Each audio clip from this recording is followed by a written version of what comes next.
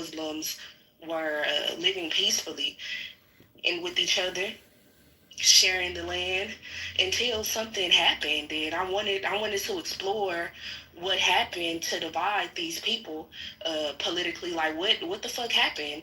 And maybe that can point to the solution of, how we can fix this mess, because we have made a mess of the Middle East. Yeah, Europe dismantled the last caliphate, and after that there was a power battle. Oh yeah, you're telling me the genocide in 3.2. I think that's a good summary. That's kind of what I was gonna say. I think that's a good summary. I know with Jewish help, you guys helped them do it. So yeah, Muslims, Jews. No, I mean, but an area needs. Yes. Muslims and Jews love to collaborate when it comes to killing Christians. So I don't want to hear a single one of you guys crying about the Ottoman Empire. The Ottoman Empire, God sent pretty fucking people, right? It was terrible for Christians. I'm sure there are a bunch of people in this room who don't want to. Muslims also helped to dismantle the Ottoman Empire. The Hashemite Kingdom actually helped to the British dismantle the here is a fact of the Empire unless you're retarded. Please don't say phrases like no one here and attempts to speak for the whole room because Unless you're retarded. He said unless you're retarded. Alright, I just wanted to go. Appreciate it, man. In Sharia. Okay, what, you didn't finish what you're saying? I thought you went. No, I just answered Harriet. So, normal, he said the Muslims, they start off in Mecca and they drove out all the Christians from the area. There's no Christians anymore. Where do you think Muslims came from? They just appear out of thin air? Forced conversion. I mean, shit, Isaac is Islam. Yeah, it is. Actually, the Levantine Christians were forced to convert to They asked a direct question to a young lady. Yeah, I mean, shit, the best that I can put, I don't know if y'all are biblical, but I thought that you're biblically line coming from Isaac and Ishmael. Isaac was a descendant of the Christians, and Ishmael has to be the descendant of the Islamic people, and they were all in the same fucking place. And I thought they were living all in the same fucking place and being cool and shit until something happened, and I don't know. I don't know what happened. They were all in the same. Yeah, well, look, basically, Harriet, in short, a bunch of white people got together and said, okay, you know what, there's some brown people over here, there's nobody here, right? Let's just go take their land and reclaim that. There was a homeland for Jewish people, and it was called the Autonomous Oblast, right? The Russians were kind enough to give it to them, right, in the 20s, before the Holocaust, right? If you look it up, there's actually like a couple designated areas for Jewish people, a couple homelands. Many rabbis for years prior to the Holocaust, right, called it a homeland for Jewish people.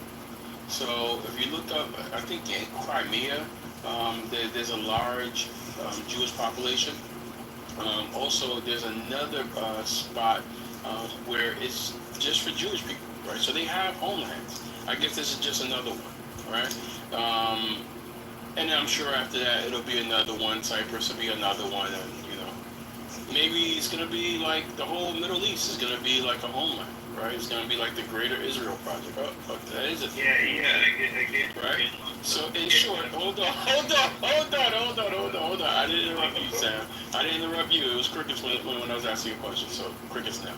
So at the end of the day, right? There's multiple homelands for Jewish people. They want more. In fact, the one that Russia gave them is about 2 or 3 times bigger than Israel, right? So I guess they just want more land, right?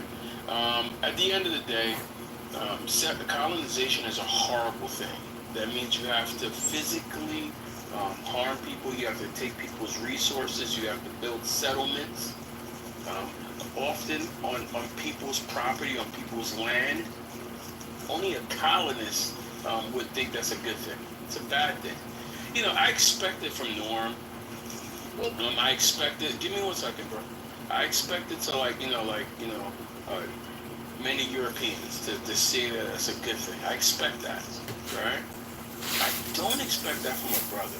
And I was kind of sad when I heard Edward say that with colonization is a good thing. Like that's kind of like, it's sad, it's saddening, but, I don't have to agree with everything a brother's saying. So we definitely disagree with that. In short, what's happening right now is fucking insane. People in places like Egypt are literally like putting bottles of rice and flour in the sea and hoping that it kind of like makes its way to Palestine as Israel is starving of people as they're doing a genocide on Palestinians. Lonzo, can I ask you a question? Well, hold on. Sam was trying to respond. I just want to say something. So, Alonzo was not here when I said there are 466 million Muslims in the surrounding areas of Israel, and no Jews live in any of those countries. But again, Which countries? Which countries don't Jews live in? Syria, Lebanon. That's Egypt. not true. There's Jews that live in Syria. No, there are not. The Jews had to leave Syria. They had to. The opposite. They were kept in house arrest. They weren't allowed to leave. Let's not forget the bombs that Israel has done in places like Iran to make them leave. Remember that? You did not want 26 to interrupt you. Calm down. So there are no Jews living in these approximately 8 countries surrounding Israel. And there are only 7 million Jews living in Israel and 2 million Muslims.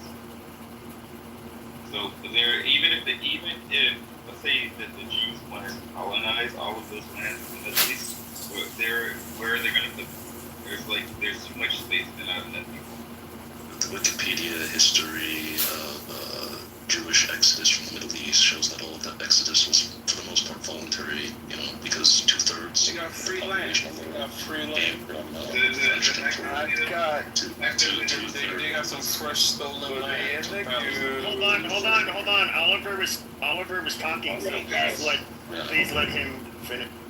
Let's have a simple conversation so we can all hear, because the mumbo jumbo people gonna get lost, and I want to learn, so I want to hear everybody's point. Put me in the queue, please. During this time period, 2/3 of I'm sorry, Q. Pepe, you want to start a queue? No, we'll just keep it going. I'm listening and paying attention. Who wants to go next? So I'll just I'll let I know my friend said he wanted to go. I don't know if DJ Fridays does too. But go This ahead. time period alone, 2/3 of the Middle Eastern Jewish population came from the French-controlled Maghreb, a regime that was sympathetic to Zionism and that happily permitted Jews to go, in addition to most of the other countries that did as well. In fact, the only country that you can actually say properly kicked out Jews were 2, Egypt and then Jordan. Jordan did so with an agreement with the Israelis, so no, most of you are not refugees from the Middle East. You literally went there voluntarily. But more importantly, that's neither here nor there. I see all this deflection to, but Muslims. We are talking about what Jews do to Christians. So, unless you're gonna, I know why you guys want to deflect to, but the Muslims, right? Because you want to make it seem like it's a war. Because you want to, you see, now we have another one interrupting. Because you want to make it seem like, it's a war between us. Hold on. It is a war against kids. And Hold on, because I'm trying to have people go one at a time. So I don't want it to go back to where everybody was yelling over each other. I agree. Anyway, you guys want to make it seem like it's a war between the Jews and the Muslims because that we don't want to vote. It is. Shut the normal. I did, because then you don't want to be able to talk about what you guys do with Christians. You want to be able to lie about Christians are your friends. We love to lie. No, shut the fuck up. You gotta drop Norm. He's a 7-year-old. It's impossible. But we all know, we all see what you guys do to Christians daily. And the fact that you don't want to talk about it, you just want to defend the Muslims. The Muslim groups that you guys shut up. Christians. Shut up, because there was a whole period, Oliver, there was a whole period of time that Christians and Muslims married each other. What was that? Absolutely, he's correct. Oliver's correct. We got along. What did I say that? Is it legal for a woman to marry a Christian? know. What does that Yeah. have anything to do So, with so you know, I asked a question before. You have what, 2 billion Christians in the world. You got 2 billion Muslims in the world, and you got a sprinkling of Jews, like 0.02% of the world's population are Jews. I'm sure you're not claiming the Jews are persecuting you. We had the Inquisition. We had the. I haven't finished. What's burning a church? We had the. Hang on. We had the Inquisition. We had the Farhad. We had Muslim. But what has this to do with anything in the Hang cost on. of what? Hold on. Let El Normo finish. Thank you. Thank you. There's what? How many Christian countries are there? Over 100.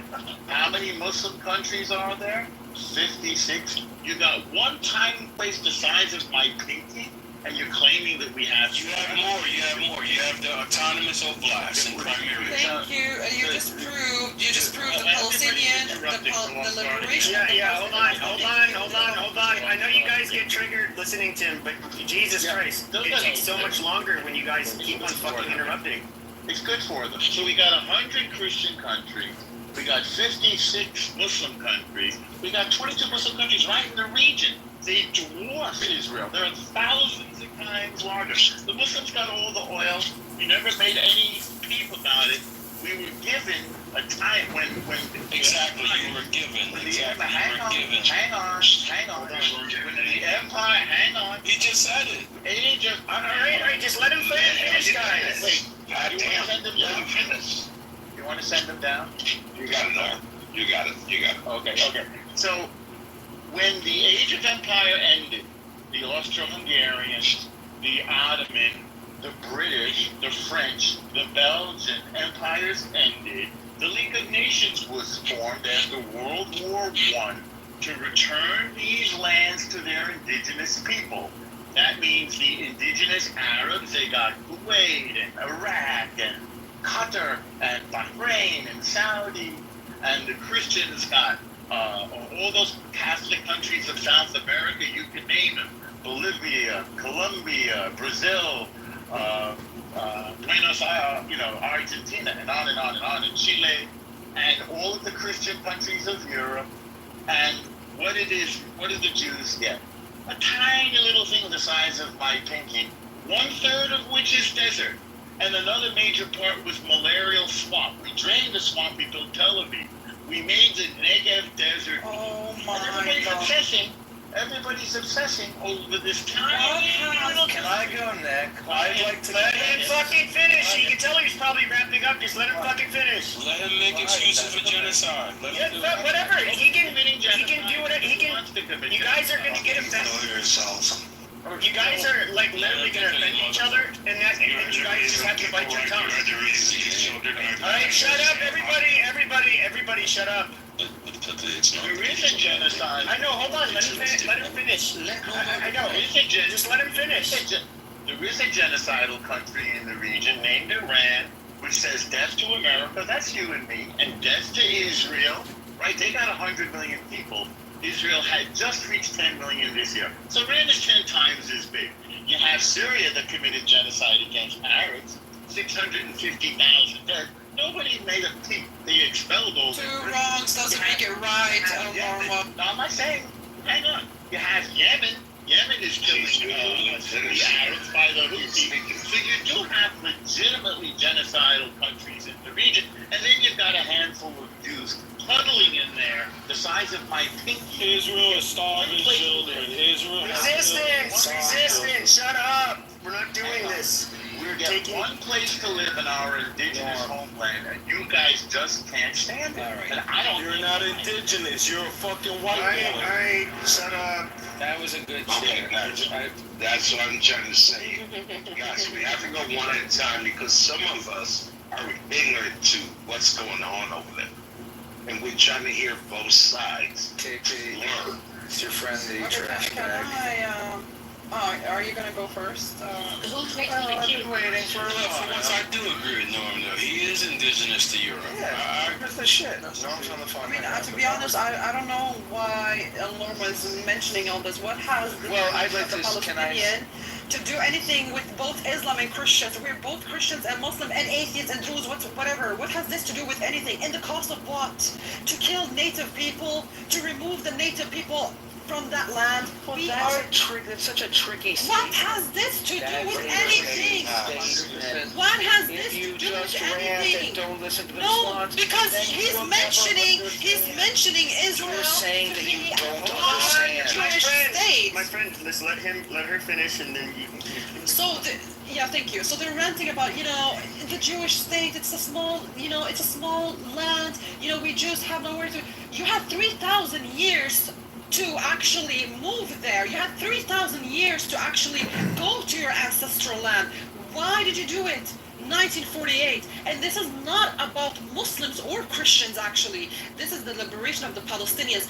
Regardless if you are Christian or Muslims, we're saying that both are being attacked. And I see a lot of people are being shocked here that Christians are being attacked. This is nothing new. Christians have been and are being attacked by the Jewish Israelis before 7th of October. I repeat myself, this is happening and it's still going on and on and on and on. So I don't understand why he's bringing up stuff that is not relevant to that topic. They have to. Thank you. They have to make an excuse for to continue the genocide, the Holocaust that they're inflicting on the Palestinians. So they have to speak about everything. Muslim boogeyman. They have to speak about Iran. They have to speak about everything aside from the fact that they're committing a genocide. Do you think the Lebanese, though? Do you think the Lebanese, for example, a lot of, do you don't think a good chunk of the Muslims there have a real problem with Lebanon? Iran. They didn't. A lot of them didn't want Hezbollah there either. Iran is a pain in the ass. Yeah. No, hold on. To be honest, I'm Lebanese as well. I'm both Palestinian and Lebanese, and to be honest, Hezbollah is not a threat to us. If you go to Lebanon, you go to Shia villages, Hezbollah villages, you're not going to be attacked for being Christian or Sunni or whatsoever. Nobody cares. No.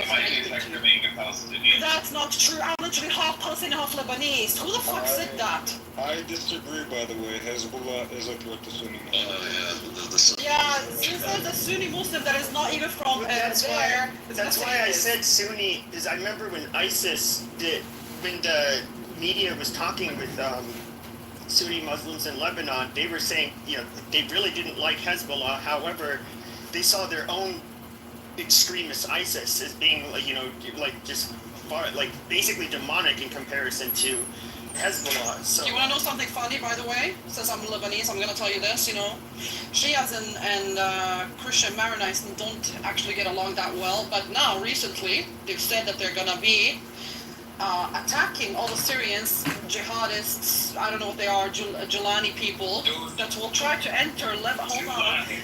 Yeah, Julani, his people. If they try to enter Lebanon, they both, Christians and Muslims, will attack them together as Lebanese people. I don't get. So, hold on, let me just, let me finish. It's gonna be my turn, I think.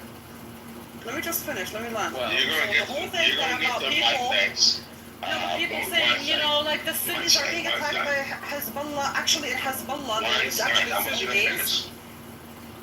No, I want you to take your time, Weinstein, to get. I hear you, KP. I hear you, big bro. So it's all good. Gotcha. Yeah, I want to get our points out.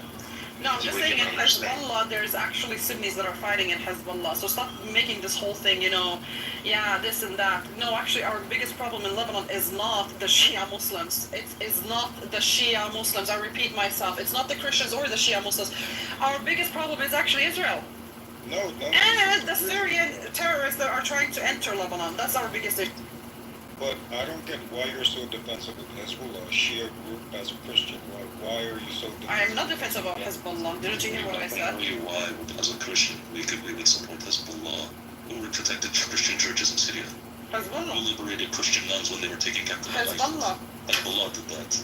No offense, because you're a Central Asian Sunni Muslim who was imported to run around, fuck over Syrian villages, gun down Druze, gun down Alawite. That was your people, right? raids. The same way your people decided to go and bomb. The same way. Well, shut up. The same way your people decided to go and bomb, churches, bomb movie theaters and whatnot in Moscow, right?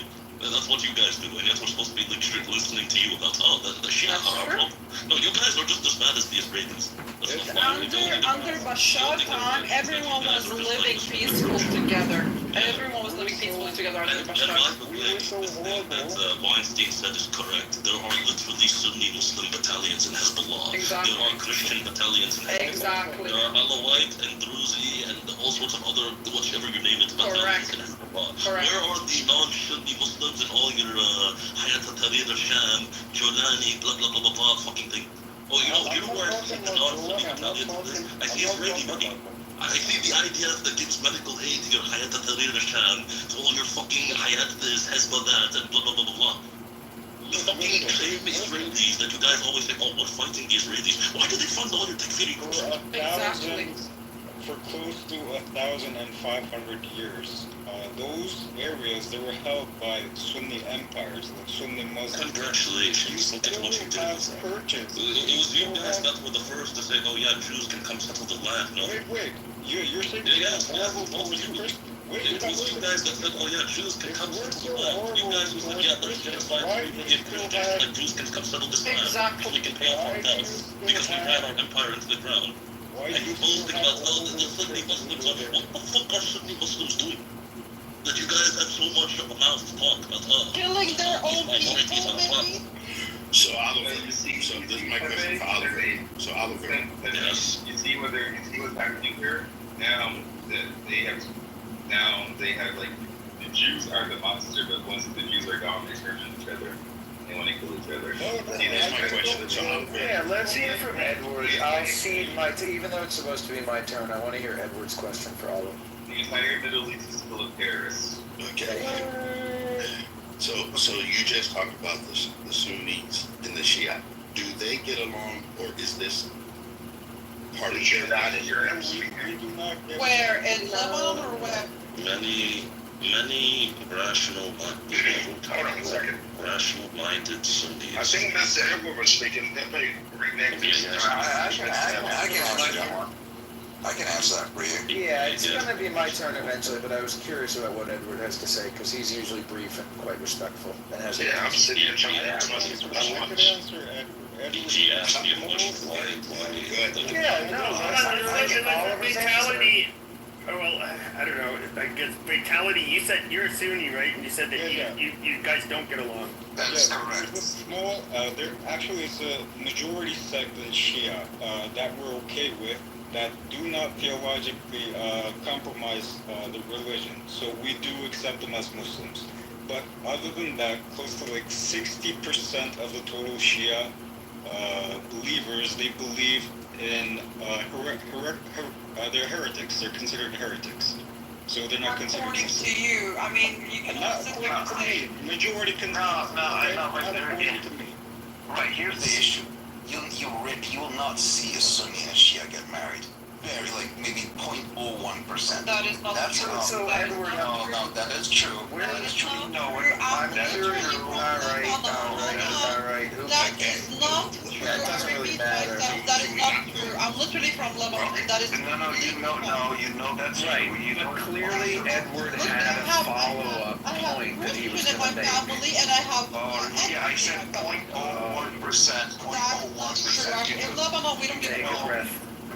You know that the vast majority. You know very well. All right, my friend, don't talk over people like that. Jesus Christ. I'd like to say something that is extremely rare. And if a Sunni said to their family, oh, I have this Shia person that I want to get married, you know what will happen. Ostracized. No, that is not true. Okay, so I appreciate you guys giving the sample history.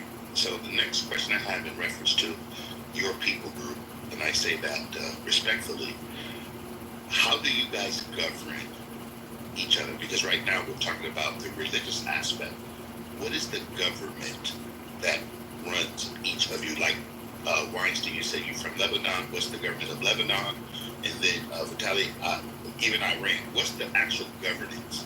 How are you guys governing each other based on not your theocracy, but your actual governance and also your military? Oh, they're all secular nations. There is no Muslim nation in that region. Not Lebanon. Not Iran?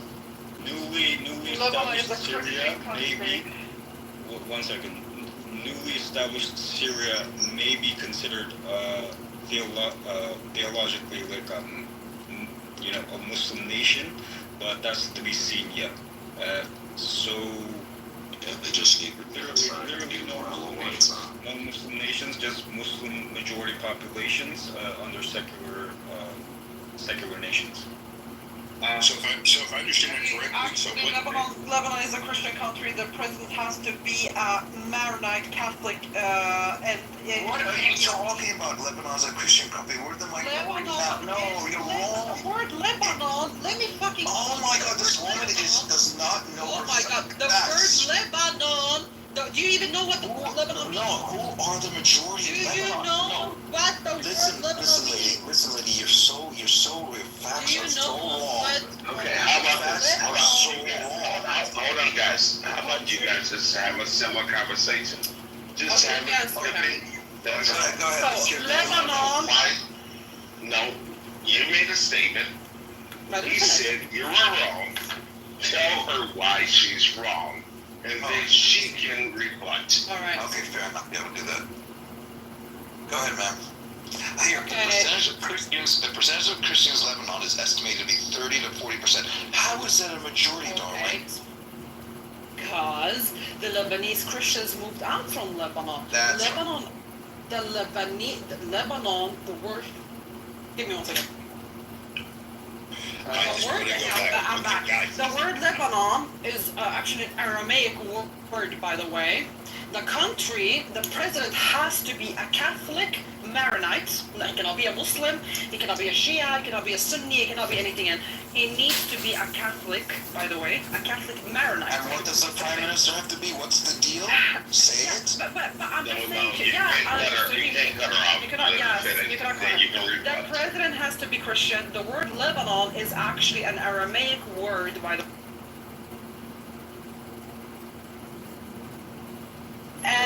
And the majority in the 70s, I think it was like 90% Christians, if I'm not mistaken. The Christians and the Lebanese Christians, majority of them moved. A lot of them are in Australia, a lot of them are in South America, but that doesn't mean that Lebanon is not a Christian country. You can actually go Google it. Lebanon is a Christian country, whether you like it or not. Okay, ma'am, let me tell you something. I am Christian from the Middle East, all right? Hold on, let's there was a time it was majority and they became 50%. But the Muslims overtook the Christians. Now they're at 30 to 40%. And yes, you are from the Middle East. Hold on, Sebastian. Let me just finish. And what she's missing, Coptic. It doesn't matter. Let him fucking finish. It's always a Coptic Christian talking about my fucking country. Now she's very clever. She gives you half facts. Sam, you had your time. Why didn't No, it was Sam's time. It's Sam's turn. It is Sam's She turn. forgot to say yes. Oh, I'm sorry. Sam, the male. Yes, is your clock. The deal arranged when they were 50-50 was that the president would be a Muslim, the president would be Christian, but the prime minister would be a Muslim. That would be like a 50-50 equal. But right now, the Christians got overran, so they're 30 or 40%. So it's not a Christian country that it used to be anymore. It is a Christian country, whether you like it or not. Even Lebanon was divided. We were a province of Syria. It was actually mainly for the Christian people. The word Lebanon even is in Aramaic as well. We have more churches. Yeah, I know.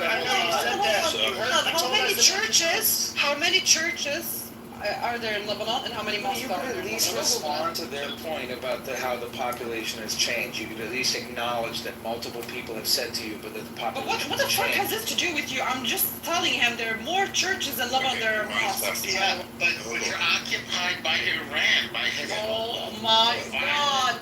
We do not have any issue with Hezbollah. I've said many times. No, we do not.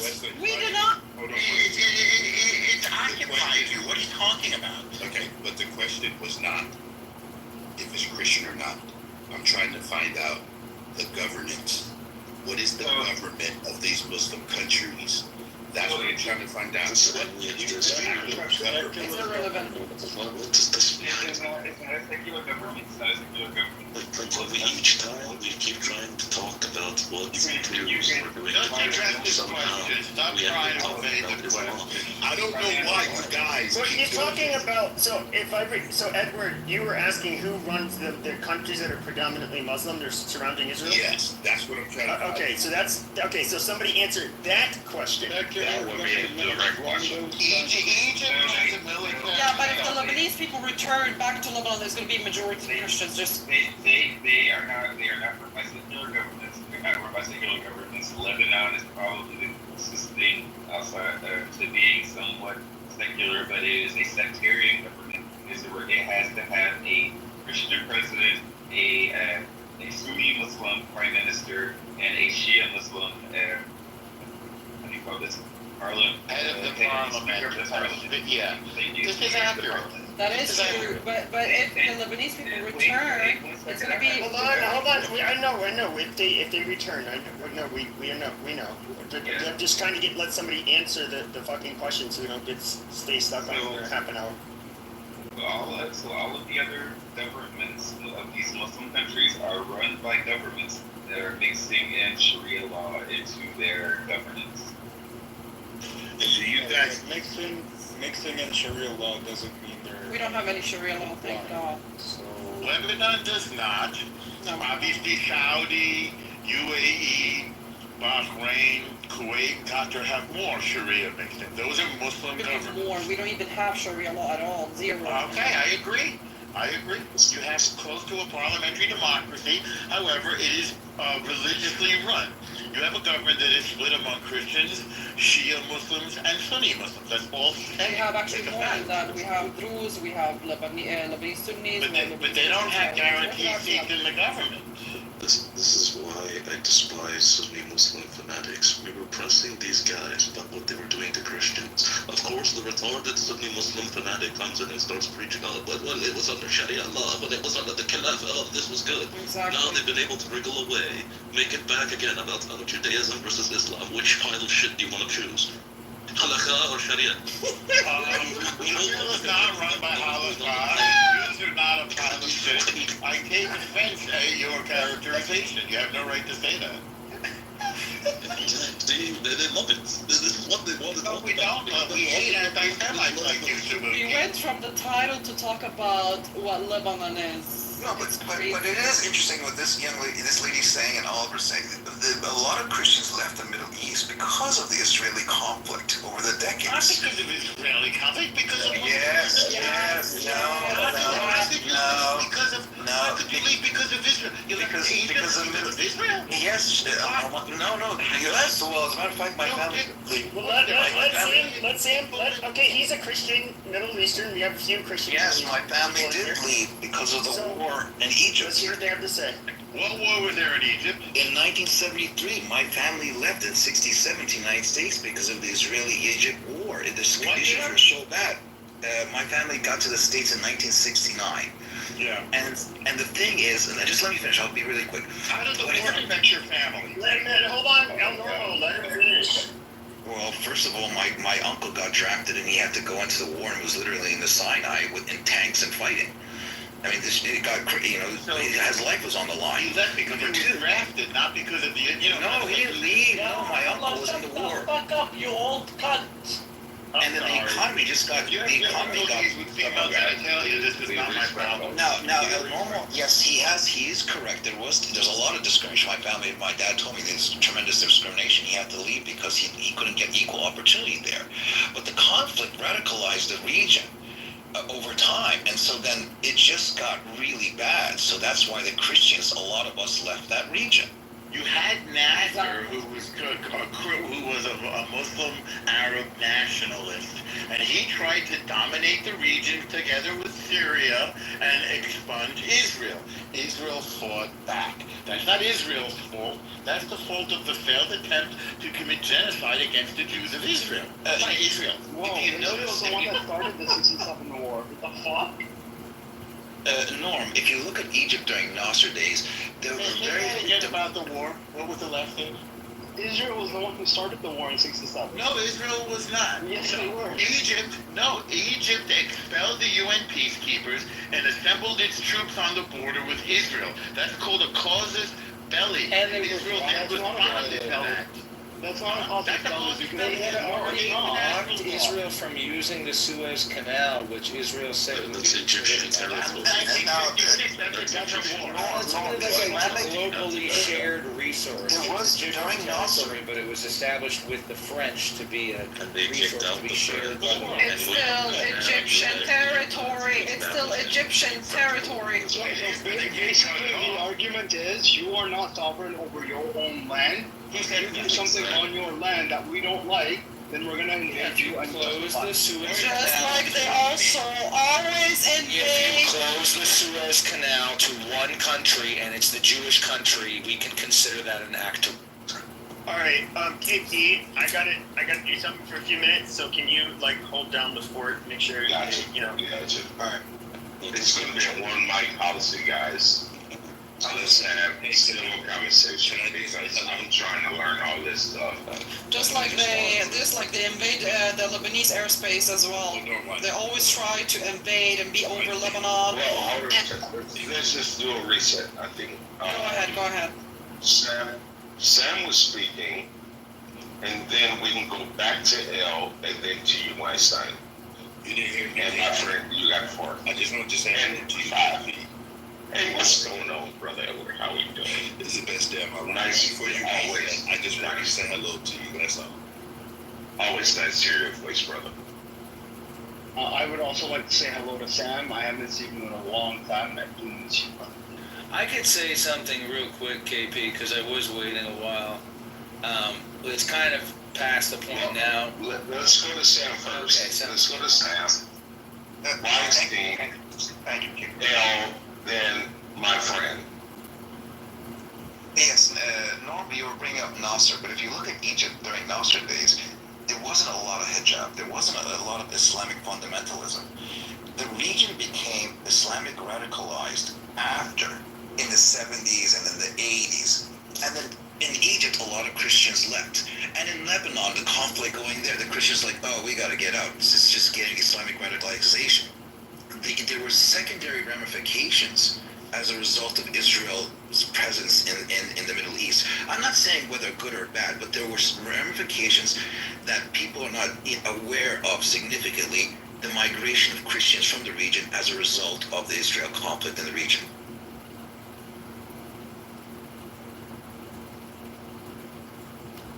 So are you trying to say that by establishing an explicitly Jewish state? No. It wasn't to you. No, it's not a Jewish state. It wasn't to you. It wasn't to you yet. L. Hi there. I missed a little bit. My signal went out. Could you please tell me what I'm addressing? What is the question? I'm happy to address it. Well, don't worry about it. We can circle back to you. No, I definitely want to weigh in. I want to weigh in. Yeah, you just come back in a minute. Hold on a second. My friend, he was waiting. Well, yeah, I was just gonna say I had two things from a while ago. Lonzo left the room, so it's not super relevant anymore, but Edward is still here, and a while ago Edward made the point about colonialism and how it was good for many nations, if not all the nations of the world. It was overall good. And I was gonna ask anybody who disagreed with that argument if they could possibly steel man Edward's argument, if they could reiterate Edward's argument and try to imagine from Edward's perspective why would that be good. And I could do that just real briefly and just say that we've benefited a lot. I would say colonialism for humanity has been good and bad. We've benefited a lot. We've got modern medicine. We've got modern technology. You stick to the topic and not filibuster. Yeah. Fuck you. How about this? Shut the fuck up. Oliver, hold on a second. Yeah, I fucking. You're not gonna get that. So, I have waited a very long time. Shut the fuck up. My friend, I have you for a second. Just give me a second. Oliver, we're having a linear conversation. It's going smooth. Please stop. I was just waiting. I just was when Edward was talking. It was granted it was like half an hour ago or 20 minutes ago, so the conversation has moved past. I acknowledged that before I said it, but that was the thing I wanted to say. And I'll land it there, that basically it's been good and bad. People have suffered, obviously there's been a lot of bad, whatever, residential schools, and people have lost their language, and a lot of bad. But also there's been a lot of good. We got our smartphones and we can all go to the hospital, and that is good. And then the other thing I wanted to say, just real briefly, is people were asking, I think it was Weinstein who was asking, why weren't the Jews moving to Israel before the establishment of Israel in 1948, 1947? And I looked it up, and yes, we did.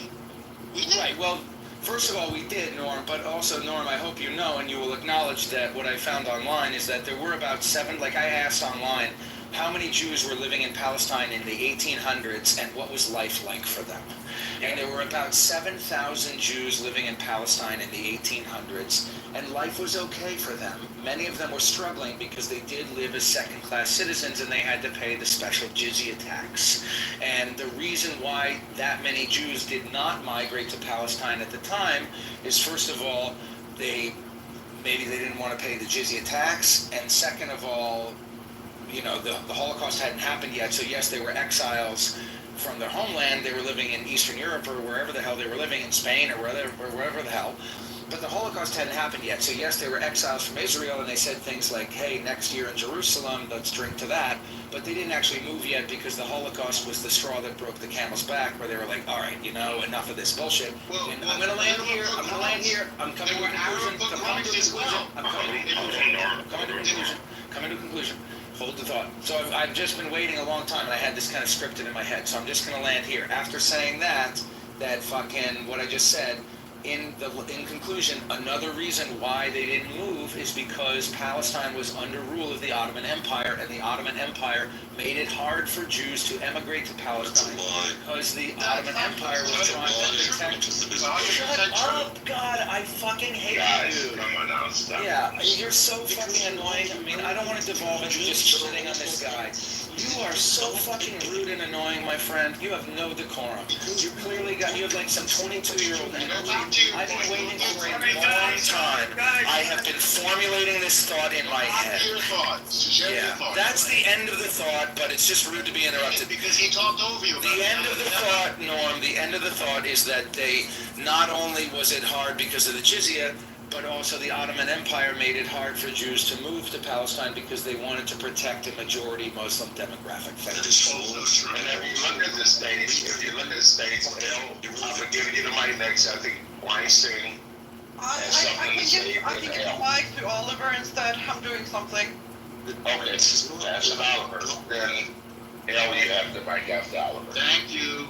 Not only was everything we just heard false, because the Ottomans actually had one of the largest mass migrations of Jews back to the Middle East, where they fucking rescued these people from Spain after, noble Catholics, for good reason, kicked them out because they invited Muslims, did all sorts of slavery and genocide in Spanish territory. The Ottomans rescued them, took them in, made them their butt buddies, by which they then went and massacred 3.2 million Christians. That's your fucking Ottoman Empire that somehow oppressed Jews. But all this is also just irrelevant.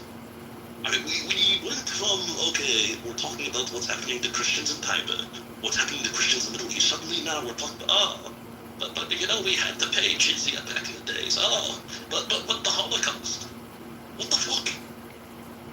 Like, this is why Jesus calls you people children of Satan. Okay, I'm sorry that the points that I made went over your head. What I'm hearing from you is that you didn't understand why, the relevance of what I said. You did not understand the points that I made. You don't understand how they're relevant to the conversation. I'm sorry that you don't have a complete understanding of what I said. Maybe it's because you're a stupid, dumb little brat. You are not. Let's not get personal. Anyone else is suffering other than We're not going to do personal attacks. You can attack KP no points, but don't attack the person. No, I have no problem. I'm just quoting the Lord God. I'm just quoting the Lord God, dude. This is what I said. KP. But you guys are complaining, with all due respect to the mods, you guys are like saying that he's an Uber interrupting my friend, but he's interrupting all of. And again, also keep in mind. I'm asking you respectfully. Now, It's gonna go to L. Thank you. Edward, and then who was the other person? Vitaly? No, he left. Yeah. So go. I don't think. I don't know that Oliver is done. He wasn't actually done. I was actually listening. I just wanted to add. So what time? I need to just chill and then Vitality. I just want to actually stick to the topic instead of retarded Jews talking about the Holocaust or retarded Muslims boasting about their caliphate. Let's talk about what is happening to Christians in the Middle East. I understand you two people have narcissism complex in your religion. Okay, so he just called me retarded, and now he's saying I have a narcissistic complex, but you're gonna get triggered if I call him a little brat. Personal insults, but just let Oliver finish. Don't use the personal Well, insults. let's just stick to the topic. Let's stop. As I said, my statements were on topic from about 20 minutes ago. Okay, both of you guys done. Mr. Edward. There I am. Go ahead. No, I'm sorry, I'm sorry. It's okay. You got it. No, You you made got a it. joke like that TV show about lesbians. I think that was funny. Okay, so it is. So I didn't find anything that was incorrect about my friend, what he said, including it is absolutely true that while Tabuki addressed something that he did not say, which is a yes, the Ottomans welcomed Jews in after the expulsion from Spain in 1492. No, fuck this. Honestly, fuck both. Would you mind sending him down? Fuck both. Would you send him down? Appropriate to let one person. Hold on. Would you send him down? Once again, I'm asking Oliver, I'm sorry, I don't mean to cut you off, but Oliver, you're a grown-ass man, and I don't mean to swear right now. If you can take criticism, there's something wrong with you. Okay, goodbye. Okay, so he made a racist comment that Jews are retarded. He made a racist comment that Muslims are retarded. I reject both statements. I'm not anti-Christian, despite what he proposes to say on, like Jews were not. Jesus was a Jew. He did not say that we were the children of Satan. This is another lie. I don't know what's wrong with his mind. So again, I just want to review the reality of what happened. In World War I, the Ottoman Turks backed Germany and lost. And the League of Nations was formed so that there would never be a great war again. Part of their mission was to return the land to the indigenous people. The League of Nations did this all over the world. Because the Brits won in World War I, they didn't colonize the region. They had a mandate, and the mandate was, a mission was, to return to the land to the indigenous people. That includes the Jews and the Arabs. The British gave the Arabs almost every country, except for one tiny little area, because the Jews are from there. They gave the Arabs all of the land and all of the oil. And then again, I will repeat, the idea that the Jews who are indigenous to the land of Israel don't deserve a country, a tiny little country, is just absurd to me. And to blame the flight of hundreds of millions of Christians and the woes of hundreds of millions of Arabs on this tiny little bunch of Jews, 0.02% of the world population, against 2 billion Christians and 2 billion Muslims, it's just absurd. And I will tell you what's happening. The leaders of those countries steal your money, oppress their people, and blame the Jews, and a classic distraction. The same way in this country, they blame black folks for things, they use racism as a distraction for class warfare and exploitation. It's the same thing the leaders do in those countries. They blame the Jews. It's pure racism. God, that was such a bunch of And I lies. think it's on Edward, then Vitality, you flash a mic. Go ahead. No, I'm just trying to find out, which is quite interesting. You guys said that Israelis are affecting the Christians in the West Bank. Does anyone have an actual link to that? Because I'm trying to locate the link. Anybody has a link to it? what's actually taking place based on. Well, I have one up above. It had more to do with like vandalism and intimidation and stuff. I'm talking about like recently. That's good. That's good. So this settler said to torch vehicles, vandalize property. Okay, and we are clear that these are Israelis of impacting Christians. Is that what we're saying? Well, I don't know that they're targeting that they're Christians, or just the fact that they're Arabs that so happen to. I don't know. It's hard to understand why exactly these settlers and a good chunk of. I'm not going to give a percentage, but it's known that some of those settlers are like pretty much like extremists. Yeah, and there's a war going on. We're at war with Israel right now.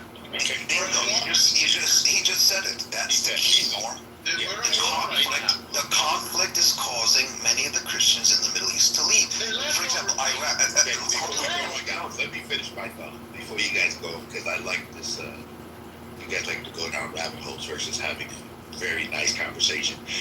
This is the point that I just want to make for all of us guys. I've been to Israel 3 times. I have friends that live in Israel currently, my wife and I. Is war only among armies or people groups? See, because we got to ask ourselves a question. No, hold on. I'm supposed to that. Hold on, that's bullshit. Can I finish? He's speaking, sir. It's an element of both. It's an element of both, Edward. You have once again, Sam, he was speaking. Just let me finish this thing. You guys can attack the topic anytime you want after, but you gotta let a person finish their thought, okay? Because my understanding, I'm just saying my understanding, when we declare war, normally that's armies against armies or military against military. When people groups are fighting, okay, like he says in this article, he got settlers or what we call people who are Arabs attacking Israel. Are we considered that war, or is that a conflict among the people in Israel? That's my question. Yeah, I can answer that really quick. When it's war, which is the minority of the time, that's when you see the large migration out. For example, what happened in Iraq, many of the Christians in Iraq just left. But there are Christians in Iran, they left. Syria, they left. Lebanon, they left. Egypt, they left. But the bulk of the time, it's not war. It's like just day-to-day aggravation and harassment. Like, can I ask it? Can I speak real quick though? Please, right? The Arabs are mad. The Arabs are mad. The Africans, they used to enslave Africans. To 2005, they're doing this. Go to Libya. What they should do in the Africans. It's okay. It's okay. There was a moderator speaking out of what, like, Jesus Christ, and he just like wanted to cover. My phone was closed. I'm sorry, Pepe. My phone was closed because I was going to pass the mic to It's Okay because he wanted to speak. Yeah, can I speak real quick? No. Yeah. Yes, sir. Go ahead. All right. The Arabs are mad because the shit they did, they're doing to Africans, right? They enslaved Africans, killing Africans. And every little thing they do, like they support, like, because I'm from South Sudan, right? And Israel was the only country that came in and said that wasn't right. They're the only country that came in and said that wasn't right and supported us to get our independence. They enslaved us. Even in Libya right now, they're enslaving Africans. These Arabs don't give a fuck about all that. All they care about is Islam. Islam and Sharia. That's all they give a fuck about. I promise you that. They want to pretend, it's all fake. All that shit is fake. It's all about, you could fight, that means you're not Muslim. You have the right to be killed or be enslaved. And that's in Sharia law. I promise you that. Shit. So I actually agree with that. Okay, he said that was some out there. Wait. There's literally a verse in the Quran that says there's no compulsion in religion. So how are you going to? What does that mean? Non-religious, non-Muslim, right? Whatever the fuck that word is. If you're not Muslim, they can kill you or they can enslave you. You are not Muslim. Kill you how? No, they can kill you because you are not follower of Islam. Islam. In what context? I don't know the word for it, but I know it's the truth though. Wait, That's with Africans all day. Well, to be fair, hold on. To be fair, he does come from South Sudan, and the reality is though is that the people who really like bear the brunt of a lot of like, I guess you say Islamic extremism or Real nonsense. people. That's It's like what I wanted to talk it about. isn't sub-Saharan Africa. It doesn't make the news or get talked about nearly as much as if it's happening to Middle Easterners. That's what I wanted to address. Like, we're trying to have a conversation. Have you never heard of Kitover? Have you never heard of Kitover? Just let me get my thought across. Let me get my thought across. Well, hold on, Sam. I'll let you go, but I'll let you go after Vitaly. So we haven't drawn like a baseline for this argument. Like I think we should focus on some sort of like a subject such as interfaith relationships, how Jews view Muslims and Christians, how Muslims view Christians and Jews, how the Christians view Muslims and the Jews, and how we're supposed to... No, South Sudanese are Christians, you know that, right? Wait. Just let me talk. We're Africans. That's the only difference. So how we're instructed to interact with one another, like in daily life, in politics, all of that, right?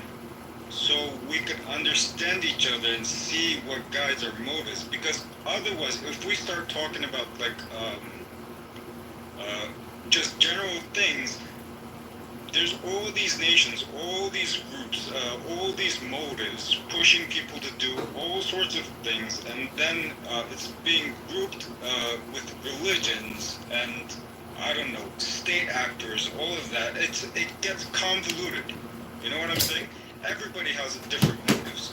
I want to say something real Can we shed away all the extraness topics such as like nations and like groups like Al Qaeda or ISIS or like I don't know, who else is there? Like South Sudan. I don't know which group is fighting in South Sudan. Yeah, I want to just say something real quick, because in America, this is why Westerners have difficulty understanding what's going on in the Middle East. In America, things are about race. It's not about religion. In the Middle East, it's not about race. It's about religion. It is about race. So that's Arab versus non-Arabs. It is about... No, it's not Arab versus non-Arab. No, he's talking about in South Sudan. In South Sudan, you have the Arab North. the Arabs... I said the Middle East. I said the Middle East. You must understand, in the Middle East, it's about religion. It's all about Arab. Come on, bro. Be real. I mean, which group is So hold on, the other Sam wanted to go. Okay. So I agree with Sam that it's about quote unquote religion, but we have to understand what these religions are. They are nations, right?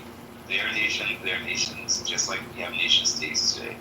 Jews are a nation, Muslims are a nation. And I think the Arab world has its own sort of like nationalistic identity, which is kind of racist. Very Christianity racist. Very racist.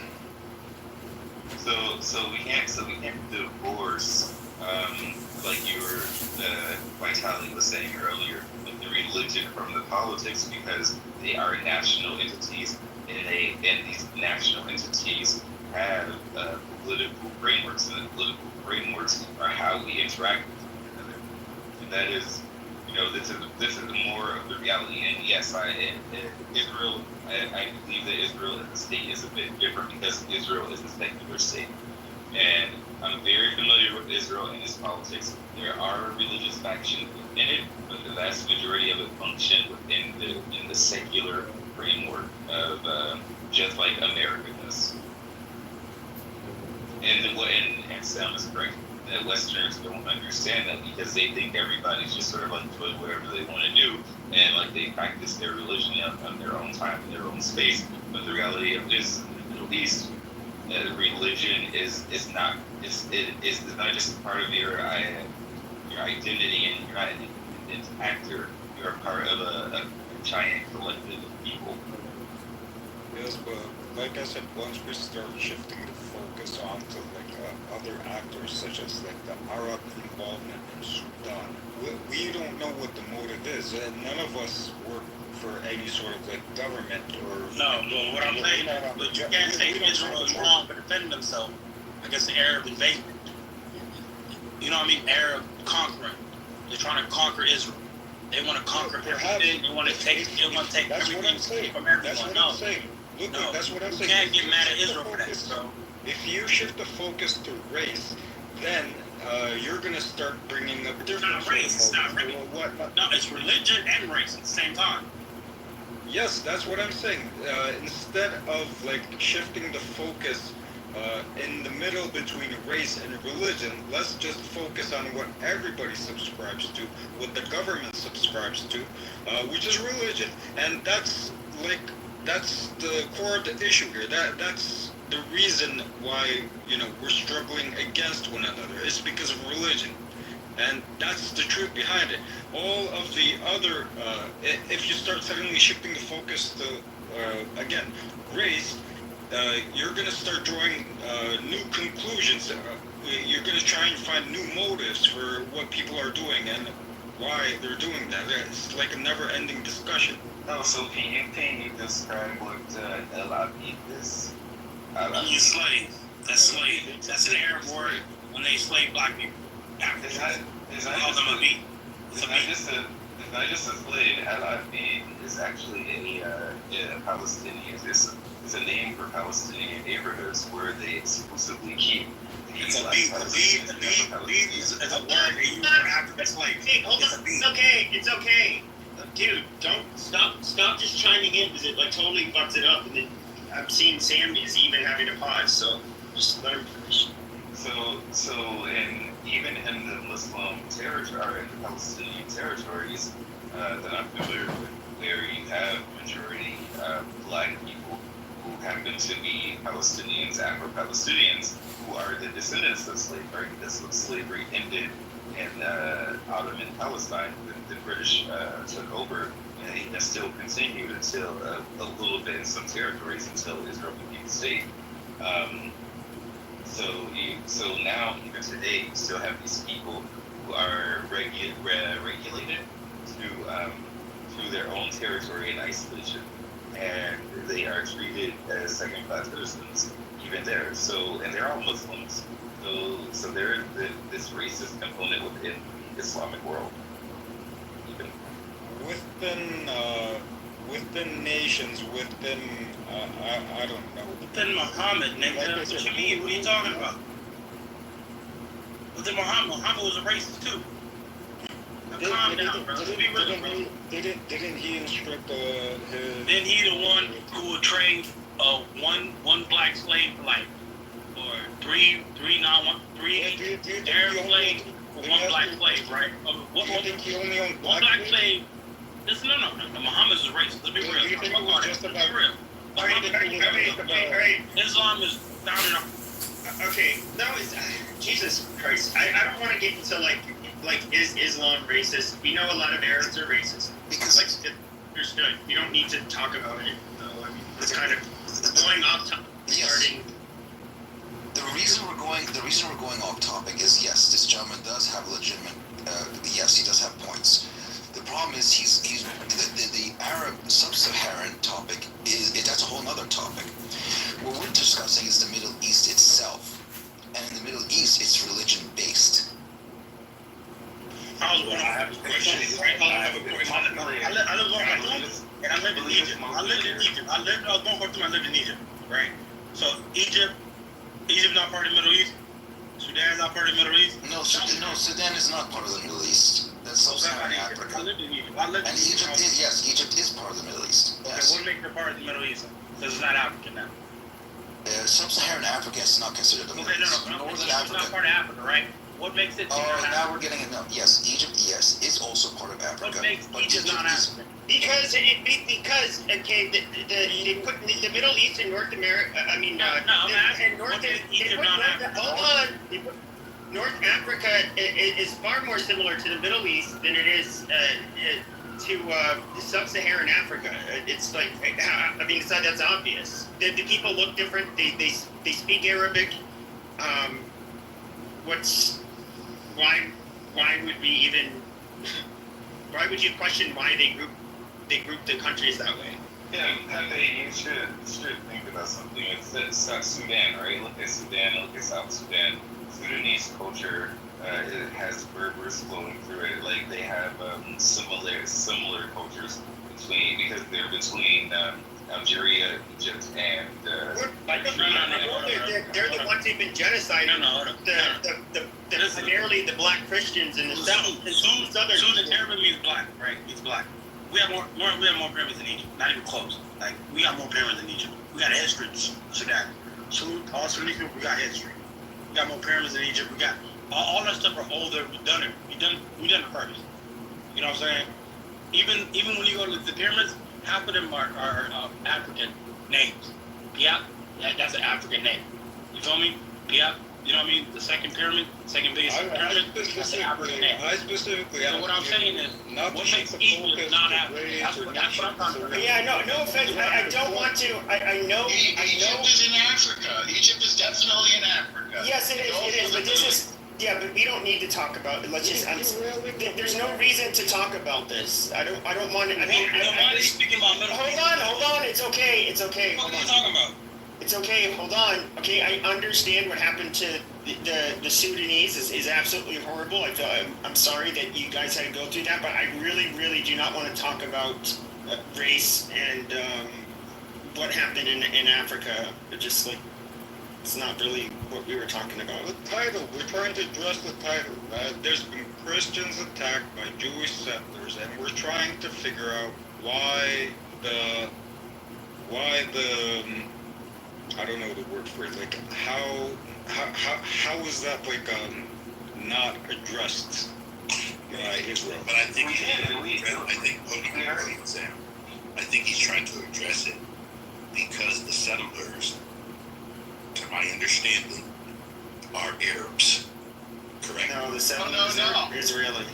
Well, there are also Palestinian settlers, but when you think of them, you're thinking of Israelis. Or Jews. But there's also Palestinian settlers. Okay, that's what I'm saying. No, but we're talking about which ones, when we talk about which ones would have done the fucking attacks, we obviously know they're going to be the Israeli settlers. You're talking about Jewish settlers that may not be Israeli. But there's also, Palestinians are also settling that land. Yeah, I don't care about them. Like, we're not talking about them. Well, we already know that Where are those Palestinian settlers? Where are they? Are they in Tel Aviv or something? In Judea and Samaria. No, hold on one second. So that's the fucking rat is talking. I'm sorry. Okay, sorry. There's no name calling in this. Are you anti-Semite? What's your problem? No, I'm not anti-Semite. I'm just a sewer. What was your question, Edward? I'm a man. Guys, hold on, guys. Go ahead, Edward. So I'm just trying to find out, Pepe. Am I understanding correctly that the settlers are Jewish settlers only? Is that their ethnicity? Of the ones that would have done this, will you shut the fuck up? It's okay. God damn, you keep on doing this, dude. When it comes to, yes, they would be the ones responsible for the attack. Yes. So nobody questions that. So my understanding Jewish people, that's their homeland. Yeah, my bad, bro. I'll let him talk if he some bullshit. But what I'm saying is, all right. Sorry, so Pep, Israeli settlers are attacking Christians. So in my understanding, Israeli settlers who are Jewish are attacking the Christians in South Israel. Am I understanding? In the West Bank? Hold on. Okay. All right. Yes, that's basically the claim. But I can't tell. Is it because they're Christian or is it because they're Arab? I don't know the difference. I don't know if they even differentiate. We're at war with the Arabs right now. That's why. Not because they're Christians. It's part of a systematic. You're not at war with Arabs. stop it. It's the systematic. Yeah, we're at war with the Arabs in Gaza and in Judea and Samaria. You didn't hear about it? There's a war going on. Hold on, I'll let you guys go. I'll let you, hold on, Fedor, I'll let you go, but Edward, try to make your point. My point's really simple. So, there's all different people groups that settled in Israel, correct? It's not just Israeli. They're like Norm In the said, West Bank? Yes, there's Palestinians, right? Mm-hmm. There's all different people groups. There are Arabs that's settled there. I've been to Israel 3 times. There's people settled in different areas. Sure. So I'm just trying to make sure I'm understanding which settlers are actually attacking the Christians, because we need to know that first. Yeah, it would be the Jewish settlers. No, but what he's asking you, the far-right Jewish settlers... Yeah, they're probably going to be like fringe far-right. I mean, I don't think you even really have to guess. You're drawing attention to 2 cases, in which case, both cases, those kids are violent young kids, and they should be prosecuted and brought to death. We're talking about a couple of cases. It's not like it's a regular thing. Hold on. What was your question, Fedor? I just want to comment on what you're saying. Like, guys, just all you have to do is to go to Google or YouTube and write Jewish settler spitting on Christian nuns. There's like hundreds of videos. So I don't know what you're trying to deny. We're now here discussing why is this happening. So please do not try to ridicule him and attack him when he asks the question. You can answer why is this happening. Well, I will say this. There was... Because, I mean, I do know... People would say it's rare. But people would... I would hear people say, like, oh, it's rare. Apparently, it's not rare. No, it's not rare. Specific parts of... Hold on. In specific parts of Jerusalem. And that is where you get... what appear to be Orthodox Jews, very, very religious people, and then you get, especially if you're somebody who's outwardly Christian, like like for example, a priest and nun, or if you're, but in especially it's a case if you're somebody who's evangelizing, there will be specific Jews who find that just to be like intolerable, and so they'll yell at them. Debate with them, sometimes spit on them, but it's not like it's not something that occurs in throughout Israel. Yeah, I've never seen that. I mean, we've all been to Israel and over. I mean, including Christian people. We cherish our Christian tourists. There are regular trips of Christians to Israel. They go to the holy sites and everything, and we cherish them. I mean, the idea that we're anti-Christian is just absurd. We're not. No, just YouTube it. I can show you a video right now from yesterday. I know. Of course, these videos are spread by people who want to make Jews look bad. It's like taking out. What about the people who are doing the things in the video? Yeah, I know. You just you burn their churches. I know you like just to burn their churches. Okay, yes, guys, hold on a second. I want to say something. Hold on. We're not expecting you to be that... Yeah, you can afterwards, Abby. Normal. I'm going to... We're not expecting either of you to be sort of... No, I'm going to... But I need to also to say my comment.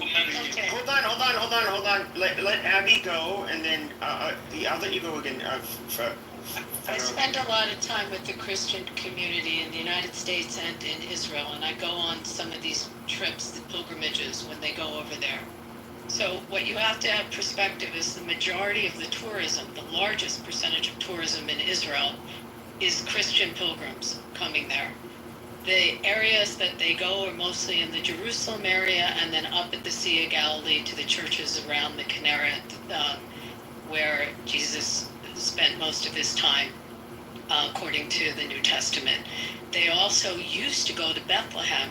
However, Bethlehem, which used to be an 80% Christian city, now is about 5% Christian city, if that, and it's not safe for them in Bethlehem. Bethlehem is not under the control of the Israeli military or Israeli police. When you go to the Christian sites, whether it's the Church of the Holy Sepulchre, the Stations of the Cross, or you go to the Mount of Olives, these areas are protected and patrolled very, very carefully by police to make sure the pilgrims are safe when they go there. remember that prior to 1967, these areas were controlled by the Jordanian authorities, and these churches looked very different. The Stations of the Cross looked very different. The Wailing Wall looked very different. They were used as garbage dumps, literally, where they put their garbage. After 67, they completely changed and cleaned up. So when the Christian groups go, they go to Jerusalem, and then they travel within Israel up to the Sea of Galilee, which has always been part of Israel.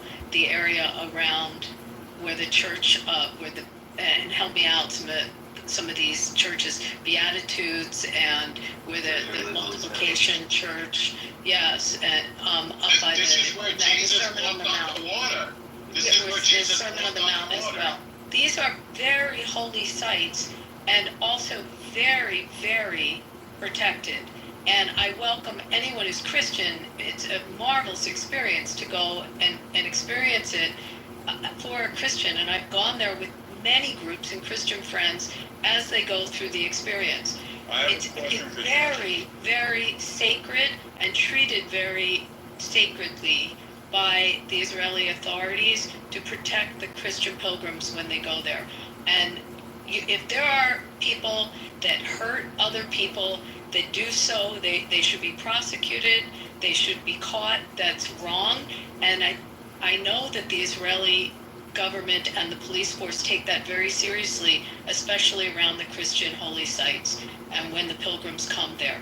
So, and that's firsthand, and again, I welcome all of you, go experience it and experience the roots of the religion, because they're beautiful sites there. Now I'm done. Christians gonna spit on you all the time. Resistance. Don't get arrested. Please don't get arrested. And nothing happens. Resistance. Lying. Resistance. I've seen all of the videos. That's fine, but she's lying. Shut it. No, she's not lying, because the police and the military are literally fucking there. They're the ones who always end up separating them. Okay, so they are them. They are not. Shut the fuck up. You fucking fag. Oh my God, resistance. I'm gonna. Can I Civil conversation. We're having a civil conversation. I know it's your thing to come up and talk shit. No, I said what was back. I didn't interrupt. All I said. Okay, I get it. I know. We heard you the first time. Yes, I've seen the fucking videos. Stop. Yeah, but what Abby's saying is that there is a lot of validity to it. As a Christian from the Middle East, where I would feel safest are two countries, Lebanon and Israel. I would be treated best in those two countries, and that's interesting. To say Israel. The Armenian quarter. You'll get treated better in Israel than you would in Saudi Arabia, really? You're a fucking liar. Yeah. Liar. You been to Saudi Arabia? I've been 3 times to Saudi Arabia. 3 times. As a Jew. And the hospitality there is great. And the hospitality in Dubai. Resistance. We're doing one at a fucking time. Resistance. Don't tell me about Saudi. I went as a Jew 3 times in the last 4 years. With respect to the area of Jerusalem, I forgot to mention the Armenian quarter and the Christian quarter, which have been there through many different empires in Jerusalem. And it's actually where most of the top merchandise and I would say the commercial area within the old city. And also, I would recommend, if you go there, to go through the Armenian quarter and the Christian quarter.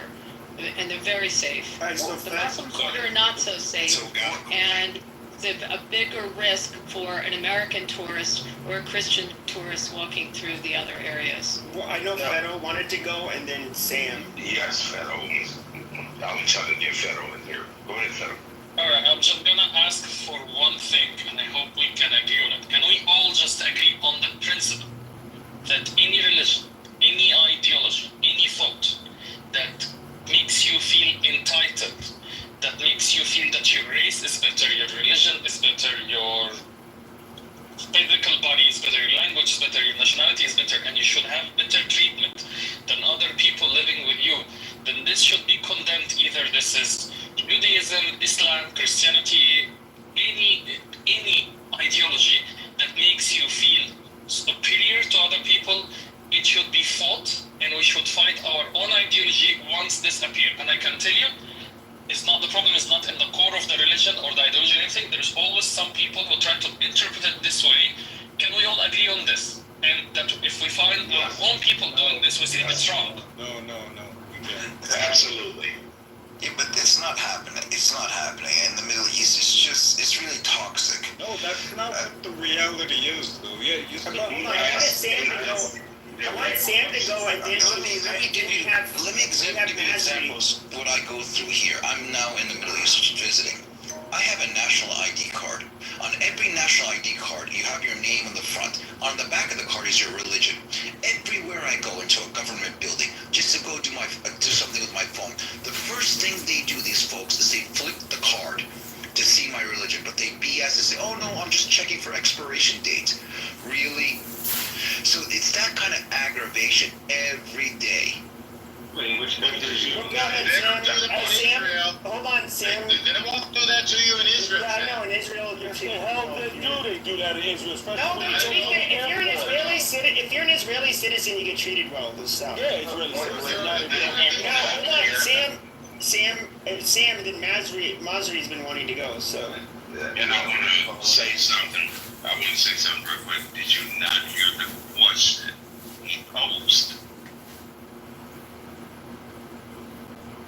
Federal, would you repeat the question again?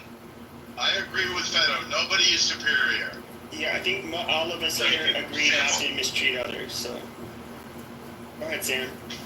Yeah, I just wanted to ask the others, which country he's in, because in Israel is the... Oh no, I'm talking about in Egypt. I've always said I'm a Coptic from Egypt. And this is what I go through. Just today, I go, the first thing they do is they flip the ID card, check my religion. Once they know I'm a Christian, I get a really aggravation treatment. Oh, no, come back next week for your paperwork. Oh, no, come back. Oh, no, it's missing this, it's missing that. Oh, it's just really, they won't be overt about it because they don't want to be called out. But it's very subtle, and it's aggravating, and it's discriminatory. The Coptics are part of who cares for the Church of the Holy Sepulchre. There's 8 different types of Catholicism that oversee that church. A lot of Coptics come from Egypt to Israel for pilgrimage. It's very common. Oh yes, we get nothing. We don't get any bad treatment over there. Nobody ever checked your religion. Thousands of years. I didn't even finish what I was going to say because I was interrupted. So, okay. Go ahead, Sam. So thanks for answering my question. Otherwise, I want to say that the people that I have seen people in Israel get aggravated with are evangelical Christians that stand in the middle of the city and in the middle of Jerusalem and tell people that they're going to hell because they reject Jesus and they need to accept Jesus in order to be redeemed, and that they are all going to hell. So the Israelis have a big issue with those types of people. Normal Christians, they don't necessarily have a problem with the people that people tend to have an issue with Israelis because they believe that they are quote unquote secular. However, it seems to be the religious people, which people prefer to be in Israel, it seems to be more of the problem, right? Because the secular people are against the settlements for the most part. The secular people are not bothering Christians or anybody else for any religious reasons, and the religious people, again, who people seem to prefer to be in Israel, and to seem to have similar conflict in some ways as other religious people in other communities, such as Islam and Christianity. Yeah, I did notice that in almost all of, I did see reports of priests and nuns getting not treated well, but almost all of the footage you see where they're getting cussed at, and often in English, because these people are preaching in English, is they're people that are like in Jerusalem, and they're preaching, and like did some religious. It's often kids, to be honest with you. It's kids that end up fighting with them. But I saw that Masri wanted to say something. Yeah, from a long time ago. Thanks for giving me the chance. I'm a not take long as usual, but I have just 2 comments.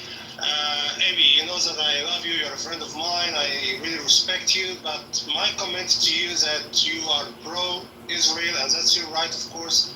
But what I don't really like here is that you just highlight the good things of the Israeli community or the Israeli society without the negative sides, which are there as well. For example, I did say they should be prosecuted if they do. Didn't you hear me say yes, that? I heard you. I heard you. I'm not attacking you.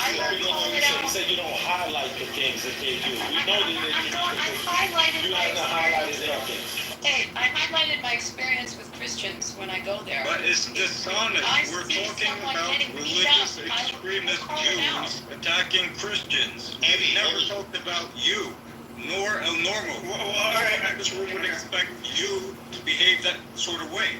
Yeah, why would I not feel pride when I go there with Christian groups and I see how they love and cherish their holy sites? We're talking about religious extremist Jews. Nobody in this room expects that sort of behavior from you. But you have people talking in absolutes, that absolutely all Christians are treated. I understand. I was coming on to say May I continue without interruption? I understand. Hold on. Let's let Masri finish. Please let me, Abby, I say... No, I just wanted to say a couple words to the lady who keeps visiting the Holy Land, okay? I understand. Well, hold on. I don't think Masri... Jin, I'll let you go after Masri, but I want Masri to finish, because I don't think he finished. Yeah, thank you so much. No, I haven't. I haven't. I kept interrupted. So please, no interruption in order to finish my words. Abby, I repeat, you're my friend. I respect you. Okay, so I'm not attacking you, but I say that you highlight just the positive things. But there are so many negative things as well. If you're talking about the Christians and Muslims who are in the Israel, who are the population is 21%, why are you not talking about the building of mosques that they are totally or almost forbidden to be built? There is no legal prevention in that, but at the same time, practically, they don't. They don't really build. I'm sorry, because they don't. No, according to the population of Israel, which is 21%, according to you, the number of Muslims are very few. Slow down. And how many of them? Please, slow down. Where is it forbidden? I listened to you, Abby, without interruption. No, but I didn't understand what you're saying. Where is it forbidden? My question here. Where? Why you highlight the positive things?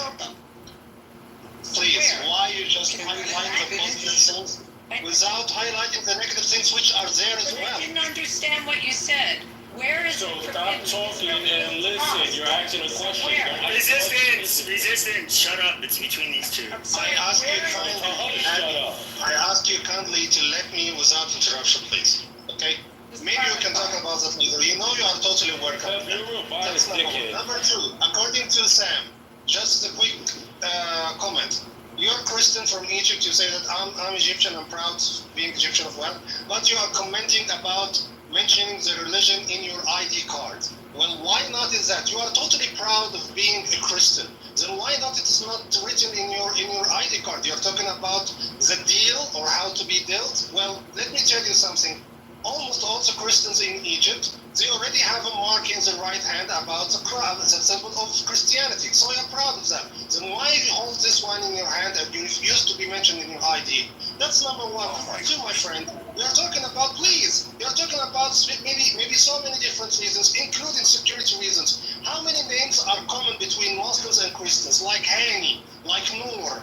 But Muhammad is a Muslim name. George is a Christian name. So if someone is named Hani or Noor or something like that, without any reference to his religion according to his name, when he enters a church or something, how could you be sure about his identity? Maybe he's a Muslim Brotherhood or a terrorist who wants to do something in your church.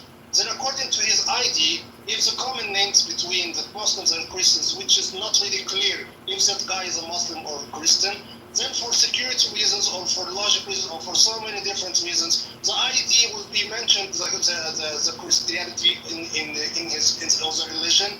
It is very important. So respectively, your comment is not convincible to me, respectively, of course. Thanks for giving me the chance, Matt. And got it. So respectfully, you're full of shit. Let's talk about Adams. Adams. Why are you screaming? Adams, because. No, are you okay? Because we're not doing this. We're not doing this. We're not doing this. Okay, I'll go back down to the audience since I can't.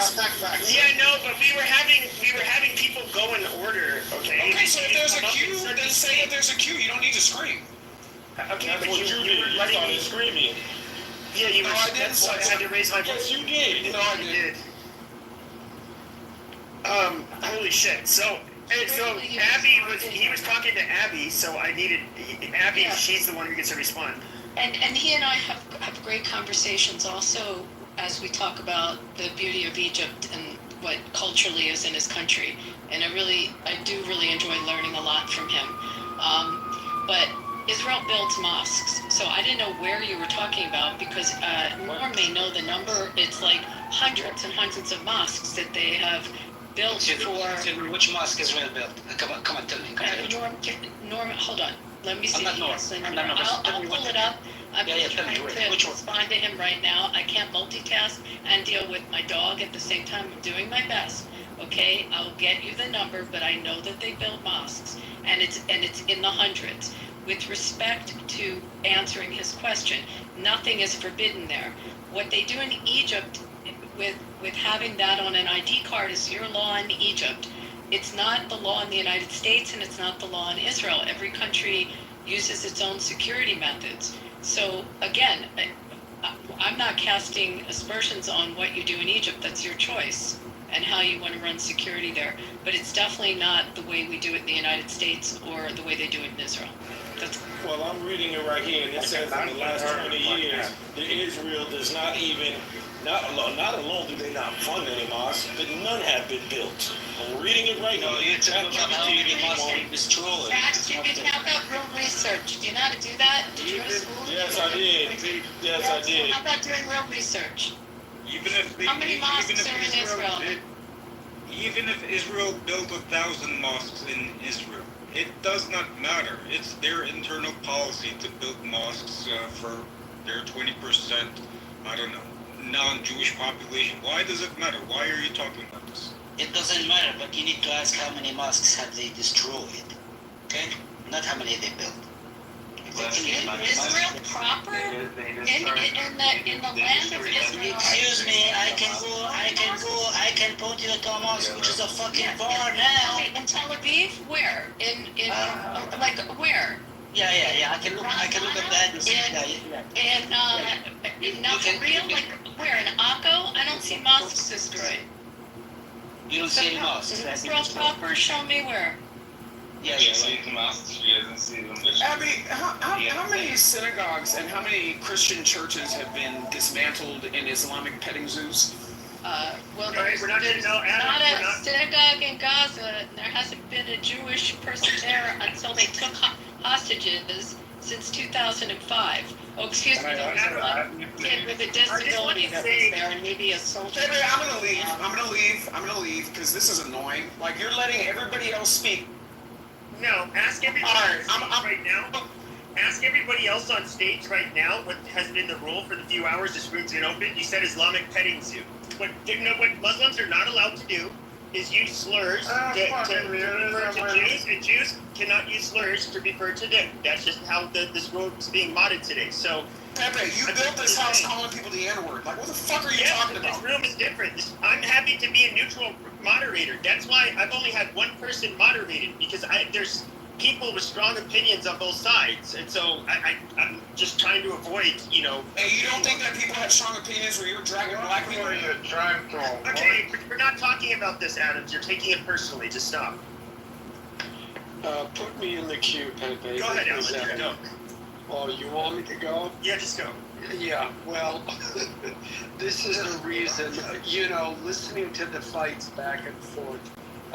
Long ago, I came to the conclusion that Islam and Christianity are not compatible, and Islam and Judaism are not compatible, and Judaism and Christianity are not compatible.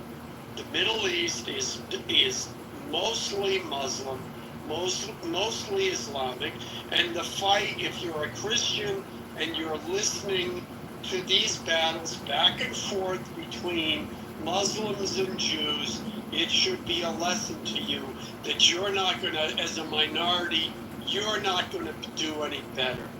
So as an Armenian or as a Christian, loyalties in the Middle East are changing all the time. There were a time when Arabs were fighting for Armenians. They don't do that so much anymore. There were a time when Jews were fighting for Armenians. They don't do that so much anymore. And yes, Abby, I don't want to offend you. I know you're a good person, but this is a conclusion that a reasonable person can come to when you look at the entire history of the Middle East. So just, again, my message is to Armenians. Don't put your faith in Jews. Don't put your faith in Muslims, and just be careful, because this back and forth, that goes on between the two of them, we don't want to get caught in the middle. And as a historical reference, when when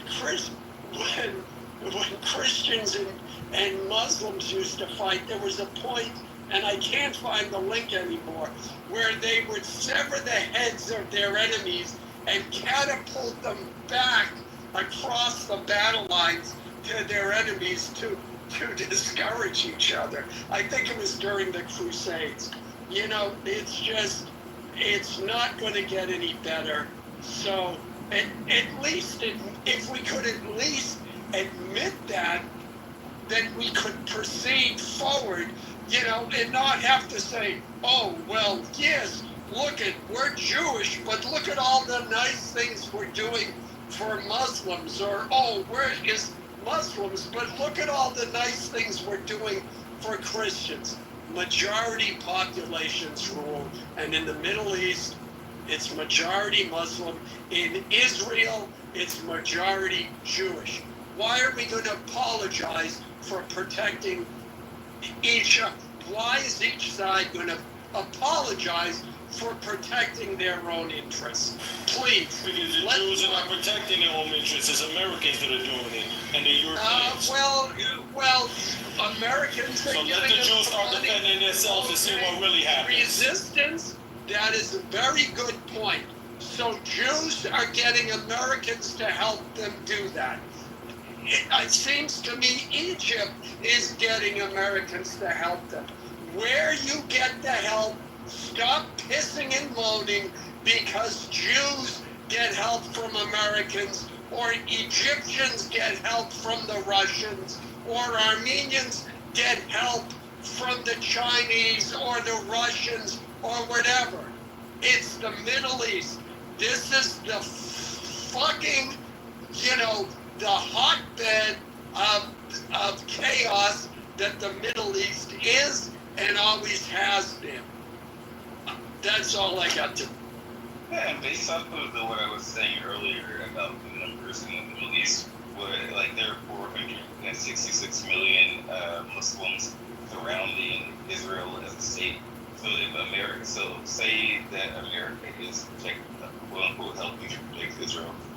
What these 466 million people are crying about is that they don't have the opportunity to kill 7 million people. That's not what anybody's crying about. Everybody's saying you're being belligerent in a region towards all of your neighbors. That's what people are saying. The neighbors are belligerent. Nobody's that's the bottom line. Nobody's belligerent because you don't control us. You don't control Jews. You don't control us, and you don't tell us what to do in our own fucking country.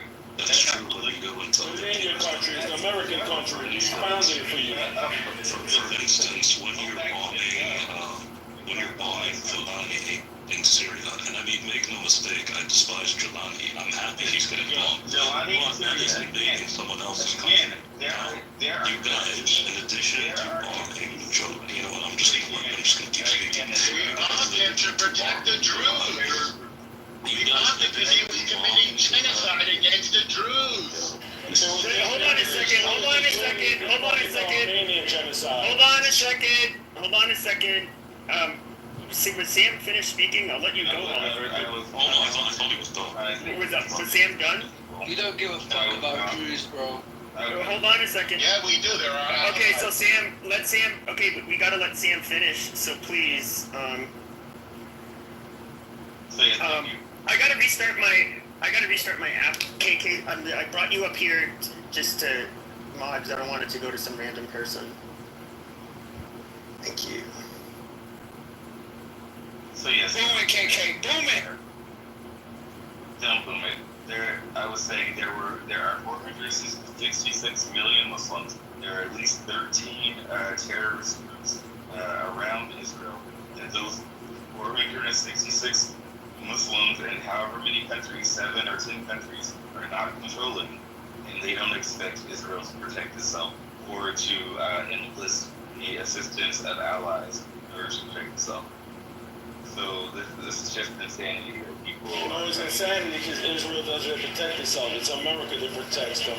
It's the American angle. It's the American money. Okay, Let single American soldier done that. No, there's American soldiers in the IDF, you idiot. Sam is not done. It's not. Sam is not done. Sam is not done. Please finish, Sam. I'm done. I just wanted to address that there are no American soldiers in Israel.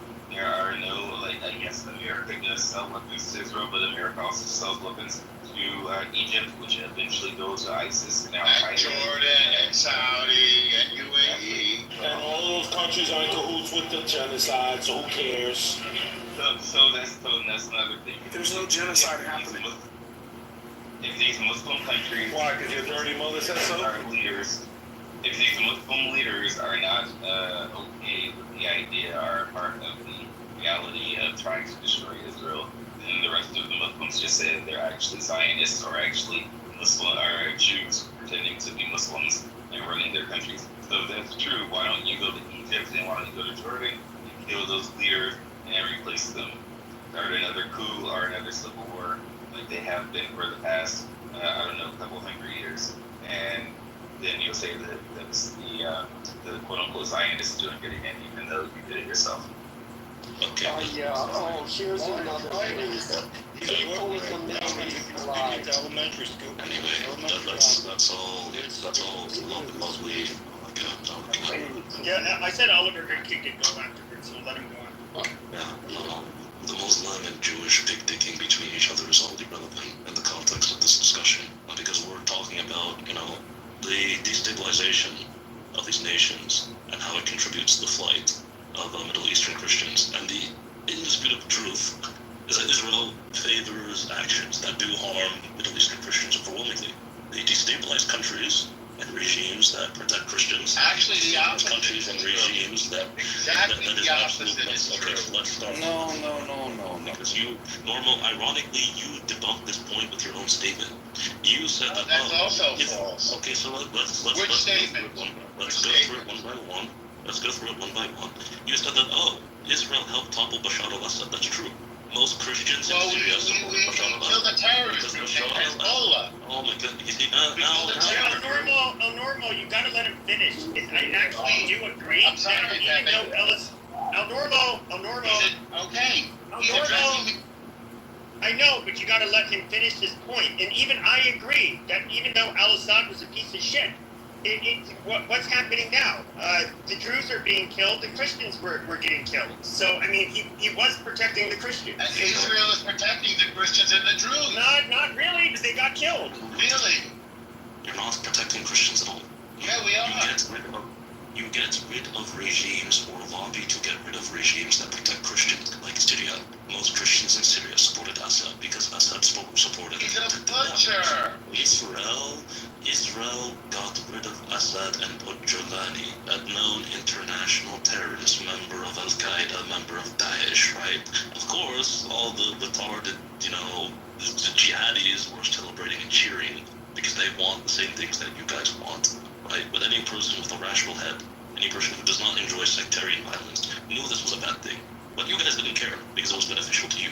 Now, it's just beneficial to use the just pretext of, the Syrians are killing the Druze, even though you knew those same jihadi groups were killing Druze as far back as 2012. Members of your own Knesset were literally arguing with Netanyahu, and I believe Avigdor Lieberman about this exact fact through MKs in the What point do you think you're making right now? We took out a terror group. I'm explaining every single way that you guys negatively contribute to the lives of Christians in the Middle East. Norman, shut up. Let it finish. Yeah. Now we also have other examples in Armenia. You guys sells, 70% of Azerbaijan's weapons, which they've used consistently to ethnically cleanse and genocide Armenians over the past 30 or something, 40 years. About. You also have Iraq. You guys called for U.S. Ground invasion in Iraq, saying, there's these non-existent weapons of mass destruction. There was a mass exodus of Syrian Christians there again, because the Syrian Christians per capita were even more supportive of Saddam Hussein's regime than even, Muslims. So you're blaming us for the Iraq war now? You guys supported Is this a conspiracy theory? Jesus Christ, Nazareth, you supported the war in Iraq. Yes. Then, so everybody supported it. So what? Oh my God. In addition to that, we also have Lebanon. In your invasion of Lebanon, where you killed a lot of Orthodox Christians and militant Christians. We killed Hezbollah. There are Christians in Hezbollah.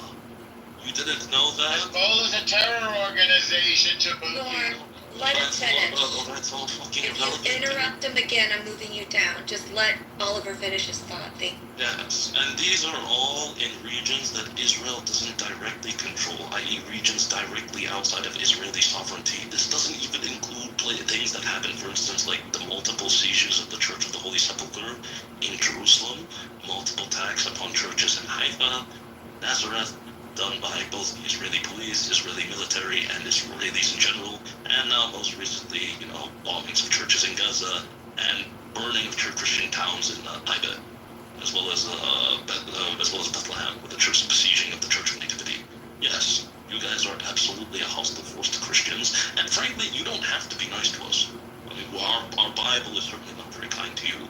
What annoys the shit out of me, and basically every other American Christian, is the constant lies and propaganda that we are shoved down our throats. Jews love Christians, and if you dare call this out, you're an anti-Semite. It's not just that you're wrong, no, you are an anti-Semite. You must love us the same way we don't love you. And if God forbid you don't, you are an anti-Semite. You want the death of all Jewish people. Okay. Nobody said any of that. You're just you're arguing against some ghost in your brain. Okay, can you argue one of his points? If not, I'm going down to Alan. So go ahead. Yes, of course. Can I go after Alan? He went through a series of weird conspiracy theories, like we control the United States, so the Iraq war is based on us. You have a terror group, internationally recognized, that kills Americans, that butchered 650,000 Sunni Arabs, and you're complaining that we killed a terror group called Hezbollah. This is insane. This is delusional. You have to bend yourself into a pretzel just to blame Jews for the terror groups that exist in Iraq and in Lebanon and in Syria. You're literally defending one of the worst butchers of all time, Bashar al-Assad. He's hated. He's a butcher. He killed. He cut people up with carpentry tools. They're still digging out the pieces of people. He ran away to Russia because he was being supported by Iran, the world's foremost sponsor of terror, whose main slogan is "Death to America." You're in America, Chabuki, in case you didn't notice, and death to Israel. What you're saying, it is such an elaborate, delusional, psychotic, conspiratorial, paranoid web of nonsense that you actually take my breath away. Please call on the next person. I hope that I addressed enough of this point. Okay, great. Alan, Oliver, we've gone back and forth a little bit. Let's get other people. No worries. I was just saying, you didn't address that. All right, thank you so much. Alan? Yeah, well, I'll address 2 points here. Number one, it is fact that Israel did sell weapons to Azerbaijan, and Azerbaijan did use those weapons for the ethnic cleansing of Armenians. And it not only is that fact, but Israel uses the drone footage of their drones killing Armenians as their sales presentation of why their drones are so good. So as Armenians, we get to relive those particular murders every day.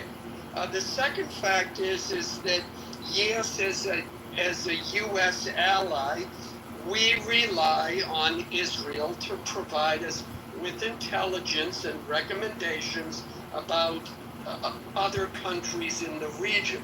The problem is everybody is a threat to the Middle East. Everybody is a threat to the United States. And the fact is that yes, Assad killed all those people. Yes, Saddam Hussein killed all those people. They were killing Muslims. Who cares? And here's another point. Everybody, the Middle East is full of assholes. You don't survive in the Middle East without a fucked up dictator. That's life. That's the way it is. So for Israel to be constantly saying, oh my gosh, they're 3 weeks away from having nuclear capabilities, since 1990. Oh my gosh, we have to get rid of this guy. He's a terrorist. He's Hezbollah. This morning, I just, saw videos of entire regions of Gaza completely flattened. And was everybody in a 1 mile radius or whatever, were they all terrorists? Were they really? Everybody's a terrorist according to Israel if they want them to be. That's the problem. That's the problem with Israel. Let me respond to Alan very briefly. Alan, you'll be happy to know I just pasted the link in the chat that Israel is in talks with Armenia right now for Armenia to join the Abraham Accords and to settle the beef with Azerbaijan. And if Israel messes with any Armenians, I'll go over there with you and protest against whatever Israel's doing to disadvantage Armenians. Because I feel close to the Armenian community, and nobody who's also gone through a genocide as we have should be subject to any further persecution. I'm on your side. Okay, your briefly is done, Norm. Alan, do you have something to retort? Because if not, I'm going to allow Sam to do so. Norm, I've always appreciated your support of Armenia.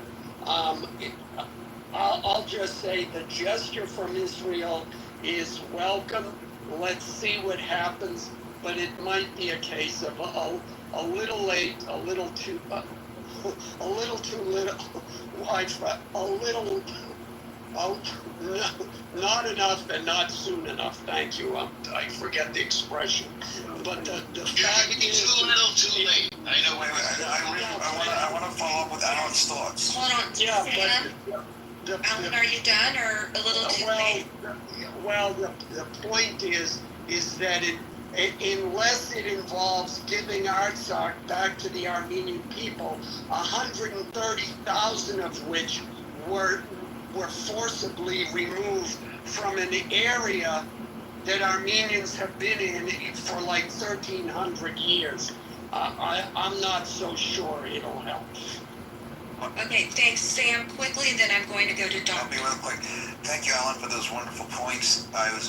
We were discussing some of those points earlier before you walked in about the issue of these countries. First, then it was Iraq, and then Iran, Syria, Lebanon, Egypt. It seems like there are like a lot of countries in the Middle East are now talking about, hey, what's going on here? Who's next? When is this country rotations going to stop?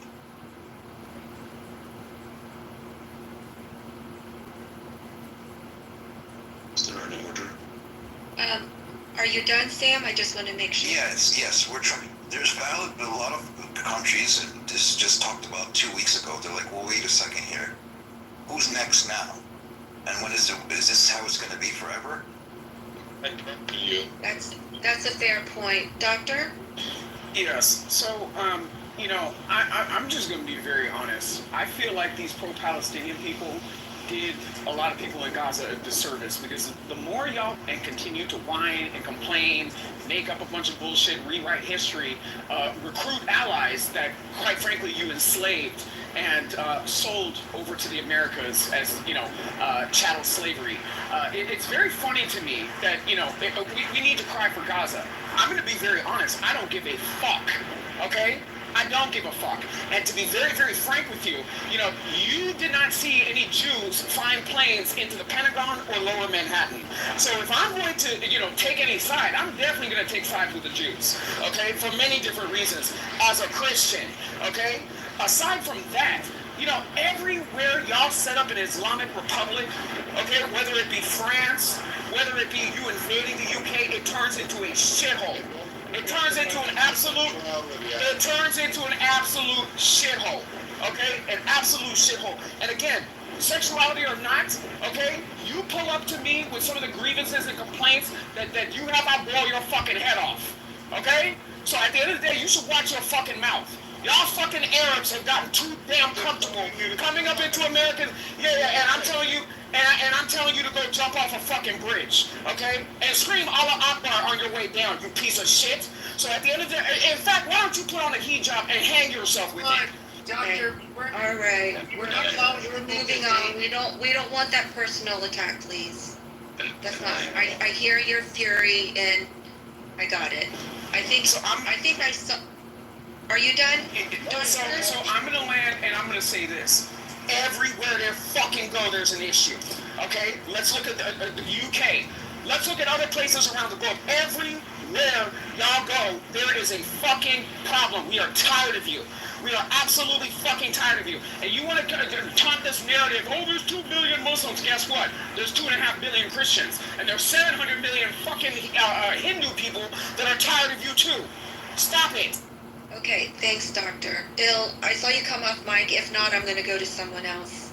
So what? Does he want all-out war? What are you calling for, Adam? Excuse me, Ill? Okay, Ill's not there, so what... I want you to have a bacon hamburger and shut the fuck up. That's what we want. Adam, we heard you. May I speak? Okay. Well, I think Vitality wanted to first, and then Oliver. So go ahead.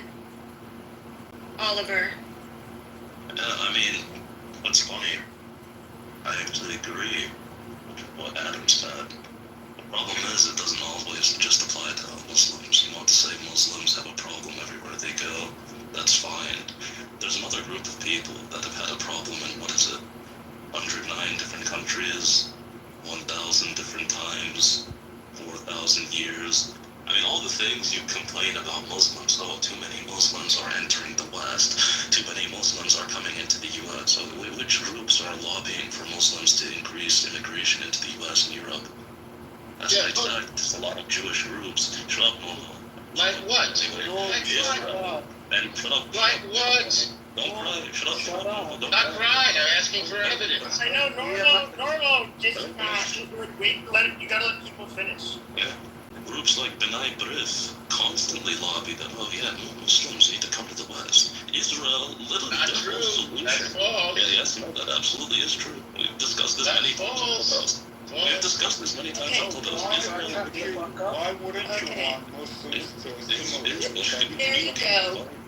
Yes. He is not being productive, so go ahead and finish, Oliver, and then I'll bring him back up when you're Israel, literally, their whole solution to the Gaza crisis is to deport or, evacuate Palestinian Muslim refugees from Gaza into places like Ireland, Spain.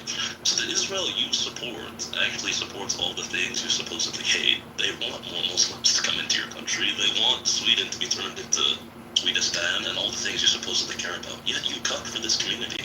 Another thing that's funny, you talked about, I didn't see any Muslims fly into, any Jews fly the planes into 9/11, but we did see Jews dancing, celebrating, cheering, and recording when the Twin Towers were collapsed. Interestingly, many of those Jews turned out to be Mossad agents. Interestingly, after getting extradited back to Israel, one of them even commented that yes, he did in fact have prior knowledge of it, because he and his people were there to document and record In addition to the other, 60 Israeli art students, mysterious building repairs that were done in the weeks before 9/11, Lucky Larry Frank, I wonder what his ethnicity happens to be, but of course, you don't have to make any conclusions for this. You can find this all on Wikipedia and ABC News, right? But, but if you don't want to take my word for it, well, I'm a Catholic like you, but I just want to read one last word. I just want to read one last word from the Bible about, this is what our Lord God says about the Jewish people. For you, brothers and sisters, became imitators of the churches of God in Christ Jesus that are in Judea. For you suffered the same thing from your own compatriots as they did from the Jews, who killed both the Lord Jesus Christ and murdered the prophets and drove us out. They are hated by God and are enemies of all humankind by hindering us from speaking to the Gentiles so that they may be saved. Thus they've constantly been filling up the measures of their sins, but God's wrath has overtaken them at last. This is what your God tells you about the Jewish people, and then you're sitting here saying, oh no, the Jews are our allies. The Jews are our friends. May I respond? May I respond? Yes, well, in just a second, Oliver, can you please put in the chat your sources that for all your claims? Because you claimed a lot. Okay. Right? Thank you. Doctor? Yeah, so Oliver, what country do you currently live in? The United States. Okay, so I'm just going to say this. Your whole entire household, right, should have their door kicked in by the feds. You should be armed at gunpoint. Dude, and put onto a plane and put back into whatever fucking country that you came from, okay? You are not American. You are dirty, dirty, dirty trash. Djibouti is his name, by the way. Okay, Adam, that was... We don't want to do that. That's not productive, but I hear your rage. I'm trying to find Norm so I can bring him back up. Was there anyone else on stage that hasn't been able to talk that would like to now? I just came back in to say something. Has there been any discussion about in the room, and I left for a bit, about freeing the hostages? I didn't expect Christians getting killed. Now we have to talk about the hostages. Have we talked about the hostages were Jewish, Christian, Thai, they were Baha'i, they were Buddhists that were taken? Have we talked about the 50 hostages that are still there? And that's not the topic of the room. So. I know. Has anyone had any outrage about that? No outrage whatsoever. Think that it's okay that civilians in Gaza hold hostages in their homes? Is it okay that civilians and if you'd like to hear it, specifically, we can ping Shalomi in the room, and he can tell you what life was like as a hostage in the private home of a doctor and a journalist. You can hear it directly from the hospital. Please be quiet. Be quiet. Abby, finish, please. Yeah, just go on mute, Aziz. As we talk about the outrage here, how about the outrage about these hostages and freeing them? Anyone have any concern about that? How about let's talk about the Hannibal? I asked that question. I asked a direct question. Can I go now? Anyone give me a direct answer? No, cannot. Be quiet. I'll let somebody answer it. But I just want to say, I was purposely trying to avoid the Gaza debate, mainly because everybody talks about it, and I don't, just didn't really care to do it again. But whoever wants to answer, go ahead. I mean, the hostages still being alive, it's unexpected, to be honest. I would expect that they would have been executed already after all those dead Gazans.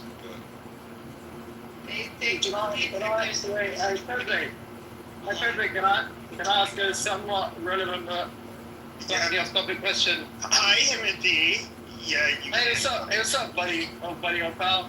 I just wanted to ask, are there any Christians in the room that want to respond to what Oliver said about the 2 Thessalonians, whatever chapter? I forget the exact chapter and verse, but the verse. I know you, Timothy, are in religious rooms a lot. I'm not. So I don't really know how to even respond to it. I mean, I'm an atheist, right? I don't believe any of that. But I think there are a lot of Christians. So we don't want to hear shit to say what you got to say about the Bible. You're a fucking atheist. Adams. No, but I think there are a lot of Christians who are proud Zionists. And I think gentleman raises a good point, namely Mr. Cromwell, because he's saying, look, if you have a doctrinal commitment to like what's the contemporary wisdom would refer to as anti-Semitism, that's what you'd be committed to if you're a Christian and you accept the inerrant word of God. So I'm just interested to know what Christians say in response to that. Sam? Can I go next too? Because I have a talk. Not yet. I understand. I appreciate your patience, resistance, but I believe Sam unmiked so he can answer his question. Oh no, I apologize. That was a mismic. Okay. Anyone else would like to respond to him? Yes, very quickly. I'm sorry he identifies as an atheist. I'm not listening to anything this shitpig has to say about the Bible. Dude, we're not insulting people for the last time. We're not doing that. Anyone like to respond to him? Excuse me. All right. He was trying and he's challenged today. All right. Anyone want to respond to Himothy? I mean, if Oliver has, maybe Oliver's probably the only person on the stage that can answer that as a question. I mean, the only Zionist I see is Adams. Yeah, can I go? Is it okay? Okay, it seems like no one's speaking. Sure, sorry, the app is glitching. I'm just going to stay unmiked to help you. Thank you, go ahead. Yeah, I'm going to go. Thank you. Yeah, it just seems like it's like selective outrage. I mean, we'll talk about the hostages and that's fine. But I've heard so many things on stage. Doctor was talking about Muslim extremism and how it's spreading to the West, but we're sort of it's selective outrage. We're not talking about half of Congress trying to fulfill some messianic belief. Ted Cruz confirmed it. Many people have confirmed it. There seems to be selective outrage. We can talk about hostages, that's fine, but there doesn't seem to be any attempt to address a wider context here. How we got here, I'm not justifying October 7th, but the reality was that was a terrible year for the Palestinians leading up to that point. That didn't happen. That wasn't an event in isolation. I had people talking about, I heard Doctor talk about 9/11. I mean, what was the response to 9/11? It was numerous wars, completely unrelated to the events that took place on 9/11. All of the veterans that fought those wars that have been abandoned today, those veterans completely reject the notion of going to fight in those wars. They completely understand it now. And then this is a long history of America supporting wars, going all the way back. It's typically about demonizing the population. After the Vietnam War, they changed the name of the war budget to the defense budget. They knew they could no longer demonize the population. They had to victimize themselves. And this is a long legacy of the military-industrial complex. So everyone's sort of ignoring the elephant in the room and just falling for the Fox News narrative. And it seems a little disingenuous. It seems as if we can't step away from the obvious path, and we have to just sort of touch on the CNN talking points and nothing but that. I'm happy to talk about the hostages. It's terrible and it's something that needs to be condemned. But the people that keep bringing up the hostages don't seem to have any compassion for the people, because I have criticism of Hamas, but they don't seem to have any compassion for the people that are governed by Hamas. It seems as if they've it's joint enterprise, and some people call that collective punishment. But I just seem to see no nuance in these arguments, so that's just what I wanted to say. You're right. We don't give a fuck. Return the hostages. Hold on, and I want to. Can I speak now? Yeah, I'll give you just a second. Aziz, you made a lot of points.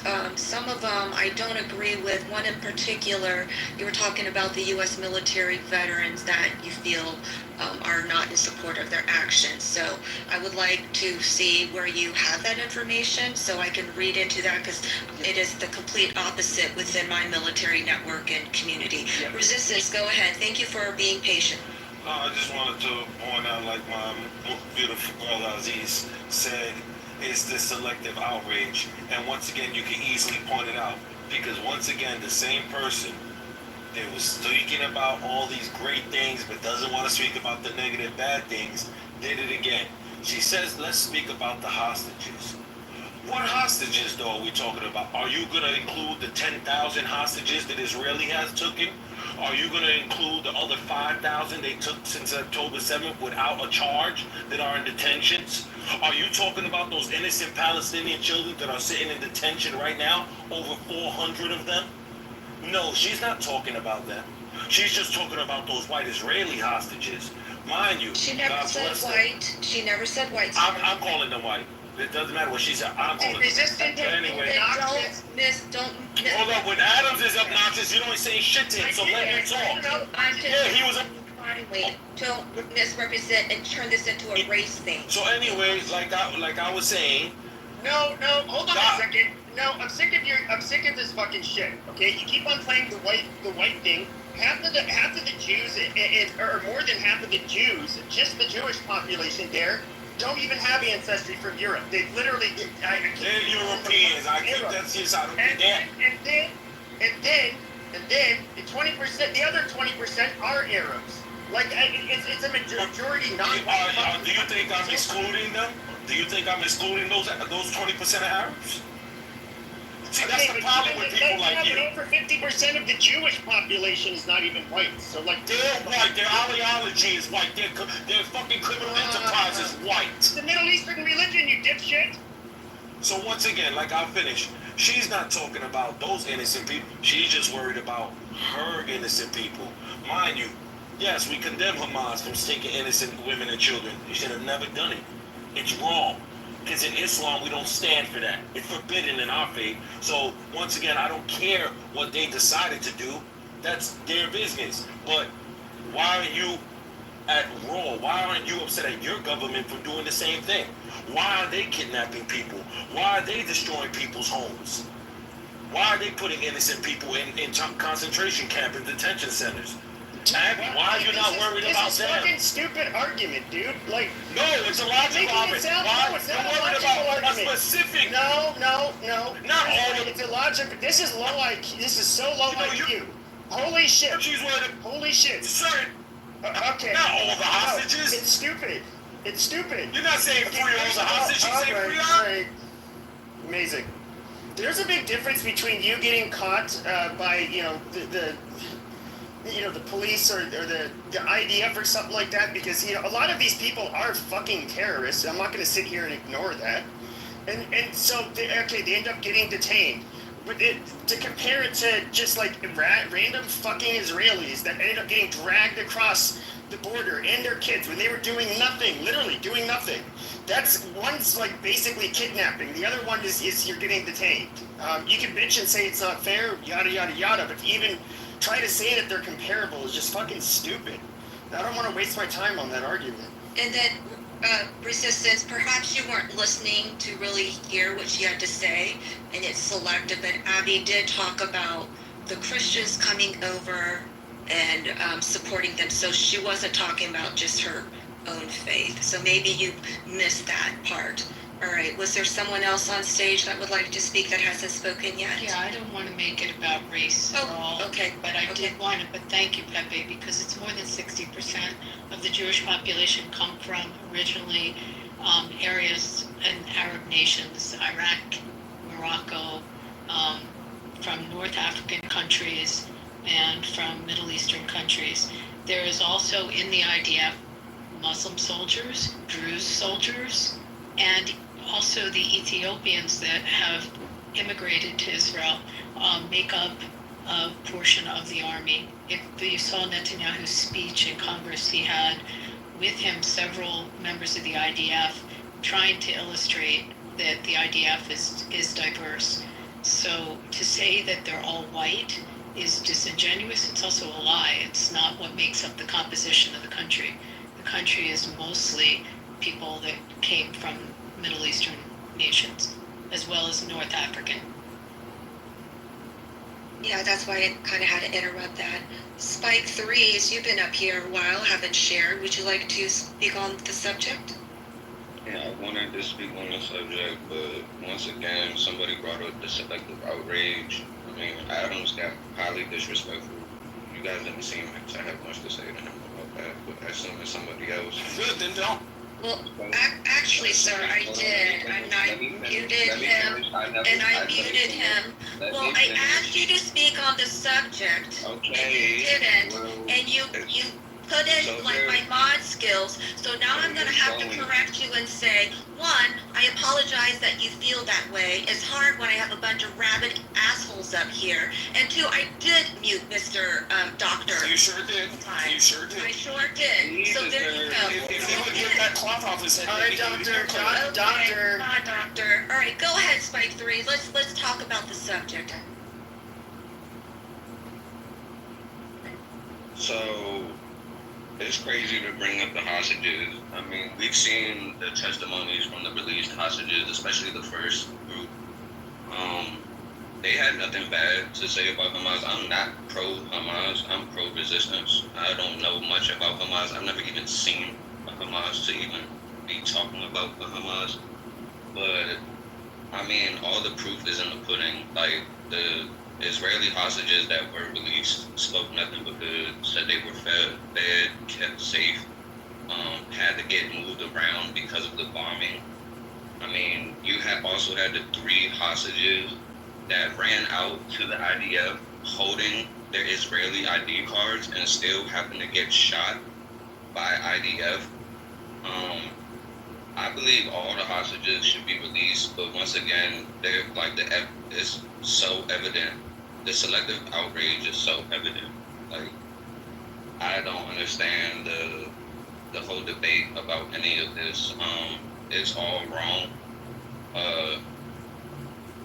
But I don't see how we can hyperfixate on those hostages when it's been over 100K innocent Palestinians slaughtered. They were told to go to safe zones just to be bombed in those same exact safe zones. Like, what? Are we ignoring how this whole war has been going since the beginning? Israel has done nothing but lied and manipulated the civilian population just to obliterate that same civilian population, just to also starve the same civilian population, just to also leave babies in incubators to die slow, painful deaths of starvation. I just don't understand. I don't understand like how anybody could be selective and be leaning towards supporting Israel at this point. I mean, can you prove any of that stuff that you just said? I mean, the videos are out there. I don't have to. I mean, we all have devices. We all have devices. A simple Google search, simple searches, you will find all the proof. I mean, but how do you know that those videos are real, and how do you know the things that you see online are real? I mean, you know what a real video looks like when somebody has half their head blown off. Like, what are you talking about? Yes, really. You can't, as an adult, can you not, as an adult, tell the difference between what's real and what's not at this point? Like, have you been wasting all your years on this? Like the BBC, because I just put an account of some hostages from the BBC. I'll just load you up with a whole bunch of different media outlets so you could see the accounts from the hostages. Are those hostages dead? Yeah. Alive. Spike 3. Okay, so Hamas didn't kill them. Oh my God. Okay, Spike 3. To Pepe's point, he's saying, how do you know those are true, not true? Or case example, a major publication that actually showed up in, I think, the Seattle Times, one picture, but another picture that they were saying of the children starving in Gaza was actually a picture from an Afghani child years ago.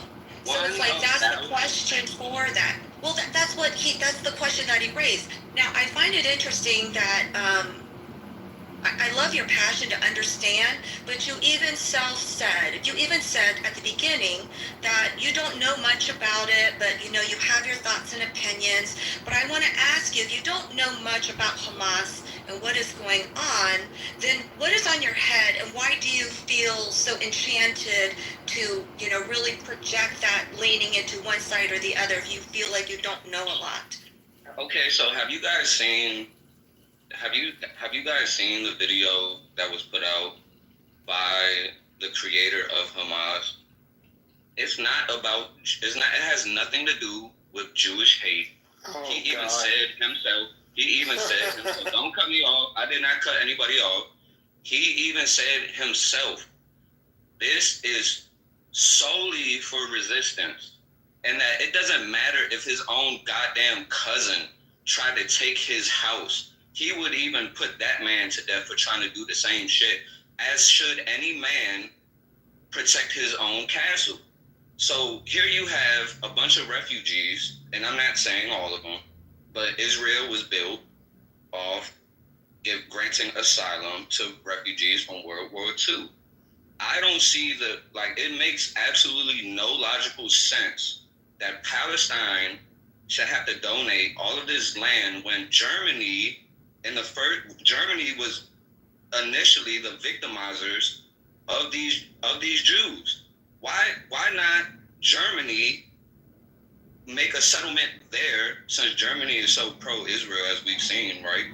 Why not donate their own land? Because Zionists were already had been building in Israel, and the Zionist movement was already but come on though, cannot the perpetrators against the Jews pay up what they owe to those same Jews that they victimized?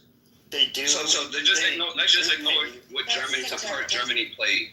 Let's just ignore the part Germany played in displacing these people, and let's go ahead and hold these Palestinians accountable for World War II. Let's hold these people accountable for what the Nazis. I understand. Yes, I do think that any group of people of any religion, of any ethnicity, that there would, even if they weren't Jews and just other Muslims, there probably would be a resistance, and people would not like them moving down there. I think that's human nature. So I get what you're saying, but I don't think people were trying to punish the Palestinians, obviously. Well, it might have not started that way, but you look at Gaza right now, and it definitely ended up that way. There seems to be selective outrage and also a bit of selective logic. I mean, Pepe asked, how do you know what you're seeing is true, Spike, right? Well, I could ask you the same thing, right? I don't ask you the same thing, but I could, right? But I'm taking your word for it. Anything you tell me about Israel, I take your word for it. But there seems to be an unwillingness to accept what we're seeing in Gaza to be true. And what is that? There's the undertones of that. It's either too hard to handle, or you don't want it to be true. But I just don't understand. And then also you saw, he made a great point about German accountability. I mean, I keep hearing people like Doctor talk about European migration of the Muslims, right? Well, that same sort of outrage that you're experiencing in Europe, nobody's questioning that, but suddenly, the inception of an ethno state, that's what I refer to as in the Middle East, which is a shared holy land for a very long time, that's supposed to not be problematic, that's what we call selective outrage and selective logic. And that's my point of contention. That's what Aziz, that's a fair point. I do think a lot of the pro-Israeli or Zionist narratives and stuff are definitely, a lot of it's propaganda. Just like if Britain was to say whatever they would put out there, or the U.S. even, when we were in war, I think put out quite a bit of propaganda to put a spin on things. I take it as that. When it comes, the reason I was pushing back on him is because, I'll listen to people who really are study what's happening there in Gaza, and like, for example, when it comes to the number of people, even they don't have an actual number. They don't really know. Are people actually, how much is starvation actually happening? I think a lot of the the shit myth, people don't know. I think Look at it's the flower massacre, though. Look at the flower massacre. Hold on. Let El Normo finish. Yeah, I'm getting so many videos of the Palestinians stealing the aid, and so many videos of the well-fed Hamas terrorists. It's just staggering, and so many pieces of evidence. This whole starvation and famine thing is one big lie, and that Hamas is like they're using pictures of Yemeni children, and they're taking kids who were injured, because they've got some spinal thing or something, and trying to pass them off as victims of Israel. And it's usually like and I've noticed like a couple of those pictures, you had an overweight mom, holding her bony child, and I'm thinking to myself, that's not natural.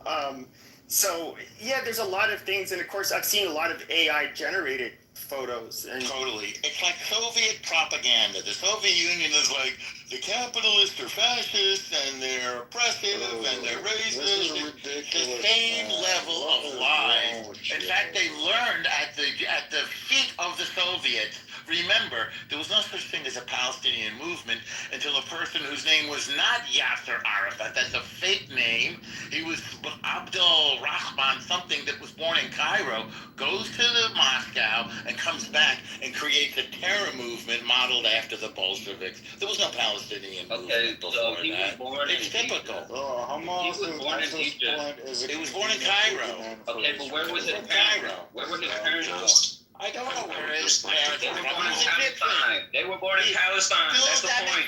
That makes him an Egyptian. He's not from Palestine. All right, go ahead, Oliver. I would just So what does that make you, Norman? I would just like to point out All right, let's let Oliver. Okay, let's let Oliver go. I would just like to point out the irony of a Jewish person talking about the Bolsheviks when captains of the U.S. Army during this time period concluded, 300 of 384 commissars happened to belong to one ethnicity in the Soviet Union. Of the Central Committee of the Politburo, 40 to 50% of them what year is this? happened to come in 1919. 1919? Yes, 1919 report to the U.S. Congress, Captain Montgomery Schroeder. How would you know this? Because I read their religion? How would you know this? I read. Actually, I'd be curious if you can. Yeah, 309 evidence. I've seen that there was I remember with the Bolsheviks there was in the very beginning there was an overrepresentation of Jews, but I don't even think it was majority Jewish, but it was the central. Soviet Union was massively anti-Semitic. There was a whole. But no, if you have a link, and I mean if you have the source, You're like a fountain of conspiracy theory. All roads lead to the Jews. Norm, let him finish. Oliver, provide the link in the chat, please. Yes, I'll provide the link. I see. Thank you so much. I think Ruben Sheik is new to the stage and came up. I finished what I was saying. Oh, I thought you were finished. My bad. More Jewish conspiracy theories, please. All right, Norm. Anyway, these reports are from two reports of Captain Montgomery Schuyler, Schuyler, I don't know how it's pronounced. He was a captain in the U.S. Navy or Army. He sent this directly to Congress. He literally details one of them, the exact ethnic percentages of the Soviet commissars. Most people, though, do defer to sources like Solzhenitsyn, Yuri Shapoval, etc., who say that, no, the number isn't 80%, it's only a meager 50%, right? But either which way, it doesn't matter. U.S. historians, British historians like Leonard Shapiro, who's also Jewish, the Russian historians, they all conclude that, at a minimum, about 50% of the people making important decisions in the Soviet Union and the Soviet Politburo were Jewish. Out of the initial group, and so what was kind of weird is that, you saw this with Jewish immigrants from Europe, Are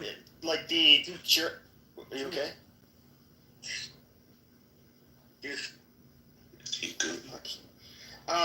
So you had the German, the Jews that came here from Germany, this is what they said, they were very hard to tell apart from the Germans, the Christian Germans. But when it came to the Russian, the ones that came from Tsarist Russia, they often didn't even call themselves Russian, and they were not assimilated to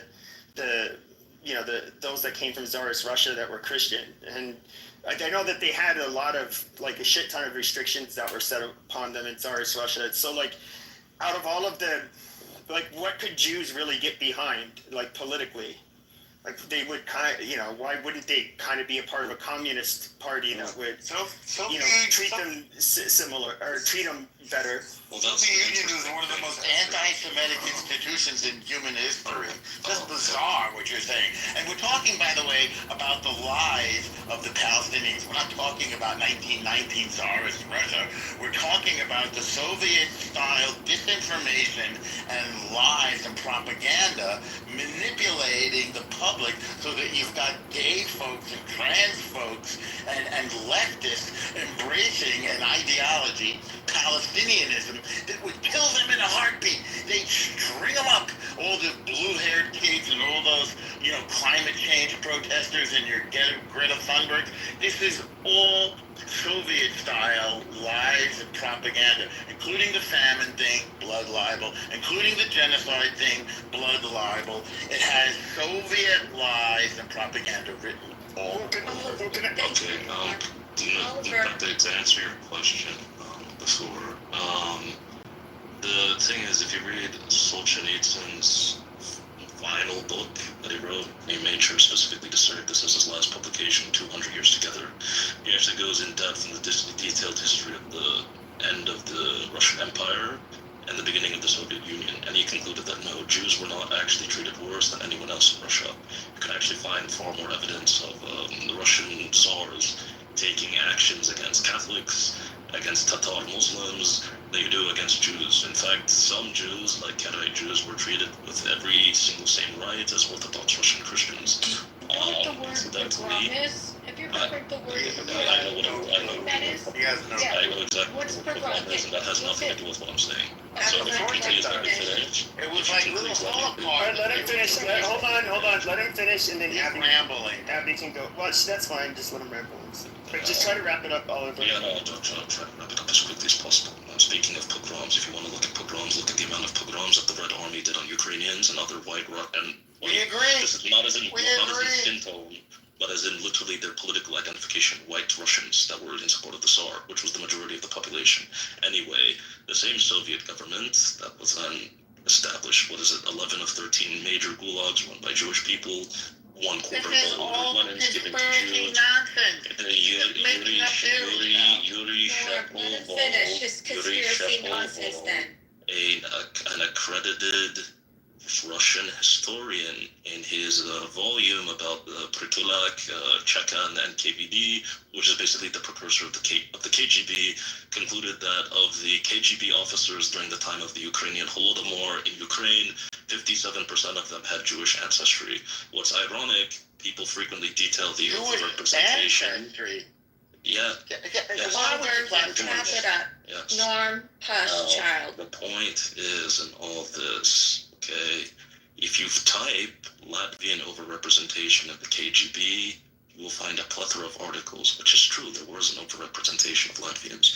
But if you type the same thing with Jews, even though there was far more Jewish overrepresentation, it's all just labeled as all false, lies, conspiracy theory, blah, blah, blah, blah, blah, even though most Jewish authors and historians till this day in the West say that, yeah, actually, this is all true. I'll have to look into it because You're just making stuff up. All right. I gotta respond to this because this is my Hold on just a second. Oliver, since you're done speaking, can you please put the links that you were talking about? Because the one that you were talking about is the U.S. military reporting this number of demographic. I highly don't believe that one. So if you could do that as well, because knowing how the military works, there's no way that they would be able to come up with that number. So what Norm was saying, there's like a lot of propaganda. It's on both sides. That's the problem. That's why we have people that are confused, don't know, and all this, I'm right, you're wrong, and what about this? It's confusing to everyone. And we're not trying to have you say like our point is wrong, as we're trying to gain understanding and insight. That's what I'm trying to do. So I think, excuse me, Norm, I think Abby wanted to reply, and then after that I would like to go to This one hits me, hold on, this one hits me personally, because my grandparents fled this. Exactly what he's claiming didn't happen is what actually happened to my family, and they fled.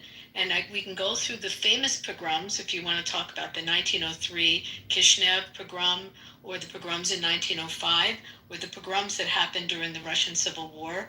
Tens of thousands of deaths, and Jewish families had to flee. They were massacred. You know, whether they came in, they attacked their homes, their businesses, and the anti-Semitic sentiment was so bad that, I mean, we only have to look at our American history and the wave of immigration here to see when the flood of people came in from that region to flee the persecution that they were experiencing. I mean, go visit the museums of Ellis Island or the history of immigration in those years. I mean, this is exactly what they were fleeing. Go and totally go see Diddler on the Roof. It's the story of in that show. I mean, this is like bizarre what he's saying. I mean, it's like when you hear the Holocaust denial and you try to figure it out, and then like where does it come from? And then you hear now we have pogrom denial. I mean, it's just absurd. You can go to the Ukraine, you can go visit these towns in Kiev or in areas. My family was Odessa and Dnipropetrovsk. You can see the history there. Like some of it is still preserved. So it's just insane. And I take it personally because this one is like there's so many families that if you look at their grandparents or their great grandparents, this is what they were fleeing and why they came here. So I just What's funny though is that if you look at a lot of the, even with the Nazis used like this really strong anti-Semitic propaganda, that was a lot of that was that came from Tsarist Russia. Yeah.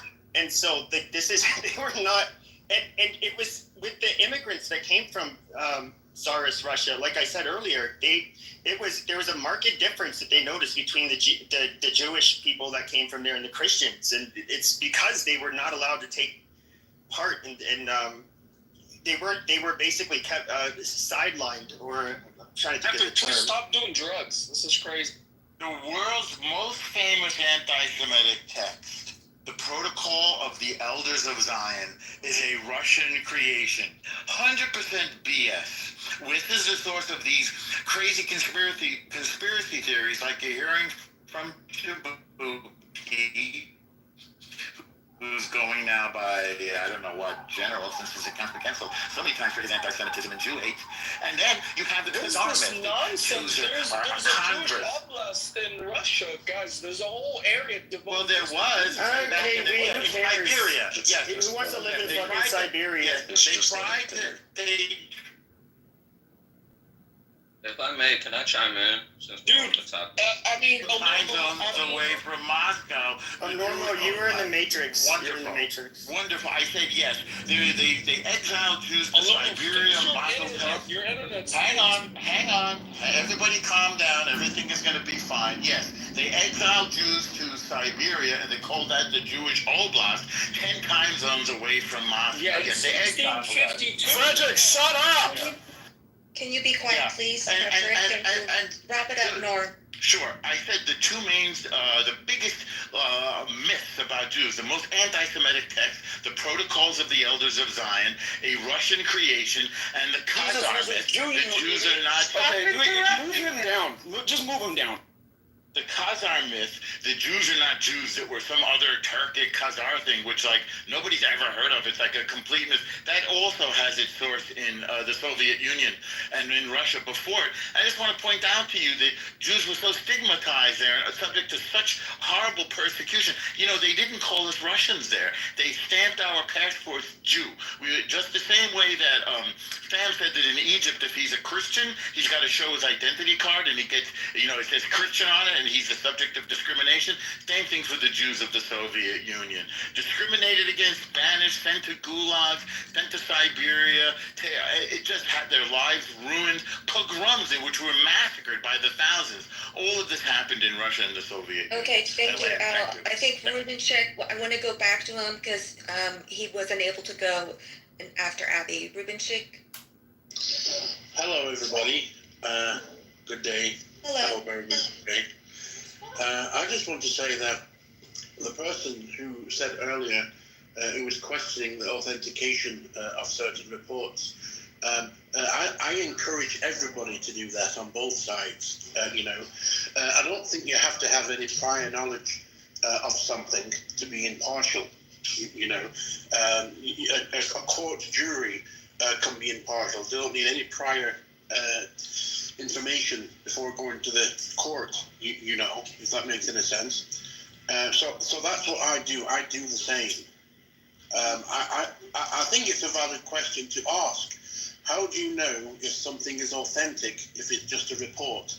And if you notice, a lot of the reports, words like genocide or whatever, ethnic cleansing, they contain speech marks, quotation marks, if you know what I mean. So I think it's okay to ask questions to find out if something's authentic or not. Does that make sense? Or do you think like if somebody's called to a courthouse as a juror member, do you think what they see on the television and news should be sufficient, and what's said in the court should go through one ear and come out of the other? I mean, the experts on genocide, the international experts on genocide, did say that there is in fact a genocide being committed. That is a false claim, sir. That is a false claim. The international court... The IPC didn't feel that way, so they played... The IPC did not feel that it was a genocide. Let him finish, bro. He did finish. I'm responding to him. The ICC considered whether it was genocide. The ICC considered whether it was genocide and considered the evidence and could have... Excuse me. It could have stopped the war. Excuse me. The ICC considered whether... Excuse me. Mute up. The ICC considered whether it was genocide. The ICC considered whether it was genocide, saw that it was not, did not stop the war because it saw that it was not, and said, Israel, you need to do X, Y, Z to prevent the potential or plausibility that the Palestinian people need to be protected from genocide. Israel then went through the checklist and provided every single assurance and precaution and protection of civilians required by the court to show that it was not a genocide. That's what happened. It's all been reported. You can watch. Hang on. I'll answer your question. Hang on, I will answer your question. Calm down. And you can watch this on TV in real time. It was all recorded. Watch the videos. The hearings went on for 3 days. You can see the evidence of, in detail of what I just told you. Now, what's your question? Is that why Israel doesn't allow third-party investigation? In fact, Israel does have third-party investigators. Douglas Murray just published a book-length account of the war in Gaza. This fellow named Chilton just went in there and published a massive video. He's with the Christian News Network, showing that there is no starvation, that there are trucks of aid that the UN is refusing to distribute. Today we're seeing evidence that Hamas is stealing the aid. There is ample investigation going on in Gaza. What's the guy's name? John Spencer. John Spencer, thank you. John Spencer of the United States War Academy. He teaches urban warfare at West Point, has been there numerous times, saying that Israel is the most moral army in the world, takes more precautions to protect civilians and non-combatants than any army in the history of the military. Well, it makes no sense to me why you have a fucking Martha Stewart rag on top of your head. Doctor, we're not doing that, dude. Take that Martha Stewart towel off. Okay, everyone shut the fuck up. Quit interrupting. Norm, land your fucking blimp, and then we'll go on. Thank you. I'm landing. Go ahead. Thank you. Yeah, can I just push back on what he said? I mean, the man who coined the term, Raphael Lemkin, he coined the term genocide. He repeatedly issued genocide alerts on Israel's actions. Ilan Pape, an Israeli scholar, he confirmed that this is a genocide. The UN, the leader of human rights, the Commission of the UN Office of Human Rights, Craig Mokiba, he confirmed it. I mean, it goes down to aid organizations. And again, I'm going to be discredited, as I typically am, but why do we not allow the third-party journalists in? I mean, more than 140 has been killed, and you can argue, I'm probably going to be told that they were all part of Hamas, which I simply cannot agree and do not agree with. But why are they not allowed? I mean, I've always been told. I just named three of them. Three journalists. I just named. Hold on. Normal. Wait, just be quiet, please. Thank you. I didn't cut you off not once. So give me that because you're too stupid. I don't want to hear anything from my Jeffrey Epstein guy were you friends with Jeffrey Epstein? Okay, stop. We're not doing personal attacks. Shut the fuck up. We're not doing personal attacks. I know my rooms are usually like the most like horrible places where the most nasty shit is said, but this is, I'm actually just trying to moderate today, so I'm not, no. Yeah, I got a question. Were you friends with Jeffrey Epstein? Be honest. It's none of your fucking, you're going to the audience. Excuse me, Prince Ali, you can just calm the fuck down. There's been other people that have been up here in the room listening and participating productively before that. So just sit down and calm down. El Normo, you're done talking for a while. We need to get other people. Aziz, did you get your question answered, or are you just going to wrap it up? Yeah, I just want to wrap it up. I think Spike 3, he's flashing his mic. He would like to. Can I wrap up my point? Because I was yes, please. Yes, please. Yeah, I just want to make the most compelling argument. The Genocide Scholars Association, which includes 800 scholars and practitioners of genocide study, they confirm that what we're seeing, and that's 800 scholars, by the way, of all different ethnicities, backgrounds, and all types of religions. This isn't an exclusively, propagandized Muslim perspective. No, this is from all types of scholars. 800 of them have confirmed what we're seeing as a genocide. Now, if you don't believe them, then who can we believe? Point me in the right direction, because maybe I'm lost.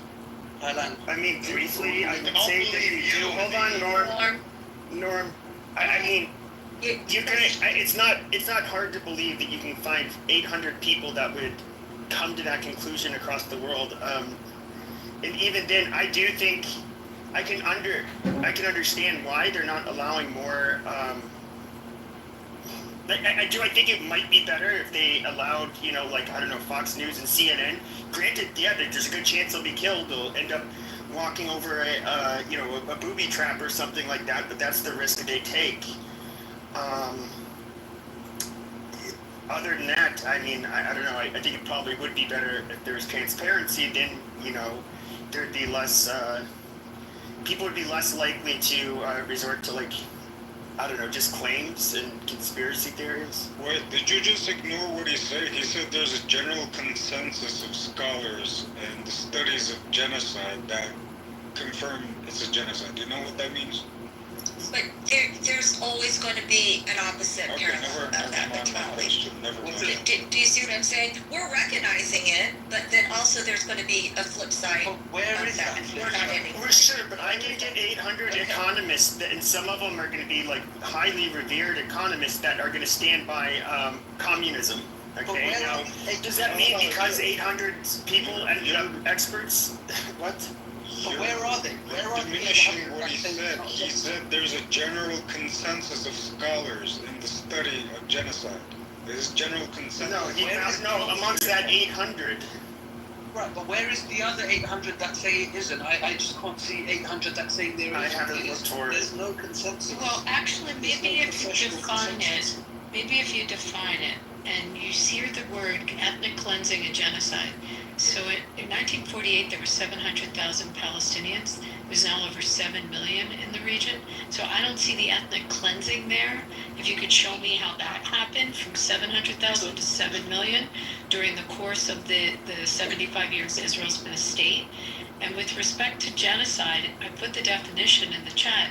You have to intentionally be targeting the civilians, which they are not doing. They're intentionally targeting terrorists who use civilians as human shields to hide out. They hide their tunnels under schools, under mosques. The entrance to tunnels are through children's bedrooms. I mean, there's no question. The 800 people that you just mentioned will all also tell you that the method of fighting of Hamas is to unfortunately take innocent Gazans and use them as shields. So if you can show me the intentional targeting of civilians, which is what Hamas did on October 7th, and what Iran decided to do with its missiles shooting into civilian areas of Israel, then we can talk about that. But there's no intentionality here. Well, Abby, you Ruben, you wanted to talk about a courtroom and what a jury sees, so I'm talking with the logic of the definitions, and I'm talking about the evidence, and I'm also talking about the actual intention, which if you look at what you decide as a jury, you have to look at what the intention of the actor was. And if the intention is to root out an enemy that's a terrorist entity, that's different than the intention which has been absolutely unequivocally stated by Hamas and by Iran to kill civilians. Two different intentions entirely. Correct, Ruben? Can you acknowledge that, Ruben? But you just... I agree with what you're saying. Thank you. I just want to say one thing to Mr. Aziz, if that's okay, then I'll shut. Can I, please? Or no? Yes, quickly, Spike. Sorry, Spike. Mr. Aziz, you was calling for independent journalists to go into Gaza, right? Who was it? Yeah. Okay, for what purpose? For the exact purpose that we're having this room, you know, I'm being discredited and I'm discrediting people, right? How do we determine who's truly right? We have to get non-partisan people to enter the war zone and document. And you say, okay, well, if they go there, they may die. Well, a lot of the news stations are willing to die. There's journalists willing to die. Sounds crazy, but they're willing to document. And they're willing to record what's going on. So let's. Unbiased journalist, Ruben? What kind of journalist, Ruben? Like an Al Jazeera journalist? I think we should have more guys. In there. That kind of journalist? We should have more questions in there. CNN and Al Jazeera and all kinds. CNN unbiased, you think? None of them are unbiased. None of them are unbiased. Right. But this is the thing. This is what you fail to understand. I mean, you mentioned a couple of things, Abby. You said the population went from 700,000 to 700 million. Well, the population of the Jews since the Holocaust has increased. That does not undermine the reality of the genocide that was placed on them by the Germans. Could you give me the number? How many Jews were in the world prior to the Holocaust, and how many after? And how that it's more now. Tell me the numbers. I believe it's more now. Wait, could you tell me what the numbers were? Do you know? And I'd like to say by the definition of genocide itself, you don't need to so it's easy. It's easy. We could do the numbers if you'd like. How many Jews were in the world prior? But you don't, by definition, you don't need to reduce the population of the people to actually the total population by a period of time. Right, but how many Jews were left in the world after the Holocaust, and how many were prior? But and that's not it part took of the 75 definition. years to grow it, correct? That's not part of the definition. I can keep actually, it is 8 part years. of the definition. Sorry. Aziz, the problem is, though, I don't know, was it roughly half the world's Jews were... Yeah, roughly half. Or was it a third? What was it? Roughly a half, between a third and a half. And so we know that there is like a clear attempted genocide. That's the only real explanation. So it's do we see that kind of a blip with the Palestinians? The issue is though that would you say that October 7th was a genocide? No, it's a terrorist attack. Right, but some people argue it is, and the reason, some people argue it is, but that's neither here nor there. Another thing Abby said as well, she mentioned the population number, and then she made another point. It was what was the second thing you said? I can't remember, but the population is quadrupled of Palestinians. Think about that. Okay, thank you, Norm. Let Aziz get this second point off with Abby, and I have to go to Spike 3. So Aziz, wrap this up, please. So she mentioned the population decreasing. I can't even remember. I lost. You can move on. Okay, thank you so much. Spike 3s, and then Ruben So, like, it's so audacious to me how Abby and Norman keep referring back to the Holocaust, but what they fail to also do is cite what the surviving Holocaust, cite the fact that the surviving Holocaust victims actually speak out against what Israel is doing right now. They go to say, never again doesn't only mean NASA love, but also Which ones are you talking about? That's on the other side of Spike, how many ones are you talking Holocaust about? survivors do you talk to? How many? Do we have one on the app? Would you like to talk to Sammy? We'll see if we can get him in. I just left the Indian commemoration of Auschwitz liberation with India of them. There's not many alive right now. No, the thing is, you asked a really stupid question. And I guess my other question is, why did those same fact check me before you call me stupid. It's pretty good. Fact check me before you call me stupid. You are stupid. That's all I had. Okay, but why? Yeah, I'll fact check you. Sure, but I guess, but if you see when the Holocaust happened, and then you see when Israel was created, and you see they immediately went into war with the Arabs, the six Arab armies. They had a Nakba that they bragged about. I know all about the Nakba. Now, when it comes to these, why were these people fighting against Arabs that didn't want them to live there? If they were not again. Okay, so these are the Jews that had to suffer through the Holocaust. It's weird to me how you can hyperfixate on the generalization of calling these people Arabs, when in fact all three Abrahamic religions have been living peacefully in that area. That's bullshit. Okay, well, no, we fought religious war. What were the Crusades? What were the Crusades? Yes, I'll fact check you. What were the goddamn Crusades? What were the fucking... I'm asking you a question. What were the fucking Crusades? The whataboutism is so crazy to me. It's not whataboutism. He said they lived in peace. Listen, Crusades were delivering pizza. That's all they were doing, okay? So back to what I was saying. It's just crazy to me how it's so much. It's like you guys select the information instead of looking at the broader spectrum. If you're gonna call me stupid, please fact check me. I'm still gonna say what I'm gonna say, and I'm waiting for the evidence. Do I need to fact check whether or not the Crusades happened? If you want to convert people's ideology. What happened in the Bible? Real quick, let me finish. Who was fighting in the Bible? If you want to convert people's ideology to... Have you heard of the Armenian genocide? Being an ass about it is not how you do it. Just let him finish. Being an ass about it is not how you do it. I didn't cut anybody off. I'm not name calling. I didn't. George, dude, just get to your point. Just get to your point. It's crazy to me. You have so many Jews that speaking out against it, but y'all like pick your citations and purposefully ignore other citations. If you haven't done the research, I'm not gonna speak bad about you for doing it. However, what I'm saying is, this is how you probably don't know this, but generally when you're the one who asserts the claim, it's your job to provide the source. So go ahead and provide the source. Disrespect somebody, make sure you never open your mouth and disrespect them. I would never openly disrespect. No, it's disrespect if you came up on this stage. No, stop, doctor. Not disrespect. Got a whole fucking Martha Stewart. Okay, stop, doctor. Doctor, dude, I told you none of that fucking shit, okay? But he's got a towel on his head. Fucking dude, doctor. Just like they're not allowed to call El Normo, like Resistance likes to call him El Nostro or some stupid shit. We're not allowing that, dude. So it has to be consistent on both sides. And let me add another thing. When's the last time we saw journalists being censored? When's the last time we saw that? Journalists are always censored during war. Right. No, not during the Vietnam War.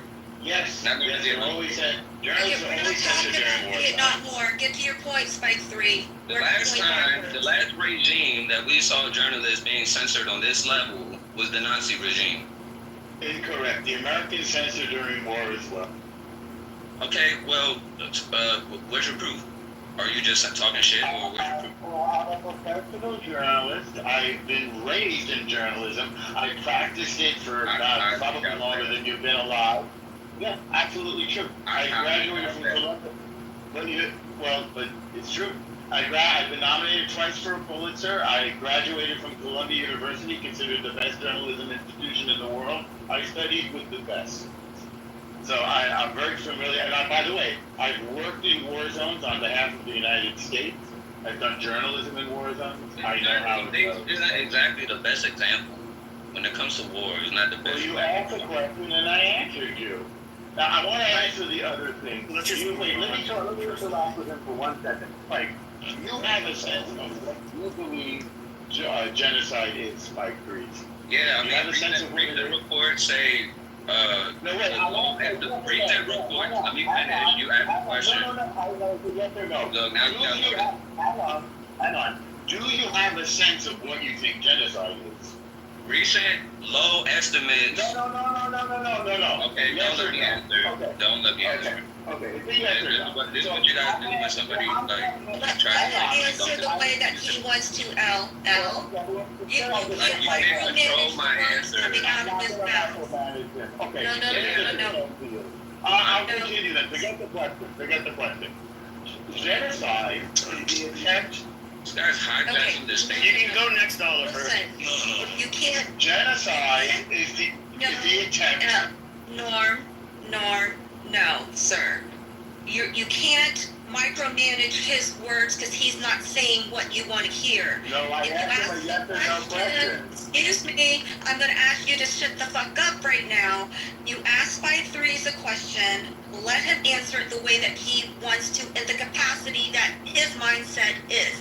I know it's not in agreement with you, but maybe we can all learn why he thinks the way that he is. Spike 3, do it quickly, please. Recent low estimates have just recently been published that already 20% of the Palestinian population has been wiped out, and that's not counting all of the bodies not found and confirmed under the rubble. So yes, that's when you wipe out 20% of a country, of a city population. Yeah, that's definitely genocide. That's a huge percentage. So 20%. That's already 1/5. That's already 1/5 of the population and counting. I don't know, like, but would you rather be 75%? I got it. Your figures are absurd. The best estimate is something between 55 and 60,000. Only 55, 60,000. No, I'm just being accurate. You just told a massive lie. So your idea of genocide is a massive lie based on your own words. I'm not saying that it's good. It is bad. Well, Never. I'll be done in a second. I'll be done in a. Yes, we will see. Never in the history of humanity has there been a genocide that you can stop with a phone call, or a genocide that was started by the attacking country or people. In this case, a people, not a country. So the Hamas picked up the phone and said, "We give up. We'll put on our guns. We won't commit genocide on the Jews anymore. And here are your hostages back." This thing would have ended on October 10th of 2023. That's not a genocide. That's an attempt of Hamas in its charter to wipe out every Jew and Christian, by the way, on the planet, and to promise to keep doing October 7th. So what they're doing is they're projecting their intentions on the Jews. Charles. Right. The 20% is wild to me, but he asked you, I think he asked you personally to get an idea of where your mindset is, right?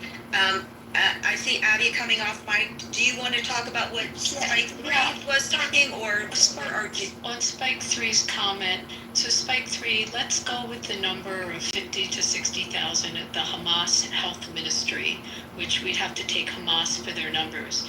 Of that number, we know for sure at least 20,000 were combatants, and of the so-called civilian non-combatants, probably a good percentage are additionally part of the fight, and how they they don't all dress in uniform. A lot of them blend in with the civilian culture.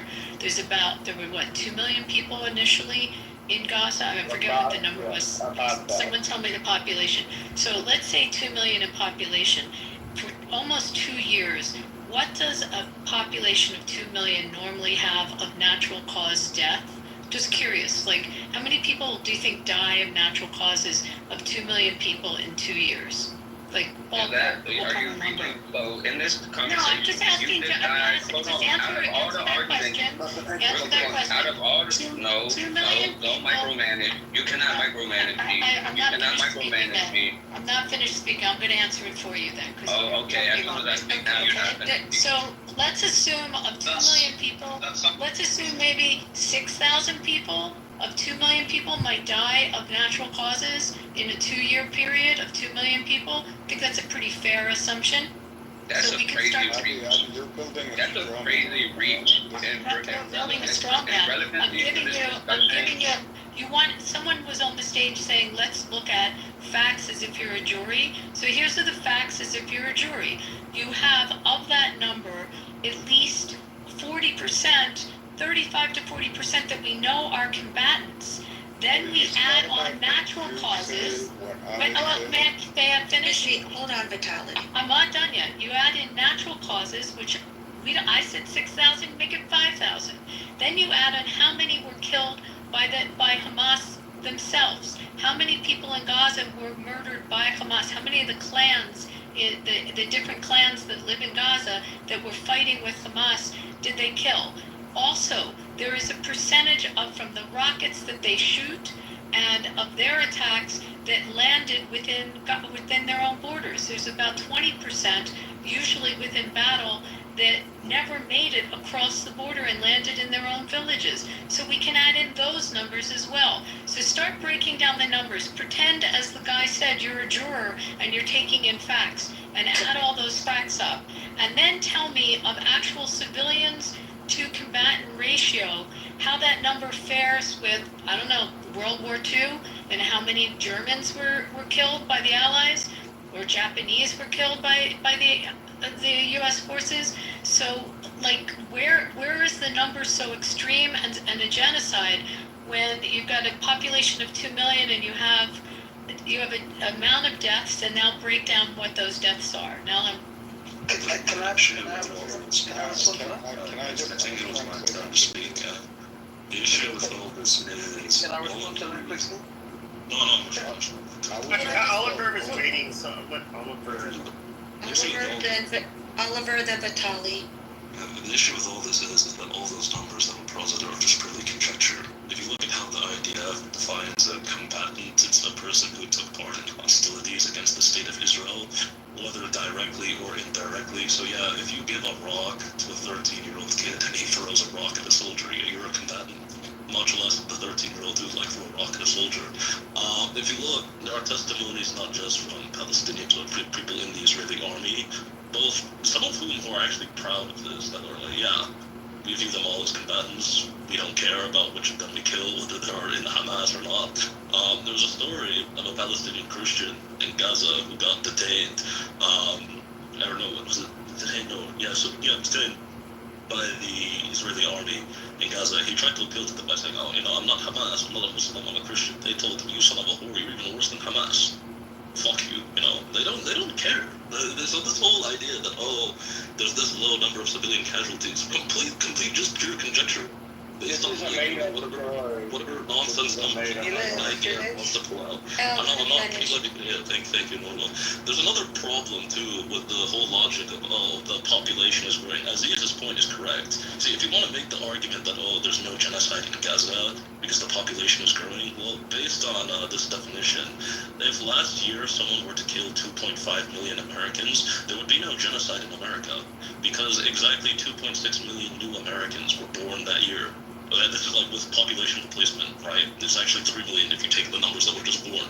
So yeah, if you want to go by that logic, if you want doing this ridiculousness again, if you want to go by that logic, if Canada, Russia, China, or whoever decides tomorrow that let's bomb 2.5 million Americans, there's no genocide. Because guess what? The population still grew. That's correct. It would not be genocide. You're absolutely right. It would be an act of war. Okay, Oliver. War and genocide. Norm, Oliver, please don't hijack his time. Oliver, are you complete, or would you like to? No, I'm not complete. No, Okay. I find hilarious. I mean, look at the psychotic reasoning. Yeah, if we kill 2.5 billion Americans next year, it's not a genocide because more people were. This is literally how these people fucking think. And yeah, we're supposed to take them seriously when they say there's no genocide in Gaza because they just had more babies than we killed, right? This is Oliver, the whole. can I pause you Why just do for a we second, care? sir? Hold on a second. I hear you, and you're like very much on one side, but you are going back in history and trying to compare. The problem is the equation. Oh, I thought someone was talking about Holocaust times and looking at those numbers. So, would you be so kind to let me finish my thought, okay? So if you want to come to an answer, it's very difficult to do so because the factors are very different and distinct compared to the actual groups that are impacted on both sides. So that's the reason why it's difficult to say like, oh, what is the legal term per se or whatnot. I hear that you think it is. Good to go. Roger, go. All right, great. All right, thank you, Oliver. Vital. I didn't even finish, but okay. Oh, okay. So, do you want to finish, Oliver? I don't want you to get your boxers in a bunch, sir. Would you like to finish? I thought when you were done laughing that, sorry. Oh, respectfully, man, the only people who seem to have their boxers in a bunch. It's really quick what I want to say. Look, at the end of the day, we're all just like armchair philosophers on Clubhouse, right? There's actual scholarly work being done on the subject, and there is a consensus of scholars that there was genocidal violence inflicted upon the Palestinian population, specifically, I think, Gaza. And at this point, it's unanimous that there is a genocide or a genocide has occurred. 100% false. So 100% false. What you say, normal, it doesn't matter what I say. It doesn't matter what Abby says, doesn't matter what Oliver says, doesn't matter what Pepe says, okay? Scholars have agreed on it, there's a consensus, period, it's done. This is unbelievably childish. It's neither of you. None of you have any idea. None of you have. You landed. You landed, sir. These people have no direct contact with Gaza. It's as if you have no idea what genocide is. So I will refresh your lacking memory and your lack of education. You're a joke. Genocide is the attempt to wipe out a people. It is clear that Israel does not, has not, and will not wipe out the Palestinian people. As we pointed out numerous times, their population has quadrupled in Israel. There are no different laws for Israel and Palestinians or non-Jews in Israel. Not one. 100%. You cannot. You can be quiet now. You can be quiet now. This is a lie. This is a lie. We've gone over this many times. There is not one single law. There is not one single law that discriminates against non-Jews in Israel. Not one single one. Okay, you want to send them down? Okay, it's time. Okay, it's time to send them down. Okay. Next time. If Israel is doing that, why would you bring them? Listen to you. Listen to you guys. Hang on a second, Adam. Norm, yes, I will finish it up. If he has it, and then go ahead. Israel's Declaration of Independence guarantees equal rights to Jews and non-Jews, and even to our neighbors equally. Israel has defended the Palestinians. Israel has fed the Palestinians. Never in history has an army had to feed its enemy. Israel provides safe passage for Palestinians. Israel provides humanitarian aid zones for Palestinians. Israeli taxpayers are now feeding their enemies Hamas. The idea that there's genocide against the people whose lives we're protecting, who we're feeding, it just boggles the imagination, and it makes me think that you have no purpose in making this accusation, except, as we know with Tabuki, you hate Jews. because genocide is an attempt to wipe a people out. And we've never done anything to wipe out the Palestinians, except we fought back against them when they've attacked us. They attacked on October 7th. They took our hostages. We want them back. Give them back. Hamas has said they will do October 7th over and over and over again. We want them to stop. It's non-negotiable. That's not genocide. It's a just war. Can I respond? Thank you. Yes, please, Aziz. I was going to go to you. Go ahead. So just quickly, the UN Genocide Convention of 1948 has a definition for genocide. It's an act committed with intention to destroy in part or in whole. It does not matter how many you kill. It does not matter if the population increases or decreases in that time. As long as you have intent to destroy in whole or in part. So that now that that's pushed aside, I just want to talk on the manner whole or in part of what? Could you read the full definition? So in I'll whole read the or full part definition. of the civilian population? I'll read the whole thing out. Acts committed with the intent to destroy in whole or in part a national, ethnic, racial or religious group as such. So it doesn't matter if the intent to kill a population based on their ethnicity, their religion. What was the third? The national, ethnic, racial or religious group. With the intent. Which one is that? The intent. Right. So, I mean, it overlaps a little, right? But that was the word is intent. So that was just a little rebuttal to what Norman said about the population decrease. That's not a large point for me. Yeah, well, I just wanted to, because I wanted to include a definition, not the. That's not a rebuttal. That's the definition. So make of that what you will. That's the definition. That's not my perspective or yours. That's the truth, right? And so that's what I wanted to say. I wanted to say make a larger point.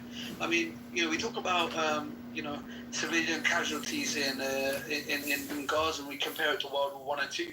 I just don't think that those are great yardsticks for the way we should conduct ourselves going forward, especially after World War II, and we came up with the Genocide Convention, all these kind of groundbreaking discoveries we made, and deals that we made. But the real problem is this: if you can strike a man in Tehran in his living room, right, halfway around the world, I'm pretty sure you could do a better job of sort of tackling an armed militia in the most surveilled part of the world that doesn't have a navy, doesn't have an air force. You give them food, water, and electricity, and you got radar, sonar, you name it, any form of technology you have drones and everything.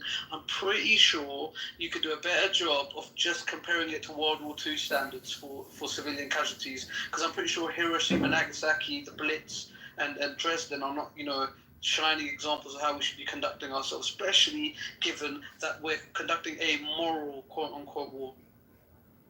That's my point. And a moral war? The fuck are you talking about? Well, that's the perspective they give. They claim it's a moral war. You're gonna go onto the battlefield and use pronouns? Did the U.S. commit genocide in Germany? Did the U.S. commit genocide in Germany? Some argue they did, and some argue they didn't. I don't know. I mean, it's hard to say. Well, is it hard to say? I mean, that's just it. You just read the definition. We just read the definition. We killed how many Germans in Dresden alone? How many did we kill in Dresden? By definition, I would say so, yeah. Many? By definition, 25,000 in 32 hours. Okay, so 25,000 people in 32 hours. Was the U.S. committing genocide in Germany? Yeah, I mean, unofficial genocide. Hiroshima, yes, and Dresden, yes. I believe so, yes. By Dresden and Hiroshima, Nagasaki. Abby, this is what happens when this generation is raised on Teletubbies. This isn't about generation. Okay, they're completely stupid. A war is a fucking war. A genocide is a fucking genocide. You are stupid. You are stupid. Yeah, you're an intellectual. You're an intellectual. Your opinion's about as useless as tits on a nun. You're a fucking idiot. Come on. Yeah. Don't get your knickers in a twist, little man. Aziz. Learn to speak English. Aziz. Says the American. Aziz, can you put in the chat, and this is for anyone that wants to come up on stage and offer a point, but then they don't have the link for it. Can you just put it in the chat then? Great, thank you. If there's anything you need me to... Are you in England? Yeah, if there's anything you need me to... Aziz, you sound British. So I'll answer your question. Are you in England? I am in England. If you need any sources for anything how do you have parents that were in England when the Nazis were bombing London? Were your parents there? Yeah. Not Did in you ever England. talk No. to your parents or your grandparents about when the Nazis were bombing London? Not my grandparents. No. You're Pakistani, Abby. I'm not Okay, actually. So You was your are. family in London when the Nazis attacked Europe? Was your family in Europe then? No. Okay, so you're calling what we did a genocide to the Germans, but you'd have to get context on it, and how someone sitting in London was feeling at that time when they were part of the Allied forces, or someone who was sitting in Europe as their country was invaded. Okay. But I understand the emotional element of it. It's not an emotional element. I do understand that, but the country being bombed. London was bombed. You're in London, right? Right, but walk down Winston Regent Churchill. Street. It was bombed. Winston Churchill They tried to said, hit the BBC. They hit the Langham Hotel. Right. Do you know that? Winston Churchill said, "I will strike them in the night, but while their children are sleeping." You know, these are the things he said. And would So you I don't know. think Winston Churchill It's a was matter a of great leader? perspective. If you don't feel it is, that's your opinion, and if I feel it is, that's mine. But you know. So you're against fighting the Nazis? Against Winston Churchill, then you would have. You're on the side of the Nazis, right? No, I'm Been not. on the side of the Nazis, yeah. I'm not. This is such a ridiculous wrong. Don't try to gaslight me. No, I'm not gaslighting you. You're defining genocide. You just said America committed genocide in Dresden. In Hiroshima and Nagasaki, I said. And you said Dresden. You specifically also said You Dresden. said Hiroshima and You also said I said Dresden. No, we said Dresden. We didn't talk about Read back the Hiroshima. We transcript. only You said said Dresden. Oliver, would you shut up? He doesn't need your help. But this is like dumb. Oliver, It's like a shut up. 5-1. Adam, Okay, this is, stop. excuse me, this is between Aziz and Abby. Let them finish it out, please. Thank you. So you would have been on the side of the Nazis then, with No, I the think- decision of the Allies to take out Dresden. How many, Ruben took, what was it again? How many people died in 32 hours? I'll tell you what it is. You asked the question of me. I'll tell you what it is.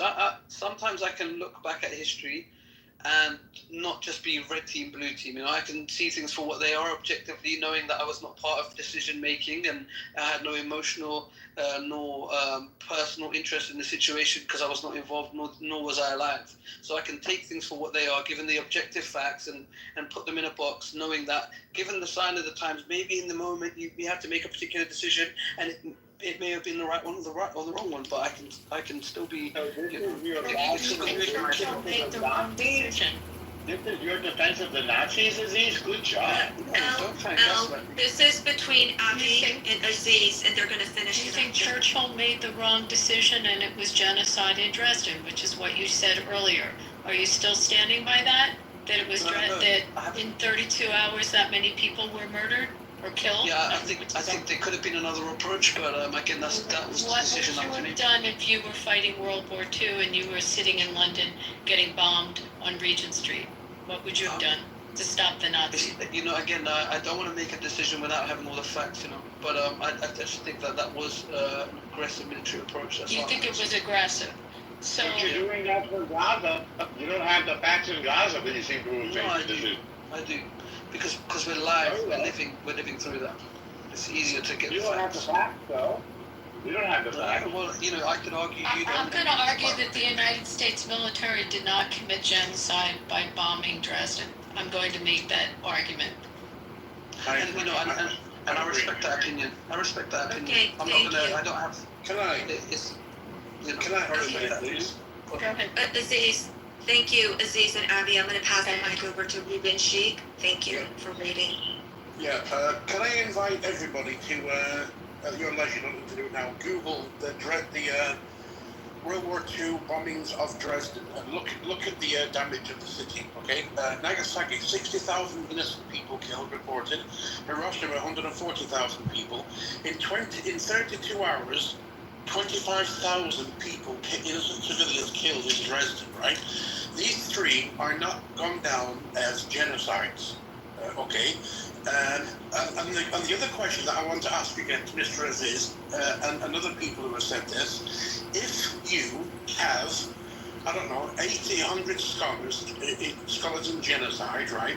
All the news agencies are reporting it, all the humanitarian agencies are reporting genocide, and you have to accept, because of that evidence, and you have to conclude that Israel is guilty of genocide. What is the logic in sending journalists into Gaza if the world already knows? Well, this is the thing, I gave an example of the Genocide Council of the World, 800 scholars, and I was told that, that's not sufficient evidence. So giving an opportunity for both the left, the right, both Israeli and Palestinian, pro-Palestinian reporters an opportunity to objectively or attempt to objectively report what they're seeing, that would alleviate any concerns you have or I have of there being a biased reporting, right? Is that not good? But you've already concluded it that it's genocide. You say it's unreasonable for everybody to think otherwise. Right, and you've conceded otherwise, and that's why I have not. I've not made any claims. I'm open that it could be genocide. I'm open it could not be. You're the one making the claim. Right. Please provide the concluded objective evidence. I'm willing to even forego my opinion. I'm willing to accept the fact that I simply just have a perspective. Okay. I have no further questions. Can I say why it is genocide? It has to do with the second part of this definition, the intent to destroy in whole or in part a specific group of people. And yes, what the British Army did in Dresden was evil. It was a war crime. Ironically, you mentioned before the Luftwaffe bombing of London, this was actually done in response to Britain hitting civilian targets in Germany beforehand. Not that I'm defending the Nazis at all, but to give proper context and everything. But still, one second, let me finish. The difference is what the RAF did in Germany, as bad as it was, and for that matter what the Luftwaffe did in London, as bad as it was not with the intention of either destroying the British people or destroying the German people. It was still wrong. It was still a war crime. But it was done. It was done to militarily take over a territory and occupy it. In the case of Gaza, though officially the stated goal of the idea is to destroy Hamas, there are more than a few, and by this I mean a lot, of people both in Israeli society, the Israeli government, and the Israeli army who actually said, no, we want all of these people out. We want them to go somewhere else. Europe, Egypt, Syria, Jordan, wherever the fuck, it doesn't matter. We want Palestinians gone. The whole land is Israel.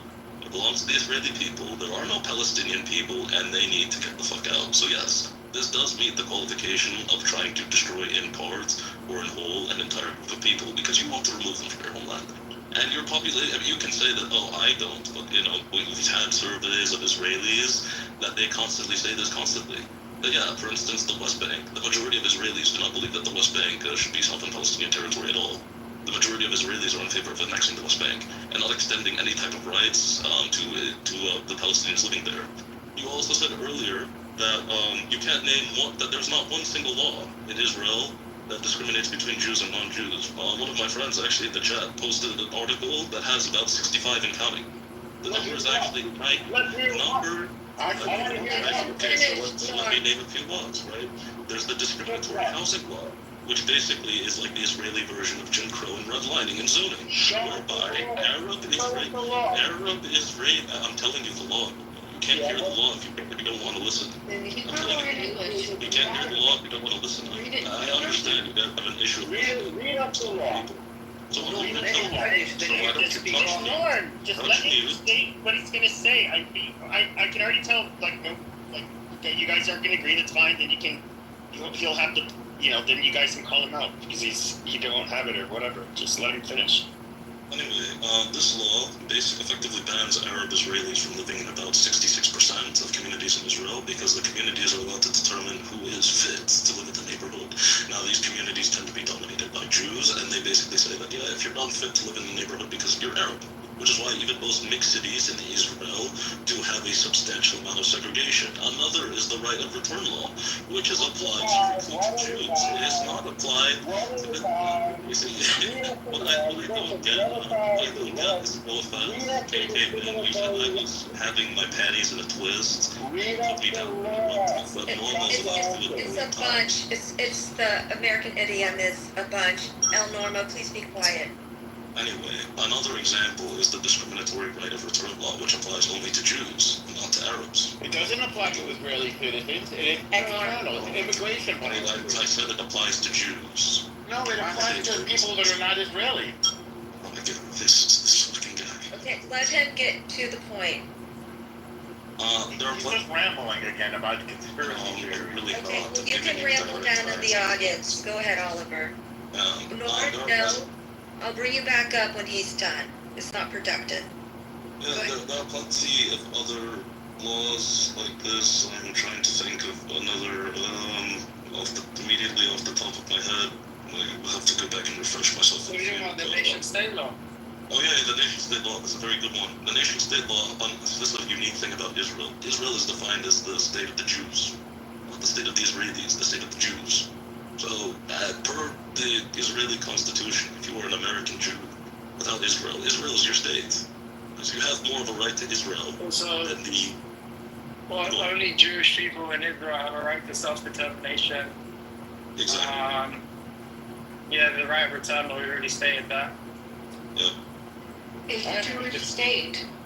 I have a Do you have a problem with being in a Muslim state? And Yeah, Muslims Jewish, have if you're not a Jew, Isn't England an Anglican? Someone just reminded no, it's not. It's not. I don't live in an ethno state, and the problem with you. Yeah, but that's not the point. It's a constitutional monarchy, but that's not the point. The point here is your turn.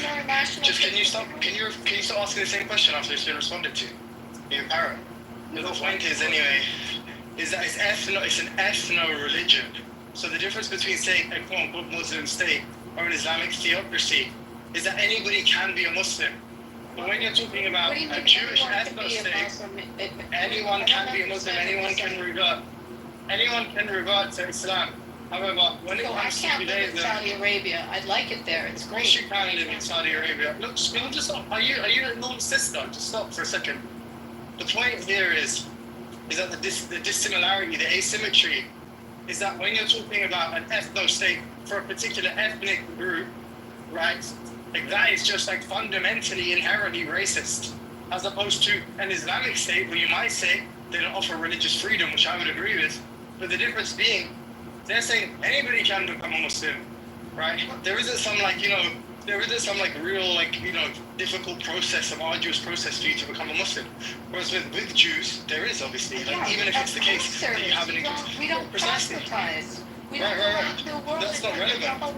Yeah, if you endorse an ethno state, you're a Nazi. No, we're not Nazis. You were a Nazi. I'm saying you. And it's a Jewish state. And yeah, I denounce all ethno states, and I did just like I would Nazi Germany. 757. I would be happy to do so.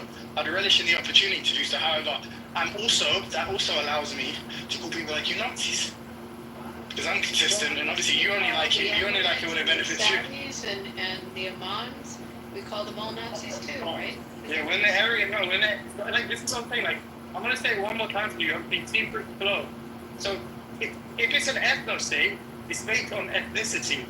It's not like just a religious state. It's not like this is a religious, theocratic state where if you're not a Muslim, you have to pay the jizya or something, right? Because obviously anybody can, all ethnicities can participate and can comprise this theocratic state. Whereas what you're saying is you have to be a Jew. No, I'm not allowed to not live. Just religious. I can't live in those places.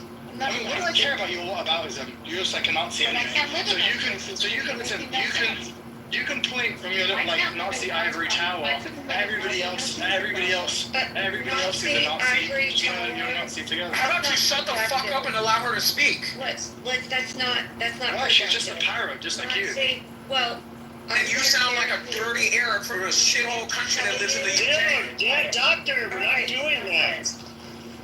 Yeah, but he's calling her a parrot. Nobody's saying anything. I know. Well, he's not using ethnic slurs like sometimes trying to. How about nose slurs? You just call Abby a Nazi. Yeah, that's not. Yes, he That's did not it. gonna That's happen. a By the way, Pepe, Yes. Pepe, I appreciate your moderation, and I take back a lot of what I said about you. I apologize.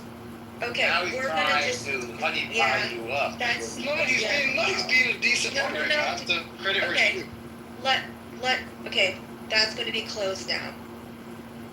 Please. May I go now? Let the record, thank you, let the record show that Shibuki, who's calling himself General these days, he's gotten canceled so many times, did not name one single law. He said discriminatory housing. I said read the law. He didn't. Then he said that Jews who are not in Israel are allowed to go to Israel. Well, that doesn't affect people who are in Israel. That's not a law that discriminates between Jews and non-Jews in Israel. Israel is in fact the most diverse country in the region, with the Yazidis and the Baha'i, all the people that were kicked out of all the Arab countries, South Sudanese, Christians, Muslims, Samaritans, all of them in it. Yes, they're all in Israel. And there's not one single law, there's not one single law that you didn't read a single law, not one. There's no housing law, you just lied about that one. Then you said that Jews, yes, Israel was formed, it's not an ethno-state. It is a state that is formed for a refuge from Jews all over the world. We consider ourselves a family, a nation, a people with a text that is the Torah, with a set of laws coming from the Torah, with a language which is Hebrew, and with a land which is the state of Israel. We're a family, a people, and a nation. Self-defined. And we don't deny that same thing to the Arabs around us. The only requirement we make is that they not attack us. It's the only thing we ask. And we have a peace deal that lasted for a long time with Egypt. We traded them land for peace. Same thing with Jordan. We traded them, we just made a peace deal with them, with UAE, with Bahrain, with Morocco. We have a peace, by the way, with Saudi, but it's not public. We all work together to fight our common enemies, Islamic jihadism, and the Iranian genocidal terror regime. There's no apartheid, there's no difference in the laws for anybody in Israel, according to our Declaration of Independence. He didn't name any laws. He said there were 65. People always mention that number. They never even look at one single law. I urge you to read us the law. By the way, what is it? They said that self-determination is a Jew. Yeah, so what does that mean that non-Jews can't do?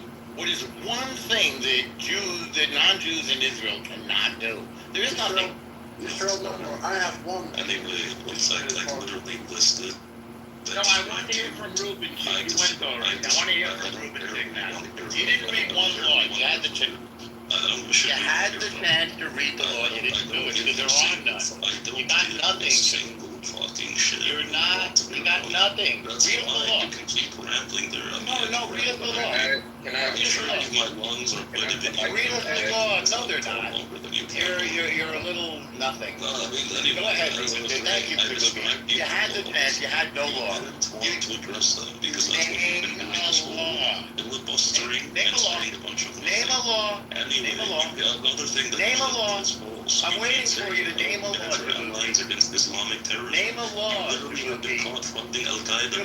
Name a law. Al Qaeda. You're running. Okay, KK, why don't you send him on the call to somebody else? He's not gonna say it. You've been defeated again, Shibuki. Okay, That's another thing. if you guys aren't going to play nicely, and if you're not going to give a law or name a law, I gave the laws. I gave you 2 laws. I gave you 2 laws. And my friend posted the link in the chat. Read us the law. I'll wait. There is right now. a link in the chat from. Read it right now. No. Well, shut the fuck up. Seriously. Read it. You're not my master. Okay, well, that's because you got nothing. Fair enough. Okay. Let the record show I have nothing to say. I described. All right, KK, let's move on. I described to you Thank you. 3 laws. Thank you. Thank you. I described 3. Thank you. I don't want. I can't right now. The filibustering is There's only one person filibustering, and that's not law. Thank you. You're over and over. Like, come on, it's not even fun. Oliver, shut up! Having their period, and it's just really bothersome. Like really. I find Shabbos boys very Thank you, Shibuki. Okay. All right. Thank you. Shut the fuck up. How's that? Aziz, I'm still looking for your council link. Oliver, put your hijab in your mouth and be quiet. Dude, doctor, I'm getting sick of your shit, dude. Like, this isn't, you're like just being disrespectful. I told you not to do it. Because she's being interested, by the way. She's being very biased. She keeps saying I'm Filipino. I know. You're a victim now. I'm gonna meet you at Twitter. Well, to be honest with you, I purposely today up, and it's just because I'm technically, like, I'm a Zionist and all that, but I'm not. I know there's people with way stronger opinions on both sides, and I don't even know what KK's.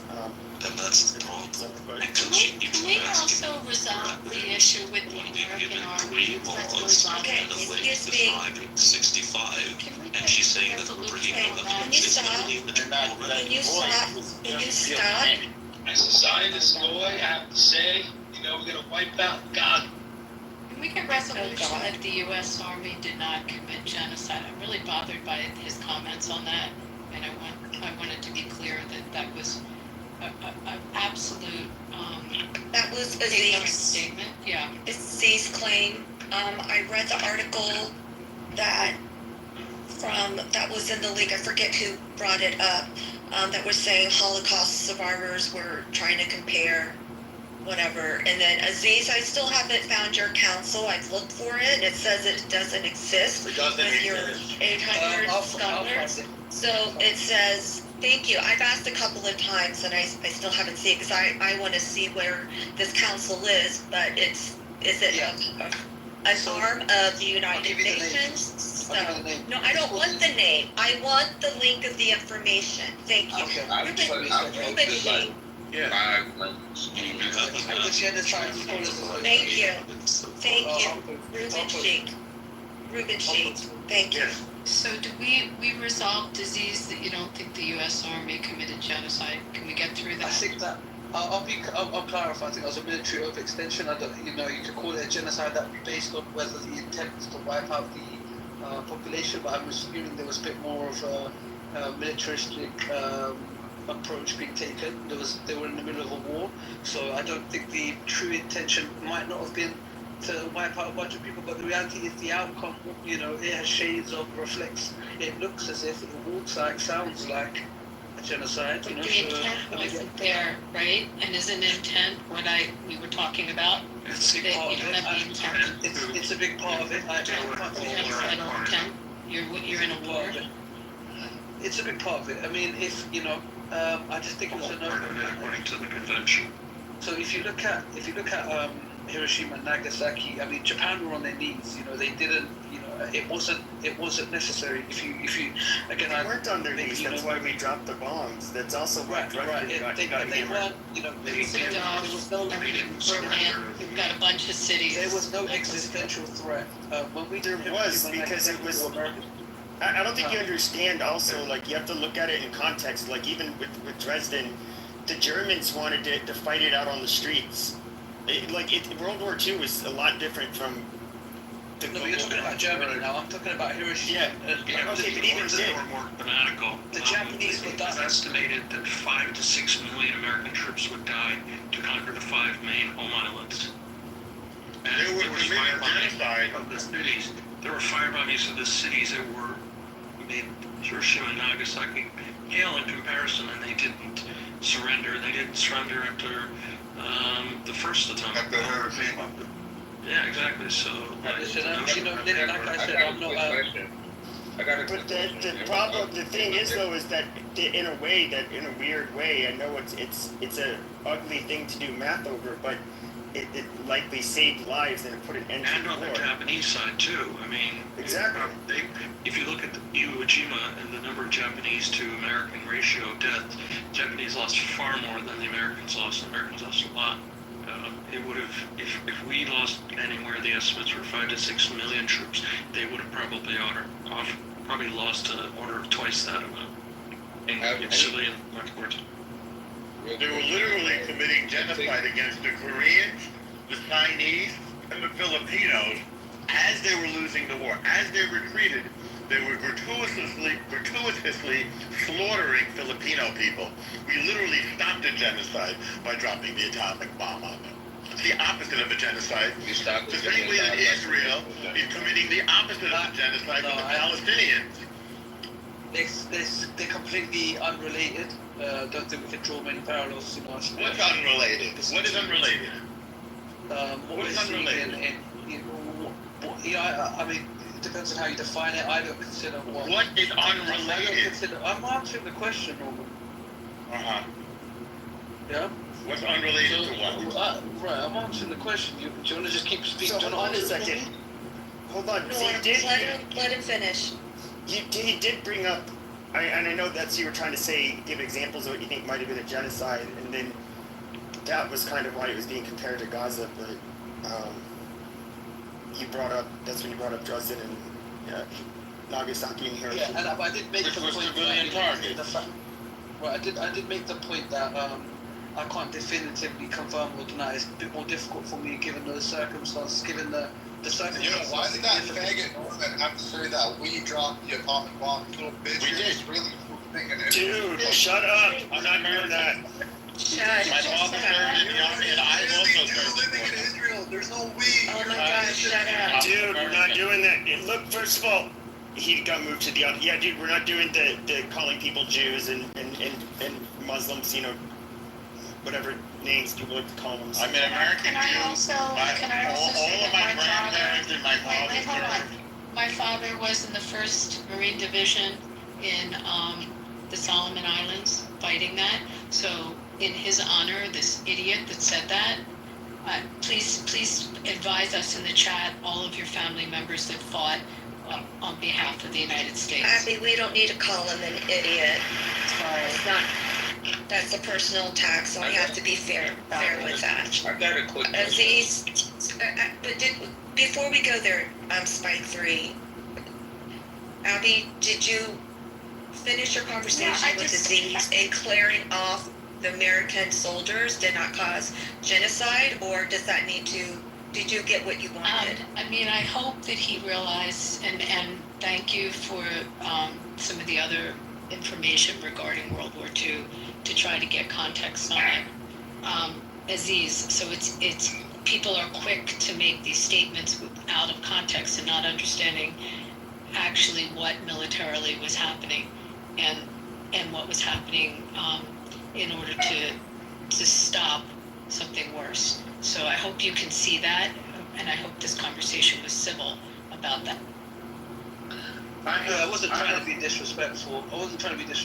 I do think the context between the two are slightly different as well. You know, there's significantly more existential threat during World War II than there was, and that's why I'm so passionate about what we're seeing in Gaza and Palestine, because I just don't think that Hamas can wipe out Israel. I just do not think that's a possibility. I know October 7th was terrible. I can even condemn it. You know, I'm happy to do so, but I just don't think that Hamas can wipe Israel off the face of the earth. Post October 7th, the death toll of Israelis is but that's not so the low. Definition of genocide, whether they can or not. I'm not talking about genocide right now. Aziz, I'll agree with you. I don't think Hamas would have ever been able to, quote unquote, wipe out Israel. But I mean, what happened on October 7th was like so egregious that there is no country that I can think of in the world that would not have like a military response to go after the group responsible. I mean, I think you would agree with that. I agree. I've even said, you know, I to not expect a military response would be naive of me. Obviously, every country in the world would have, but then there comes a moment where you say, is there another way? And obviously, other ways haven't worked. You know, maybe diplomacy hasn't worked, or maybe a military approach hasn't worked. But I just think that, you know, you're significantly more capable than Hamas, and so the onus is on you. Given the fact that they are a proscribed terrorist organization, we cannot. And we should refuse to conduct ourselves at least the same, if not worse, in many people's eyes. I just think that's not good enough. And you know, that's my opinion. And you can have yours. Well, they deliberately attacked civilians, and we did the opposite. We deliberately preserved civilian life. We're going to give Rubashika an opportunity to speak now. Thank you. I think he wanted to respond to Aziz. Go ahead, Rubashik. Thank you very much. By the way, I wish I had a more masculine name than chick in my surname. But anyway, I just wanted to say, I could tell you something which is discriminatory in Israel. I would say the law that Palestinians or Muslim Arabs in Israel do not need to serve in the IDF. Jewish Israelis must do. And I'm thinking about one thing in America. Not the Orthodox people. I'm thinking about another thing in America, employment discrimination, where people with national origins would never ever be allowed to serve in some positions. United States the president, for example. Reuben Sheik, will you concede that when Jewish Israelis and Druze serve in the Israeli army, they're also protected, or the Israeli Arabs who live in Israel? Of course. Of course. So Israelis are risking their lives to protect Israeli Arabs. That's a fact. And many Palestinian Arab Israelis are protecting the state of Israel from terrorists. 100%, as well as the Druze Just because they're Palestinian in Israel, don't sit here and try to act like the Israelis that are fighting against the Palestinians are doing it on behalf of Palestinian Israel. You said Every Israeli. No, they're doing it to further their own agenda. It just What is their agenda? What is their agenda? You don't even know anything about Hamas, but you have greater this Israel. For greater What is Israel. greater? What is Obviously, what is that? I get it, but I want you to tell me. I don't want anybody to help me. What is the greater in Israel? To where? To expand their territory. Like what? To where? What is it? From there to goddamn Iran, Syria, all that, Lebanon, all that, like all the places they've been bombing. Like, what are you talking about? They want to go to Iran. Bro, I sent you links, Pepe. I don't know if you did the due diligence to go look at the links, but it's like you keep taking this, you keep being combative towards me whenever I say something. I've sent you some links, though. How about you go look at the links? The same shit you called me stupid for, I sent you the link to prove you wrong. I deserve an apology for. But What did the bring? I'm sorry, I'm driving right. What was? I mean, you could go. I did it on my own time. I went and found the links on my own time. You could read them on your own time. I don't care to discuss it on here, but I sent the links like I was supposed to. What did he call you stupid about, and what did you refute? Well, I don't know, work on your listening skills. Other than that, when you guys talk about I asked you a question. You made a claim. No, I'm talking about. I don't care. You don't run the room. You don't run the room, Normal. Let him finish. Just let him finish. The reason why he got called stupid is because he has a Martha Stewart living towel on his head. Okay, Adam. Oh yeah, Martha Stewart. Spike Yeah, threes, how please, funny. please go. Spike threes. You're hilarious. Go ahead. Okay, people bring up diplomacy. Benjamin Netanyahu has repeatedly, throughout this whole ordeal, turned down ceasefires with hostage exchanges. Why are you guys ignoring that Bibi Netanyahu had no intentions of actually squashing the shit through diplomacy? Like, When did Hamas offer to release all the hostages? Please do your due diligence. It was over 8 different times when they offered. Yeah, they never did. Bibi Netanyahu fucking turned it down every single time because he was so headstrong on driving the world into World War III. Like, I don't understand how you guys are like, are you pro-war or are you against war? Like, don't sit here and talk numbers, talk racial, ethnic backgrounds. Like, you're either for it or against it. There's plenty of ways they could have went in and dealt with Hamas. Not by killing civilians. That is the bottom line. That is the bottom line. Okay, cool. So I want you to tell me, because no military has been able to do it. How do you go into a densely populated area and only kill bad guys? This country is the same country that killed Gaddafi in Libya. Did America bomb the whole Libya, or did they send in a recon team to assassinate that man? Recon was killed by his own citizens. Recon and was one guy. Yeah, because they bought out the surrounding country to turn on him. Like, come on, do your research.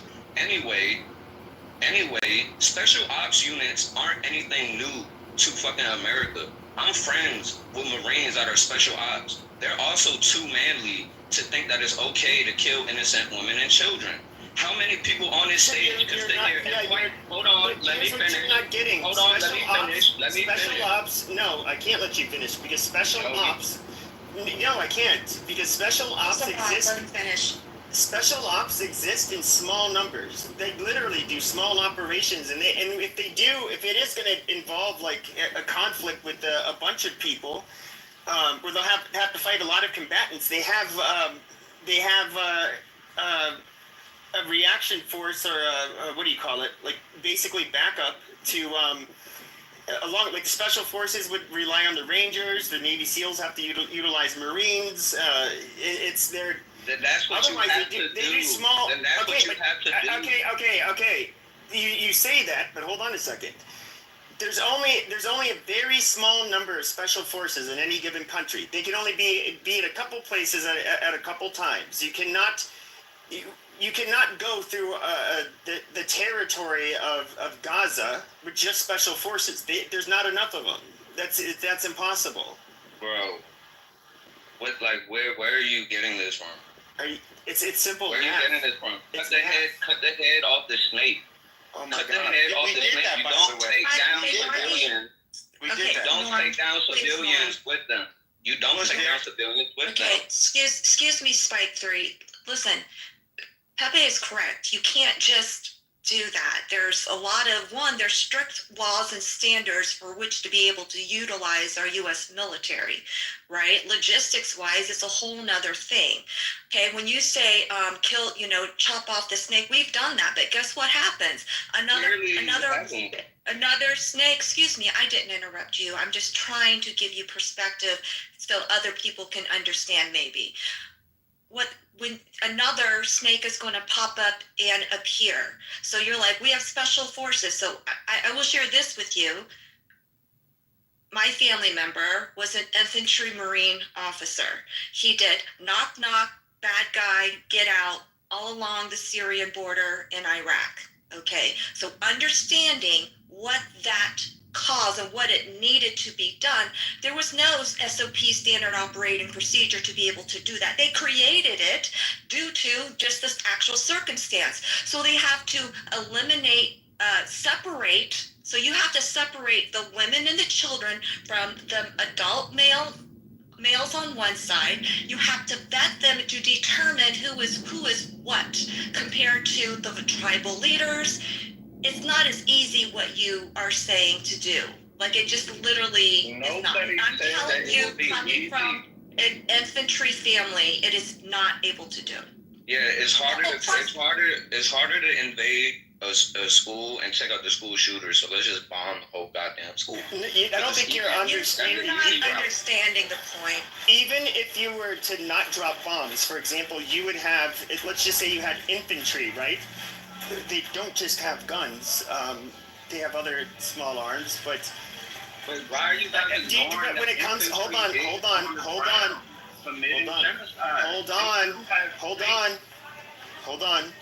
I don't think you realize that just in firefights, okay, innocent people get killed. They get struck by gunfire. There's friendly fire accidents that even happen. It's not. You're asking for like a surgically precise, clean way to wage war without any civilian casualties, that's never existed. I think that's the part you're not understanding. When was there ever a war, especially an urban war, in which non-combatants did not die? Civilian city. You don't flatten the whole entire goddamn city. All right. Why not? Excuse me. Why not? Excuse me, both of you. The reason why they have to flatten the city is you have to remove the compound and the ability, the operations for the terrorists to be able to operate in that area. Because if not, they'll just come back. They'll just literally come back. That's the reason why they had a whole operation called Operation Iron Curtain along the Syrian border to cut that and infiltrate that up. Prior to doing that, they cleared out 8 to 9 cities along the way in the capacities that I did. What do? They send in special intel. They get the intel, understand potentially where are the bad guys. They talk to the leaders. They have an idea, all right? Then before they go in, they have to do a sweep. There is in the military infantry, there's a direct line of how they have to operate things. Now, after they cleared all the men and women, and separated the women and kids in one, and separated the men, the ones, because they tell them, they notify them, they drop leaflets, they say, we are going to come here, please come out, please come out, and that's what they do. And they killed the them bad guys anyway. say, and excuse me, fuck you, they did. Okay, so what they did then is they have to go in and find those bad guys. They have to find the terrorists and they have to shoot them because they have ill intent. Also knowing these terrorists are using the women and children as shields in front of our U.S. service members. That puts them in a whole nother predicament.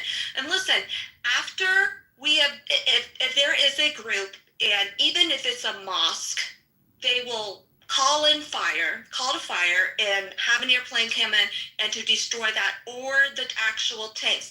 That is the reason why. So they can't go back literally for that. That is literally the reason why they do that. So maybe it's not, to your liking, but guess what? War is not to anyone's liking. There's always casualties of war. There's always innocent lives that are killed. There are always buildings that are bombed up, and it's not going to be to anyone's exact liking. But that's the reason why they flattened the cities out, because they've already separated the sun. Now listen, and the IDF actually did this because they had MARSOC with IDF, not with them inside doing raids, but they coached them on how to do the knock and cordon.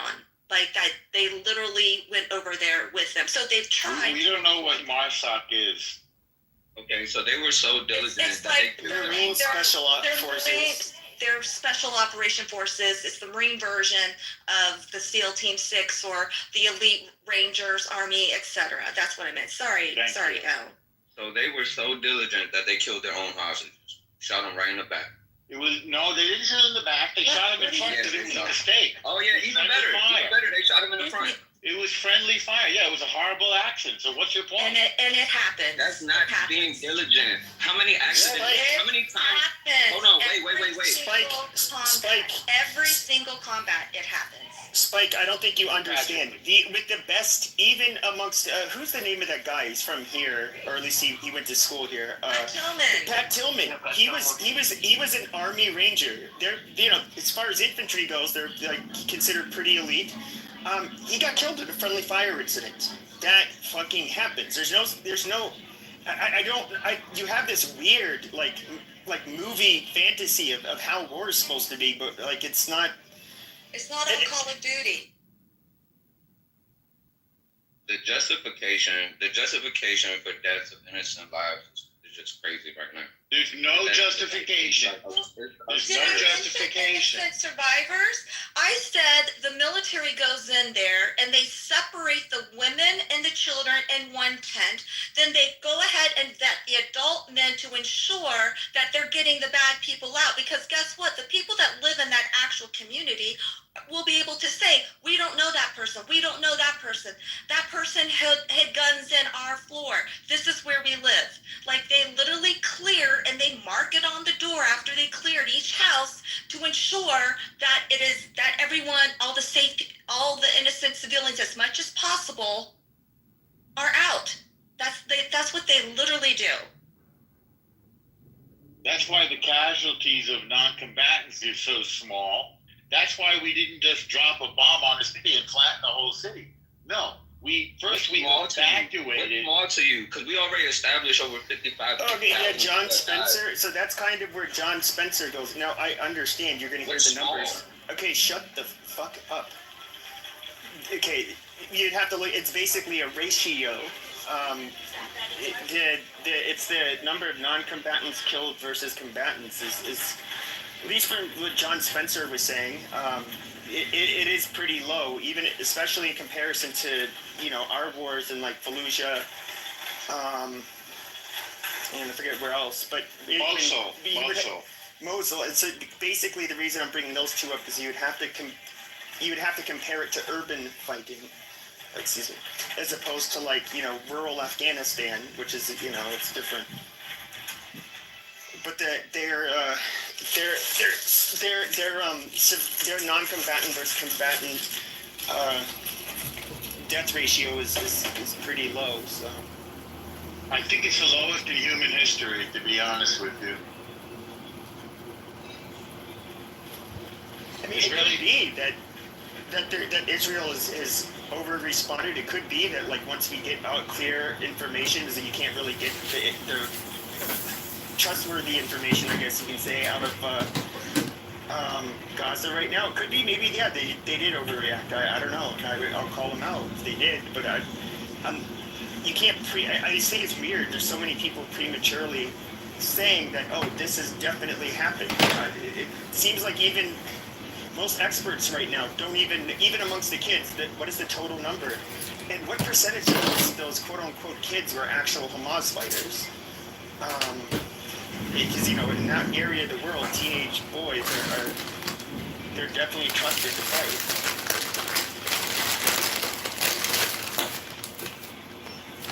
You have missiles launching or a hospital. If you have Mohammed Sinwar hiding under the European hospital, which he was, what are we supposed to do exactly? And the tunnels are booby-trapped, and there's hostages in the tunnel. They put us they deliberately put us in an impossible position. They take our people, and then they dare us to come and get them. So we're coming and getting them. Tunnels that had the calendar in it that said Monday, Tuesday, Wednesday? No, not that tunnel. Not at all. The tunnel what other tunnel? No, I'm sorry. I'm telling you. Just listen. I'm telling you. I tried to talk the footage of the 40 beheaded ladies too, right? Listen, dude. We have the footage of Mohammed Sinwar hiding in a tunnel underneath the European hospital. We filmed the whole thing. By the way, we filmed all of this stuff. So if there's ever anybody that wants to be called to account, we're going to show them the video. That hospital you're mentioning is Al-Shifa Hospital. Do you know that we went back a couple of weeks later and we fought a 2-week pitched battle in the maternity ward and the emergency room? The Hamas fighters were in the maternity room and in the emergency room. And what the hell are combatants doing in the maternity ward? That's a war crime. Does that mean that we're not going to go fight them? Israel has literally killed so many children. Did you hear what I just said? Those fathers are going to fight.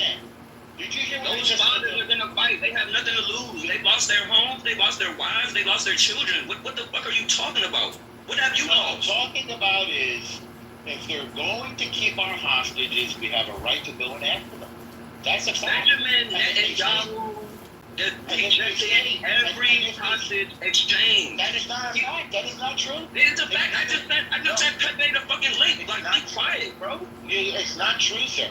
Be quiet. I'm sending the link, and it's coming from the Times of Israel. Let me tell you something. My links are all Israeli sources. Sir, you're false. You are false. Yeah, exactly. Israel are liars. This is what Hamas one at a time, please. They want like 1,000 of convicted prisoners from Israeli jails of terrorists, and it's not for each one of our hostages. I'm not convicted. They haven't even been put to a lot of them are convicted. Yes, they have. They haven't even been put to trial. Convicted under the Military Code of Justice, 100%. That doesn't require a trial. They are convicted under the Military Code of Justice. I don't know why you're bringing up irrelevant shit. We're not going to give 1,000 people for each one of our hostages, our grandmothers that they took in their pajamas out of their farmhouse in the middle of the night. And after raping and slaughtering her daughter in front of her.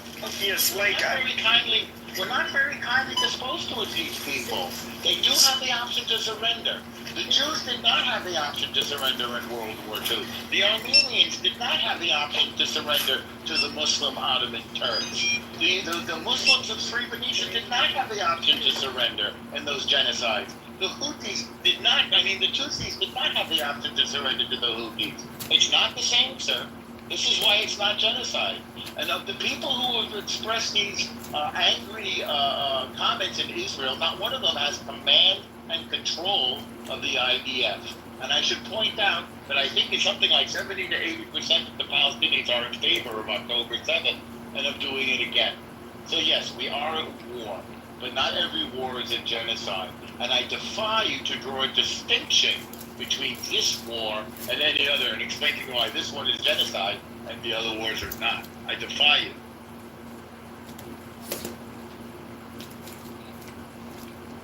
Who gave me the 100%? I appreciate it, whoever you were. I think it was Miss Elizabeth down there. Oh, thank you, Miss Elizabeth. I met Miss Elizabeth in the real world. Thank you, Miss Elizabeth. Spike, do you have any response to anything I just said to you? Yeah, I'm responding with links. That's how I respond. Well, why don't you use words? Because this is an audio app. No. Because I use words, then you ask for proof. So I just jump straight to the conclusion of the proof. That's right. Start with the words, and then I'll read the proof. What's the word? No, you don't know. I'm not going off of your sources. I'm sending people my sources. Which happened to be coming from Haaretz, Times of Israel. Even fucking Israeli reporters are reporting on this shit. What is your response to my words, if any? Or you have? I don't care that your bias. Okay. Honestly, this whole time. Hold on. No. Don't ask me for a response. This whole time, you've shown absolutely no humanity. You guys justify the dumb shit, bro. You justify the dumb shit. Over 250 billion American dollars have been given to Israel, but we somehow don't have a budget for special ops. I think we spent $1 trillion. We don't have a budget for special ops after 250 billion has been spent. We spent $1 trillion in Afghanistan, another $1 trillion in Iraq. Are you saying that we don't have money for our special forces? When I brought up special forces, this is the argument. We don't have enough soldiers. We don't have enough. So what if we don't have enough soldiers? But we do have a lot of military spending. Bro, we got drones and all kinds of shit, bro. We don't have to kill civilians, bro. You don't understand. What? Even in America, when you had a Texas sniper. You had a sniper in Texas that was shooting police. You know how they went in and killed them and minimized casualties? They sent in those little fucking robots that could go up. That was one guy. It doesn't fucking matter. Then you do it on a mad scale. Then you take that logic. No. This is where I just think you just simply don't understand. So they literally had probably half of the fucking Dallas Police Department out there that night. They had dozens and dozens of fucking men, if not hundreds. Basically cordoning the area off, and then they have to send in an expensive fucking machine to blow them up. How many men do you? How do you do that at a large scale? Bro, it's not my problem. I'm not over here stealing people's houses and land, bro, and claiming it as my own. Okay, that's the West Bank. That's not what we're talking about. That's the problem first. That problem right there of figuring it out is upon those that are wishing to go to war. If it was up to me, there would be no war over the dumb shit. Hamas started the fucking war. You did? No, they didn't. This war has been going on since the fucking 40s. Are you kidding me? Excuse me. Please don't yell. So you are advocating for U.S. military forces to go into Israeli military forces. U.S. ain't got shit. They don't have a dog in this fight. I don't even know why we got involved. That's the difference. You're talking about Israeli. I'm talking about U.S. It's not a war between U.S. and Palestine. It's Israel and Palestine. It's not Palestine. It's Hamas. Our special forces have been. No, you fucking been killing the whole Gaza. No, we're not. Now we just we found other houses. Okay, Spike, I'm getting really sick of your shit. Like, I don't think you understand. Can you tell me, first of all, I didn't know this. There's a guy I talk to pretty frequently, but he was Marine infantry. But, you know, for example, going into homes, it got to a point to where they suspected combatants were in the home. They weren't going to go through the front door. They were going to try to put a hole through the wall. Exactly. Because they were not going to risk getting shot going through the doorway. Yeah, like how they put over 300 bullets on a car with a little girl hiding in it, trying to that happens. The police do that in America. And these are that people doesn't that justify it, though. And that's a problem. That's a whole nother problem. We say that we have said and admitted that there I can't tell it's a tragedy from the tone. Excuse me. You don't need to yell. Okay, it's terrible that any innocent civilians, as much as possible, that should be avoided, right? You're saying conclusively that that's not the case. And that's wild to me. If you want us to be so certain. I'm trying to be respectful for you, so I'm just going to be quiet for right now because I'm getting heated. I mean, I've rather articles that you guys still have not read. At what point do you read any article and you say, you know what? What article? My opinion was kind of like fucked up. What article? I didn't know BB was this fucking inhumane of a guy. Show me an article. No, reporter. Ain't you a journalist? Yes. Ain't you a journalist? Ain't you this Nobel Prize winning journalist? He never said he was a Nobel Prize. They don't give Nobel Prizes But he doesn't know which article you're talking about. You can't assume. Bro, it's all readily available. I'm a journalist. I'm not a mind reader. Available, then I'll post it up at the top of the room on the Jumbotron. How's that for everyone? I mean, I've already sent you like three articles that I doubt that you read it. Like, nobody's tone. I have not been able to because I've been trying to control the stage while Pepe's been driving. I'll say this, I did just check my DMs, and I see that you sent me something about Israel apartheid. It's the only thing I got for you. I'll be able to read it in a couple of minutes. No, I also sent you with a 13 Holocaust survivors. There's not that many left surviving. 13 of them already have compared what the IDF is doing in Gaza, has compared them to fucking Nazi Germany. 13 out of 6 million. Okay, well, you're on out your of way. 6 million survivors? No, out of 6 million dead. So, Pepe, send me the article that Where's you this sent number? Send me the number. I'll have a look. I'm gonna post the articles. I'll post the articles in the chat. All right, well, send it to me back channel. I'll read it. Oh, because no one. Oh no, I would rather. I mean, I want the whole. I want the whole. I put first one in the chat, and I'll put the second one. Somebody's fucking stoplight. And the second one, I just want to say, one of them you did use Amnesty International, which I remember my freshman year of college, when criminal justice class, they said that was going to be kind of a biased source. So.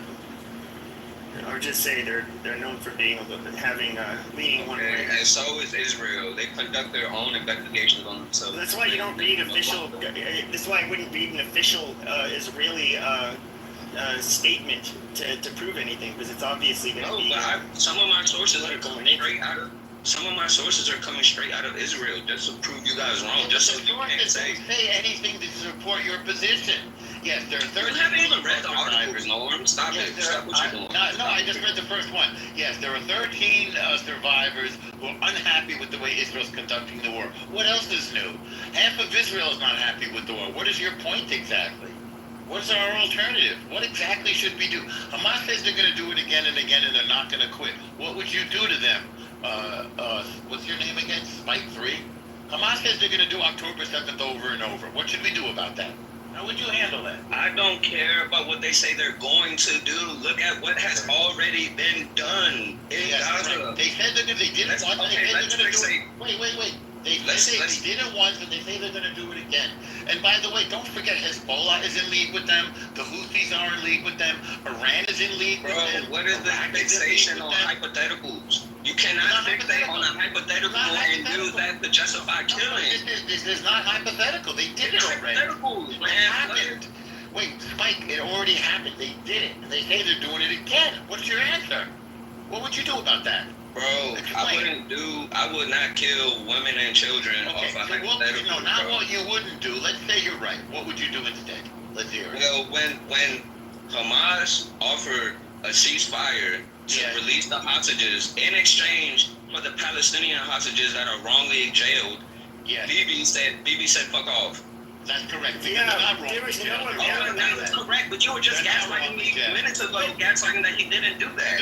Okay, but hold on a second. The problem is that, first of all, like, during our war on terror, it was, like, largely known we don't negotiate with terrorists. There is a reason why you do that.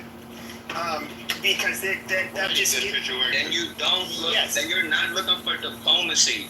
That you're not looking for diplomacy. Okay. That's not diplomacy. Okay, I don't think you understand. That's akin to saying, somebody wants to rape you, and you said, hey, well, instead of raping me in my vagina, how about I bend over and you rape me in my butthole instead? Don't do that. That's too explicit. So why is the no, but I mean, it's really that stupid. Like, you don't,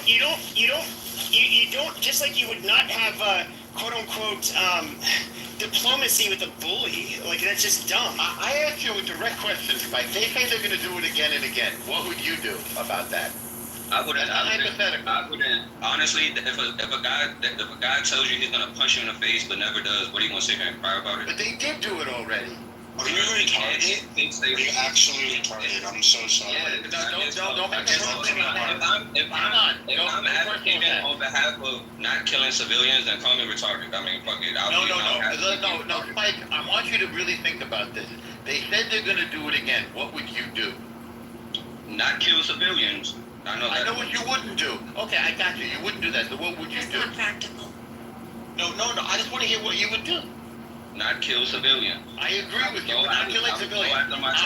I'm with you now. You and I are. I would not sign missiles. Okay. I would not be signing missiles. I got what you would. I would not be drawing hearts. How would you stop them? How would you stop them? How would you stop them? Honestly, there's no fucking telling, because with all the information that's come out of Israel, everything has been debunked. You guys haven't revealed not one tunnel. Okay. The tunnels that you guys revealed that allegedly have a link. We have hours of tunnels. I can put it in the chat. Israel does. That's crazy. Israel does.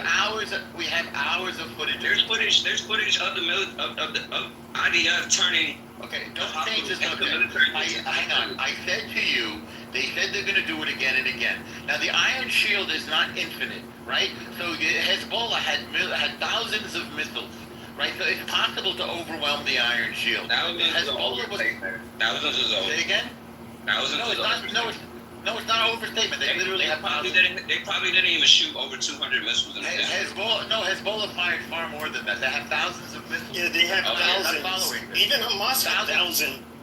Hamas is destroying tanks and fucking Adidas flip-flops with makeshift bombs. That's correct, they are.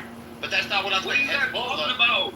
I'm telling you, you're not listening to what I'm saying. You know what Hezbollah is and where they are? They're in Lebanon. Southern Lebanon. Lebanon that also has absolutely nothing to do with Palestine. You can't even... Oh my God, Hezbollah does. Hezbollah fired thousands of rockets, missiles into Israel. Did you not know that? So Hamas is the problem, Hezbollah is the problem. Even Iran had nuclear weapons that still weren't found. Wait, one at a time, Spike. I just told you that Hezbollah had thousands of missiles. What are we supposed to do about that? Bro, that is Benjamin Netanyahu's responsibility on behalf of his own people. Okay, to make the smartest decisions he can make. If he could have ended this war if he could have ended this war 2 years ago by negotiating, I don't even give a fuck if he negotiated. What is he to negotiate? Hold up. What is he to negotiate? What deal are you offering? For the hostages, you gotta give so much fucks about hostages, don't you? Yes, that's right. Or are you in agreement with the Hannibal directive? They never offered all of the hostages back, by the way, just some of them. You know, so they what? still You have keep them. negotiating and you get your fucking people back. Look. This is the thing. This is the thing. Let me tell you. Why should we release criminals? Let me put it in a way you might understand, right? Let me put it in a way. Sure. Well, no I Okay, this is getting retarded. Okay, No, since I wanna get October this 7th. thought. We're getting- No, I know, but I want to tell him no. Stop, Norm. Okay, they have in the negotiations. They have never offered to give all of the hostages back. However, they've had egregious demands for releasing tons of fucking terrorists from Israeli detention. Bro, terrorists. You had one group of people take some hostages, and now the whole fucking Gaza, which Benjamin Netanyahu has already referred to as an open air prison. The people, no. Okay, all right, open air prison. Now, no, what I'm referring to is the people that are in detention in Israel from terrorist activity that took place before October 7th. There's thousands of them, and so they wanted them released in exchange for the hostages. BB never used the term open-air prison. It's far from it. There are luxury buildings, luxury beach clubs, BMW dealerships. Yeah, and fences wrapped around cameras monitoring the people. Correct. To keep them out of like our southern border. Yeah, they can't even take a metro. They can't even hop on a metro bus up there. Why can't they take a metro?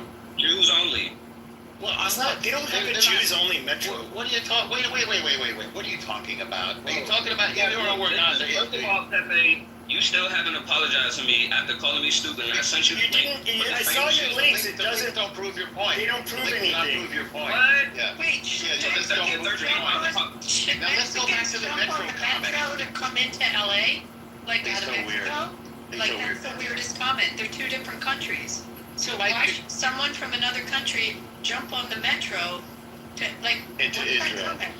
Well, that's why he said something about walls and cameras. I do agree they have a pretty militarized border, but if you look at like the Mexican border, we have cameras and fences Of course as there's well. cameras on our border. That's the Bro, border that's with not a Israel. country. That's a city. You're comparing Mexico. No, Gaza's You're not a comparing city. country borders to city borders. What's a city? Mike, again, What's a city, Spike? He doesn't Gaza know. is the city. Gaza's not a city. It has a few Gaza is a cities. city. It's a territory Mike, with a few Mike, cities. you never looked into it. There are a bunch of cities in Gaza, Mike. You really don't know, do you? There's a bunch of cities. Okay, let's get caught up in the syntax. Cities, No, you just said it was a city. It's not a city. You're just wrong on the fact. It's not It's not a country. It damn sure isn't a country. It's definitely not a country. You're right. Israel. It's not Israel. So why They don't should Okay, so come why into the fuck Israel. is Israel monitoring them when it has nothing to do with Israel? they're monitoring their border? Why should we monitor our Because border? they're terrorists. Yeah, please. Because they're violent. Thank you. Because they're violent, Mike. They're monitoring the borders, so they have outposts and they have surveillance, electronic surveillance on their border. We have customs and border patrol that do the same thing, and they have guns and they have handcuffs and all of that stuff. So I don't quite get why you're making a big deal out of this. By the way, Hold on, Norm. Let Abby speak. By the way, some countries, like if you go to China, China has special administrative regions, which is Hong Kong and Macau, which is actually controlled by the Chinese government. Well, I And you just gotta came go back through from a- Shanghai. May I finish? China's I'm beautiful. talking. Not May I nothing like finish? Israel. You have to have border crossings to go from a part of China One that's province. special administrative. One province to the next. You're absolutely Exactly. right. So My what daughter are you is talking about? Israel You is have to have your beautiful, by the passport. way, Spike. I was just there. Israel's gorgeous, and it's not a police state like China. It's funny you say Palestine like that. I don't. I'm talking about Israel. I couldn't find Palestine. I was looking for it. It wasn't there. I prefer I think it's a dream. you would It's not have a to be country. accurate if you said It's British not a mandate country. Palestine. What This can I? mandate ended in 1948 on May 14th. You don't know much about this, do you? I mean, no, he doesn't. Same here as another. Okay, hold on. Hush. I want to ask Spike something. So, is that you in your picture? Yeah, that's me. Go ahead, screenshot. Okay. I'm not. No, I don't. I don't have to have Nothing. Can you just let him ask you a question, please, sir? Thank you. I mean, you look like you're like a mix of like Asian, maybe, and black or something. Or you, if you're comfortable, I'm not making fun of your race whatsoever. I'm just more curious about your background. I predict he's an American black guy. Yeah, mixed. Yeah. Okay, and so you're an American. So you're an American. I'm just curious, what got you so interested? I kind of am interested because it's relevant. This like conflict in the region's relevant, and it's kind of sucking in. The whole just kind of has something to say about it. So it's I want to know what's the reason I'm so passionate about it, because everybody who claims to know history know that you have many oppressed people worldwide. I stand against oppression. There's nothing that I've seen coming from this war that doesn't scream oppression. Oh, really? How about Norm. They even refer to the fucking communities in Israel as Israel settlements. You're colonizers. You're settling. Yeah, that's not colonizing. You even have a video with that one fat guy talking about, if I don't steal your house, somebody else will. No, I think a lot of us, and a lot of Israelis too, Norm, to be fair, I do think that it's decolonizing. There's some dude, stop, Norm. There's a lot of Israelis and even people like myself who I understand. There's the settlers that are kind of in the middle of nowhere and they don't really fuck with anybody. I'm not talking about but there are definitely settlers that they did take people's land and house, and they definitely like to start trouble. And, it's not normal. It's not normal. And there's Israelis that for decades that have bitched about this, and especially because the IDF, their kids, these extremists were the IDF has to show up when there's a skirmish, and it's potentially the children of one of these Israelis that's going to end up dying, in one of these skirmishes while these radical far-right Jews, don't even have to fucking serve. At least some of them don't in the IDF. Of course they serve. So all of them? Wait. The Orthodox, they don't have to serve. The settlers serve. They petition against it. They protest. The settlers serve. The Orthodox who study Torah all day are not settlers. They're in Jerusalem. The Haredim don't serve as of now, though that might change. And I'm on the fence about that because we do need people to study Torah. So Spike, do you know? I can tell you don't know the area very much. Judea and Samaria, which many people call the West Bank. Well, who do you think Israel occupied that from, if you know, and when? I'm happy to tell you. So they did occupy it. Wait, I'm asking you what you think. Who did they occupy it from and when, according to you? From the people that's been living there this whole fucking time. Just tell us who. Who? The Palestinians. Wrong. So Jordan attacked in 1967. Israel begged them not to attack because Israel wanted to have a deal with Jordan. Israel pushed them back and occupied Judea and Samaria from Jordan. Did you know that? That's what they called it, but you did not know that. But Jordan occupied it before then, Norm. Let's say again? It wasn't even Jordanian territory before 1948. Jordan occupied it before then, correct. Okay, so what happened after that, Spike? When was it ever so-called Palestinian land, if you know? Bro, this is the. Do you know what happened then? This is the point. Look, I don't single. I'm not even. The reason why the discussion is fixated on Israel because that's the current ongoing. That's fine. Conflict. Yeah, but I'm talking about Judea. I don't agree. You say somebody took somebody's house. I don't agree with colonizing. Okay, great. So who did the colonizing? Was it the Ottoman Turks? Was it Jordan? Was it England? Who did the colonizing? Who's indigenous to that land? Who's colonizing right now? Yeah, colonizing exactly. right now. Yeah, tell me who's this is where Tell me whose land it is. Okay, Norm, Wait a second. So Jordan attacks Israel. Israel pushes them back and takes the land, as is their right in a defensive war. We took the land from Jordan. Now what? Now what are we supposed to do? Who does it belong to? Who does the land belong to? Norm, I think this is a disingenuous argument. I mean, first of all, okay, sure. So even if we look at the original, like 700,000 or whatever Palestinians, I would say they're 10 times, way more indigenous to that region of the world than except for the exception of the Jews that had remained there, for centuries. Not like how indigenous you are. The Jews are indigenous and the Arabs are indigenous. Jew is not a race. Yes, I it's never an said it was. ethno Arab is not a race either. Arab is not a race. Quotas like Benjamin's real Okay, last name. we don't need a lesson on that. Okay, Arab and Jew are not race, and they're not different races. Can I ask Spike a question? Spike, Yeah. do you think Israel has a right to exist? Not the way that is going about Do you it. think no. it has the right to exist as a country? No, not the way that is going about it. No, not through So violence. the whole nation shouldn't exist. What should happen to that nation? You got Jews are known for that. Jews are known. Let me answer your question. Jews are already What known. should happen to that nation? Okay, so no, stop. Stop moving the goalposts. Stop moving the goalposts. You're Jews, Mike. Jews are known. Hold on. Let me answer. Jews are already known for hoarding a massive amount of wealth. Buy some fucking land like some regular fucking people. You don't have to kill innocent. Wait, so what happened to the 9 million? No, it was given from through the Balfour Declaration. Spike, so what happens to the 9 million people, the 7 million Jews? All right, Ludwig, don't cut. Wait, so Spike, what should happen to the 7 million Jews that are there? We should go back. Germany should fucking create housing complexes and let them come back. Go to tear down. That's what you think should happen? That's what you think should happen. But what if they're not from there? What if they're actually Every time from I answer your question, that you want to land? move And they were born there. They were born there. They were born there. What if they were born there?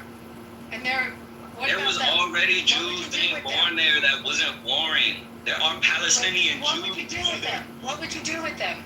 What would you do with them? With the people that Germany needs to open up its borders and take them back and give them How land would you want them to get? How would you want them to get to Germany forcefully? They're not German. No, fucking like every other country that gives reparations to its oppressed people. Like what They're not German, Spike.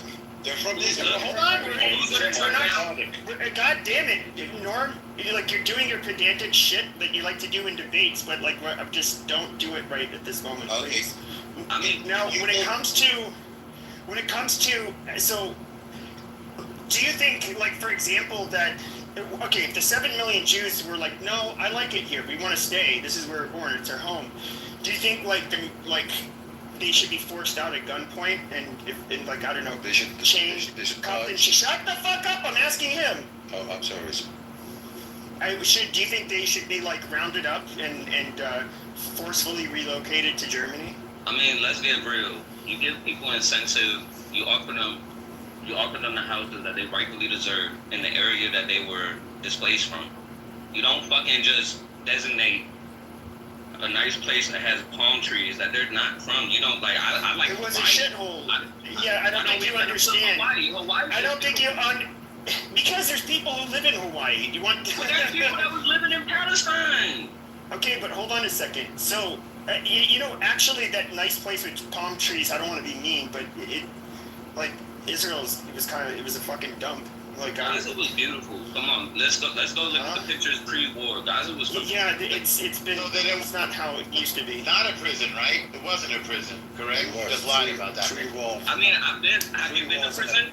Have you been to prison? Yes, I have many times. Well, that's not something to boast about. I've been to prison too, so you should know that when people get in jail. I went voluntarily as a journalist. I've been there too, Spike. I went as a lawyer. Why were you in prison? Is that where you converted to Islam, Spike? No, that derails from the point I'm making. People go to prison. Is that where you converted to Islam? Norm, you're doing too much. No, we can't. There's no such thing as having a debate because you shotgun questions and derails so much that it's like it never works. I understand why you do it. Just don't do it right now. So because I beautified my jail cell, that makes it so I'm not in prison because I somehow beautified it to make it more comfortable for me while I have to spend my time in there. Is that what you're saying? No. I'm saying that you're trying to make it sound like you're trying to make it sound like they went to this beautiful piece of land but really wasn't that pretty. Have you seen old photos of it? It's gross. They called it, if you take note, they're calling the Gaza Strip a wonderful, beautiful place. Now look at it, what Israel's done in the last 2 years. That's what they've said. They've labelled it beautiful themselves and a wonderful, amazing place. They want to build resorts on it now. Now they want to build resorts. And you're not so yelling. it's so ugly. Can I go back to my question? Spike, what do you do, and Pepe's question, how do you get the 7 million Jews that are living there? On a plane to Poland, that's easy. Okay, Walking. Okay, back in the audience. How are you going to get them? How are you going to get them? Well, Leave there. if you turn down the incentive to go back where you were displaced from, to continue on fighting a war, then that speaks more on your character and your beliefs more than anything. How are you going to do it? You're in charge. How are you going to get the 7 million? Well, you care so much. You feel so threatened, right? You feel this existential threat. We're asking you, you're in charge. No, okay, Israel. Let me reword it. Israel always plays a victim card. Feeling like. Okay, once again, you're not answering the fucking question. The question is this simple, okay? You give them incentives. Let's just say magically. Shut the fuck up. Okay, I don't think I think you underestimate how much people are attached to their home country, and their land. That's the part I don't think you understand. The home country being Germany.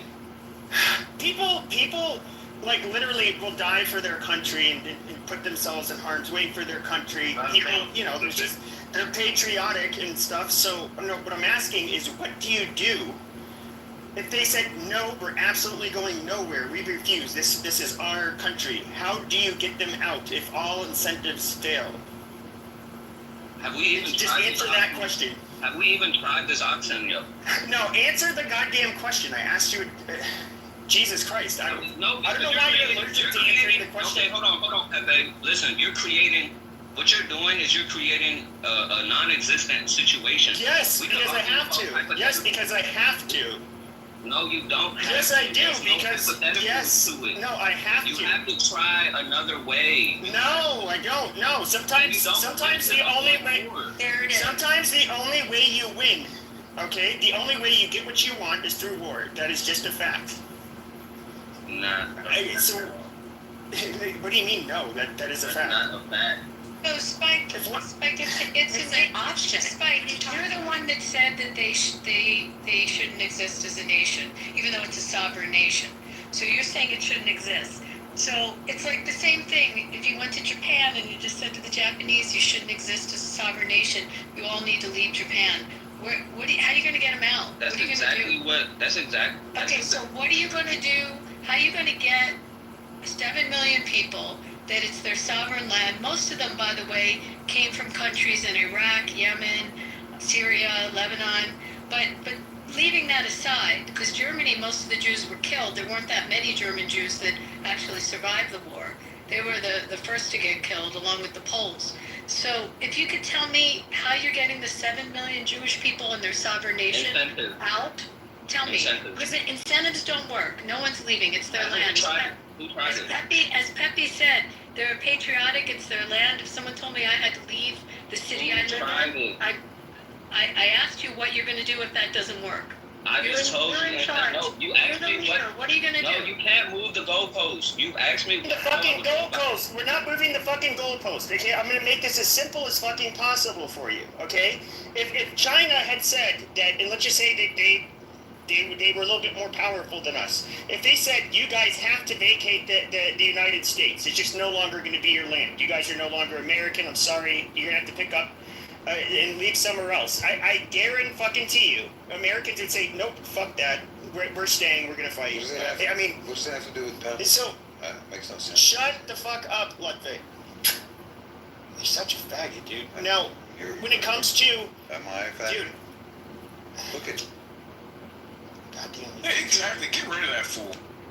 But when it comes to, okay, so Americans, for example, we would fight. I think you agree with that. We would fight. We would not leave. Now, I think that when it comes to Israel, they do the exact same thing. The people say, nope, fuck that. We're not leaving. It's our country. We have, Yeah, but Pepe, they're stealing homes and land and. I get it. But I'm asking what you would do. What would you do? What would you do if they said they're going to stay there? The only way you're going to leave. Hold on. The only way they're going to leave is, well, let's just put it like this: they'll die. They'll die trying to protect their right to stay there. If they stay there, how do you at stop that point, they are the ones that are labeled as terrorists. And what do we do to the terrorists? Shut up, Norm, shut up, because he's about to answer the fucking question. So you consider them terrorists if they say, nope, we're going to stay. In fact, we'll fight to stay. So you label them as terrorists. And we're gonna stay. We're gonna justify killing innocent people and use Hamas as the fucking excuse to kill innocent people. Even though if you were given the options, like I said before. No, imagine Hamas. Even if the war is over with Hamas, they're no longer fighting Hamas. You think that Israel should leave because they colonized the land. Now, if we try to do the just and rightful thing, like you said, okay, and they are patriotic and they said, nope, we'll die defending our right to stay here. What?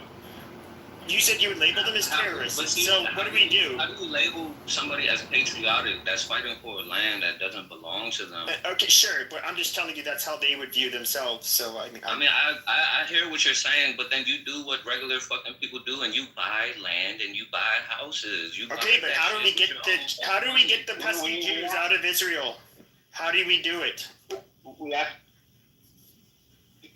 I mean, we know they have a lot of money, like you said, but they're just not willing to. They're not willing to buy land anywhere else. Then what? I mean, but that's not what we're saying, though, Pepe. We're not saying people offering Palestinians money for their homes. We're saying them being ejected out their own fucking house. I know, but how do we get the Jews out? How about we just take a non-violent approach? Why does it the fact that you guys are making violence a condition of happiness is really I'm about to move you to the audience. You know why? Because you're not having an honest, good faith conversation. You're not answering very succinct questions. We are wasting our time and energy on you. So I'm about to put your ass out into the goo because you're not having a good faith conversation. I don't even know why Pepe has to put up with your shit at this point.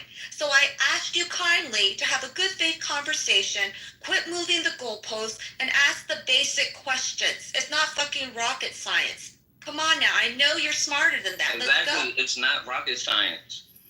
Okay, I'll just answer a direct question. Do you think that if the Jews are unwilling to go back to Poland or Germany or wherever you think they're from, then you label them as terrorists. At this point, they're going for a land grab and they're terrorists. And so does that mean that like the military from other countries or even just Muslims across the world should go in with guns and force them out? I mean, isn't that what you're doing in Gaza? I don't think that. No, they're not forcing them out. That's exactly what's happening in Gaza. Amazing. But I'm asking you, is that what you want? It's okay for it to happen to Gaza. No, it's not a It's not okay for it happening to Israelis. You see the double standard? I'm asking you a fucking question. It was yes or no at that point. I narrowed it down so much. I mean, yeah, get them out the fuck. Get them with guns if you have to. I mean, you fuck it. Get them out of there. Lock them up. No, arrest them. Get them out of there. Any means necessary? It could be handcuffs. It doesn't have to be guns. I don't know why you jump straight to guns. Handcuffs. Cuff them. How else do you do it? Cops have guns for a reason. Cuff them and extradite them. Interpol. I don't know. Interpol. That's the point. Because you think that they're occupying someone else's land. That's your reason, right? No, they are in fact stealing people's land. Okay, so I have a question, Spike. Do you think then we should all be locked up in America by the Native Americans because we took their land? Do you think they should come to Philly and just lock up all the Eagles fans in Philly because they're on what was once Native land? Excellent question. Excellent question. What do you think? Should they take all the Philadelphians? I'm sure people in Dallas would be happy with that. Well, yeah, at the time that it was happening, but the fucking we're colonizers asking now. were bad So guys. Israel's been a sovereign country for 75 years. 75 years is young as shit. That's young. So they've been living in that area. That's young for a nation. So do you They're think? probably the youngest. So do you think 75 years after America was formed that the Native Americans should then have come in and taken all the Philadelphians out by gunpoint and the people from Boston? I mean, how are they going to do that when they were already killed? No, the Native Americans. You already killed them.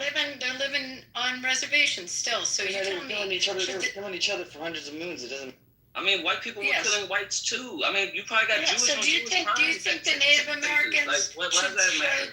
If you think it's because they took someone else's land, then you think Americans should be locked up or forcibly removed off of American land by the sovereign nations. Is that what you believe?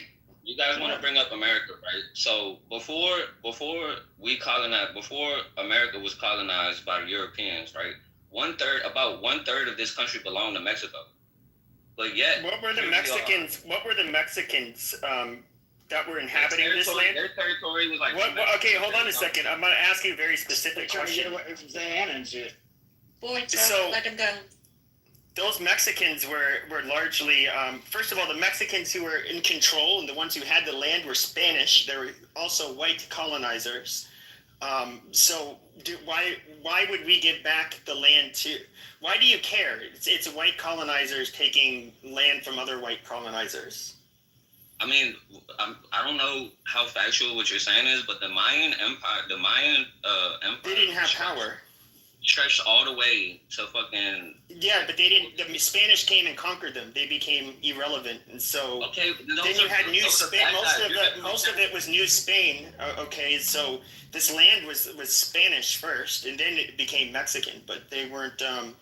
The people in power were Spaniards. It's not. Nobody really. It was French for a while too, by the way. Yeah, for a couple of years. Yeah, but you're comparing colonizers with other colonizers. That's correct. Any of it. That's the whole point. I want to see if you're consistent. It's all ugly business. Okay, we agree. Now it's ugly business, you say, colonization. Yeah. But if we're indigenous to the land, then we're decolonizing, aren't we, Spike? No, you're not decolonizing. That's why Benjamin Netanyahu had to change his Polish last name to sound more Israeli. No, that's his name that he was born with, Spike. His last name is Milkowski. No, it's not. He was born that in Tel Aviv. No, he wasn't, bro. Yes, he is. Yes, he is. Look it up. Man went to high school in Pennsylvania. Look it up. Look it up right now. He came to America. He's from Tel Aviv, and he was born Netanyahu. Look it up right now while we're on the app together. I want you to look it up. I don't think you mentioned. The majority of the Jews that first showed up in Israel, I believe, spoke Yiddish, and then they made it so that they did have a universal language would be Hebrew, and so because it was kind of a common language between all of the groups. Also Ladino. There were all kinds of languages because they were coming out of Arab lands. So they had Arabic and variations. Colloquial languages. Ladino were the ones that came from Spain and then went into some of the Arab countries as well. They brought that language with them. We spoke a variety of language. We spoke Farsi. We spoke Arabic. We spoke Ladino. We spoke Yiddish. We spoke Russian. Being a Jew is not. If you guys call it a racial. It's not called a race. It's not called a race. Spike, shocking! You don't get to tell us what we are.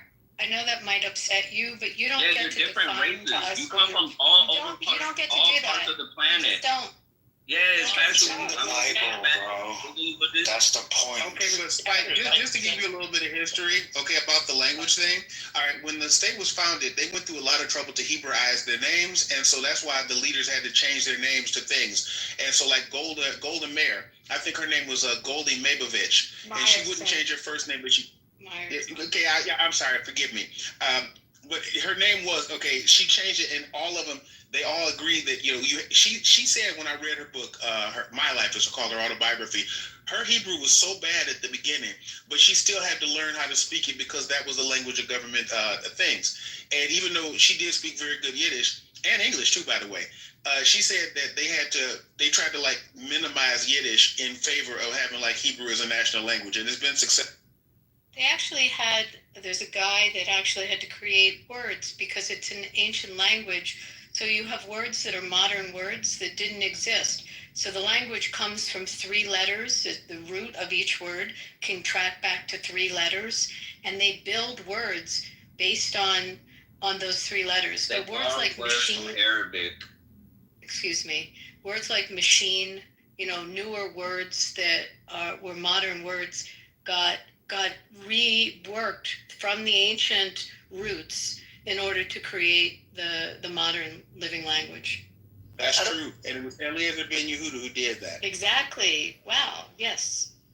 And I think, did he say, oh, Spike, you said it comes from Arabic. I don't think you realize that the people that lived on that land, eventually they spoke Arabic, but they actually spoke other languages. Yeah, but I'm speaking in regards to the revival of the Hebrew language. They had to revive it, recreate it. It hasn't been spoken in that. It was an obsolete language at the point where it was the common religion that they used to read the Torah and all of that. So it made, I guess it makes sense that they would pick that language. I don't know. About the language, let me give you a little bit more information. Okay, for Spike, about the language, what I'm telling you is, if you read like these books, I got a book sitting right next to me here called Mishnah Berurah, and that was published even before the state of Israel was founded. People have been using the Hebrew language for like liturgical purposes and to write things for like a very long time. So it was just a matter of making it actionable so that more people could use it, but it's never a time that it wasn't used. And this book that I'm looking at, the Mishnah Berurah, is talking about things like if you want to make skin off of an animal for a scroll, what's a kosher animal. It's like very technical stuff. So they had words for that all along. All right, it's just making it so that it fits in people's ears and there's more people that talk about it. But it was used the whole. What primitive lines of thought have we went on because of Spike 3's with his towel? All right, let's undo the towel. Multiple. In Spike 3, I just put some information that Netanyahu was born in Israel. Well, I do like Spike. I do like. I don't know that you're a bad guy. I think you. I can see how maybe like I could be in your shoes. Like if I already kind of maybe had a certain political leaning or was like really interested in, I guess, like promoting justice and fairness, and like I can see, I'm guessing you probably have like read and even been in circles and maybe conversing online with a lot of people that are they feel very about the plight of the Gazans, and so you have these like really strong opinions. But I do think that I think a lot of what you're saying is just not that factual, and I think you're, in a way, it just kind of comes off as, and I see this a lot, as like you kind of reiterate a lot of the talking points that Nazis and Arabs, well, they can share a lot of the same views, like a lot of their points. And there's a lot more that goes into it than I think you might understand. Like, this isn't like new.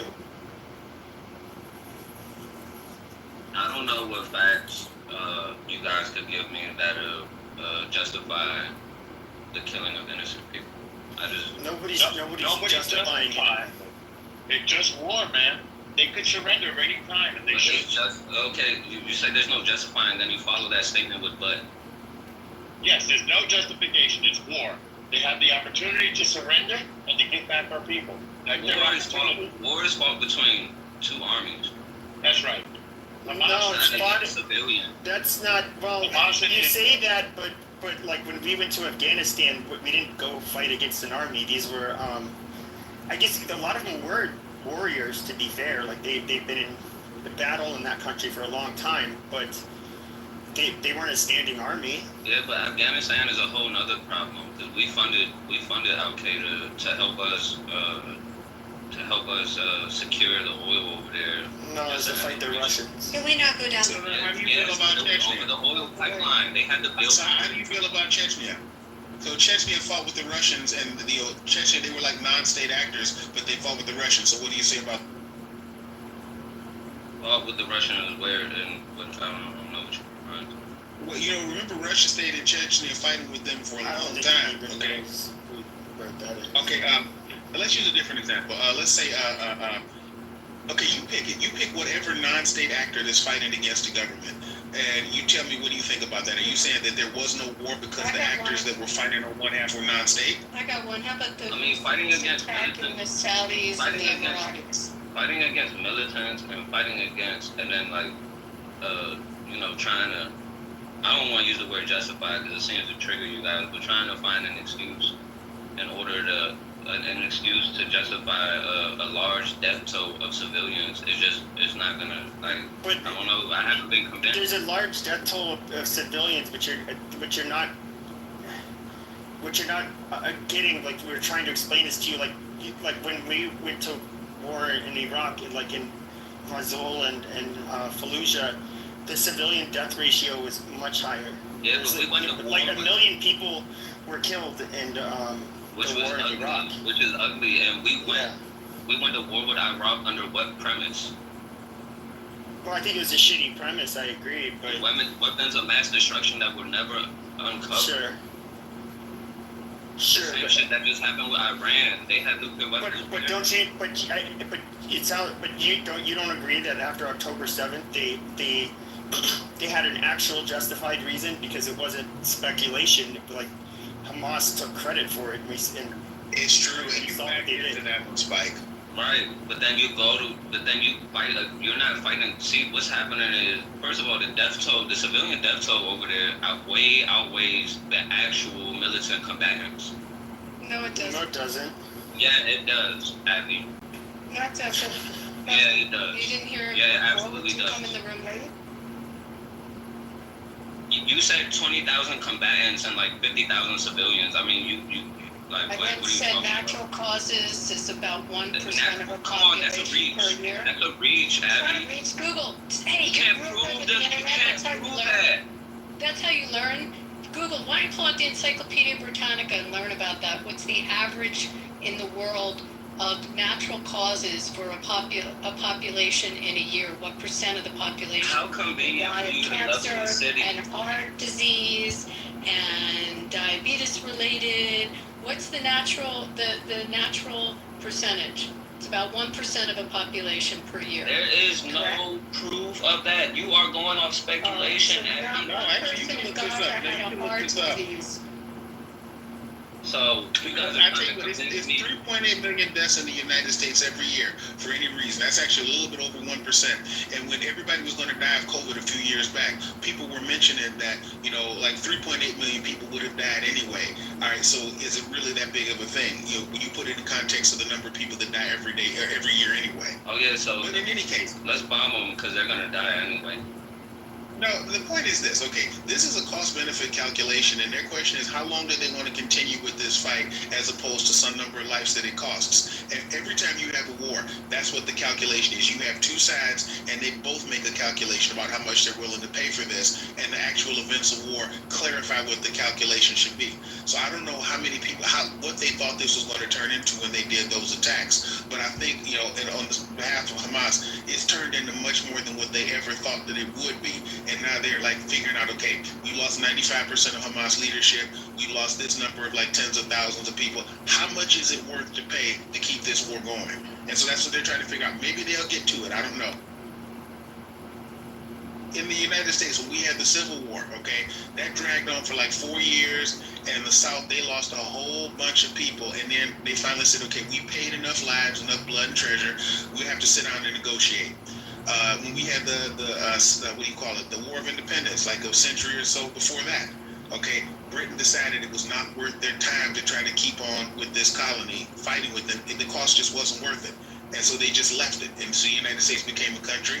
And in the other case, it became a unified country because the South wasn't willing to pay those costs. So the Arabs, they can make those calculations like anybody else. We tried explaining this to him earlier, but he has like this very fairy tale understanding that you can like send special forces in to do surgical like takedowns like all over a city, which would mean, only a handful of these people exist. Like they're not meant to fight a war all by themselves. Yeah, but some of the takedowns were surgical. Remember when they did the beeper thing? Okay, they blew up the beepers all at once. That was very surgical. But there's only so many surgical things you can do.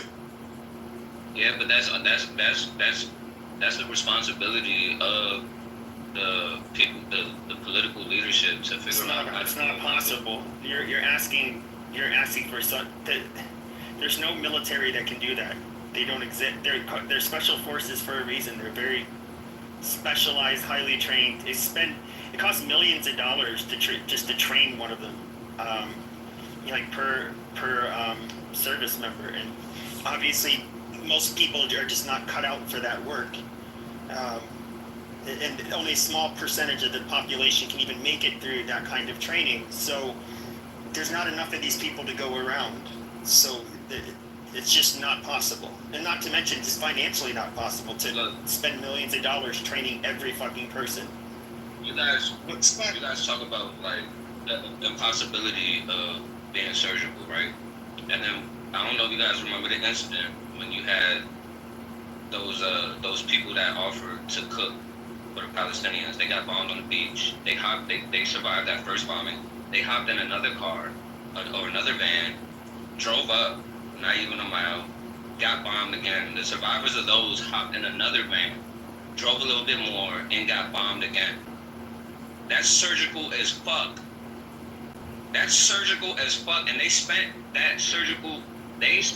those resources surgically removing people that were offering aid to the civilians. So, like, yeah, I understand you guys, okay, you're gonna have some casualties, but come on, man, they've, like Lee said, the Beeper situation, like, we've seen situations where they do have the resources to be surgical, but they're taking the other option. Like, it's I don't think you understand. It's not like special forces, for example, would go after like high value targets, right? Or do hostage rescues. That's what they're designed to do. That's only, but there's tens of thousands of Hamas fighters in very urban areas. The special forces can't even go in.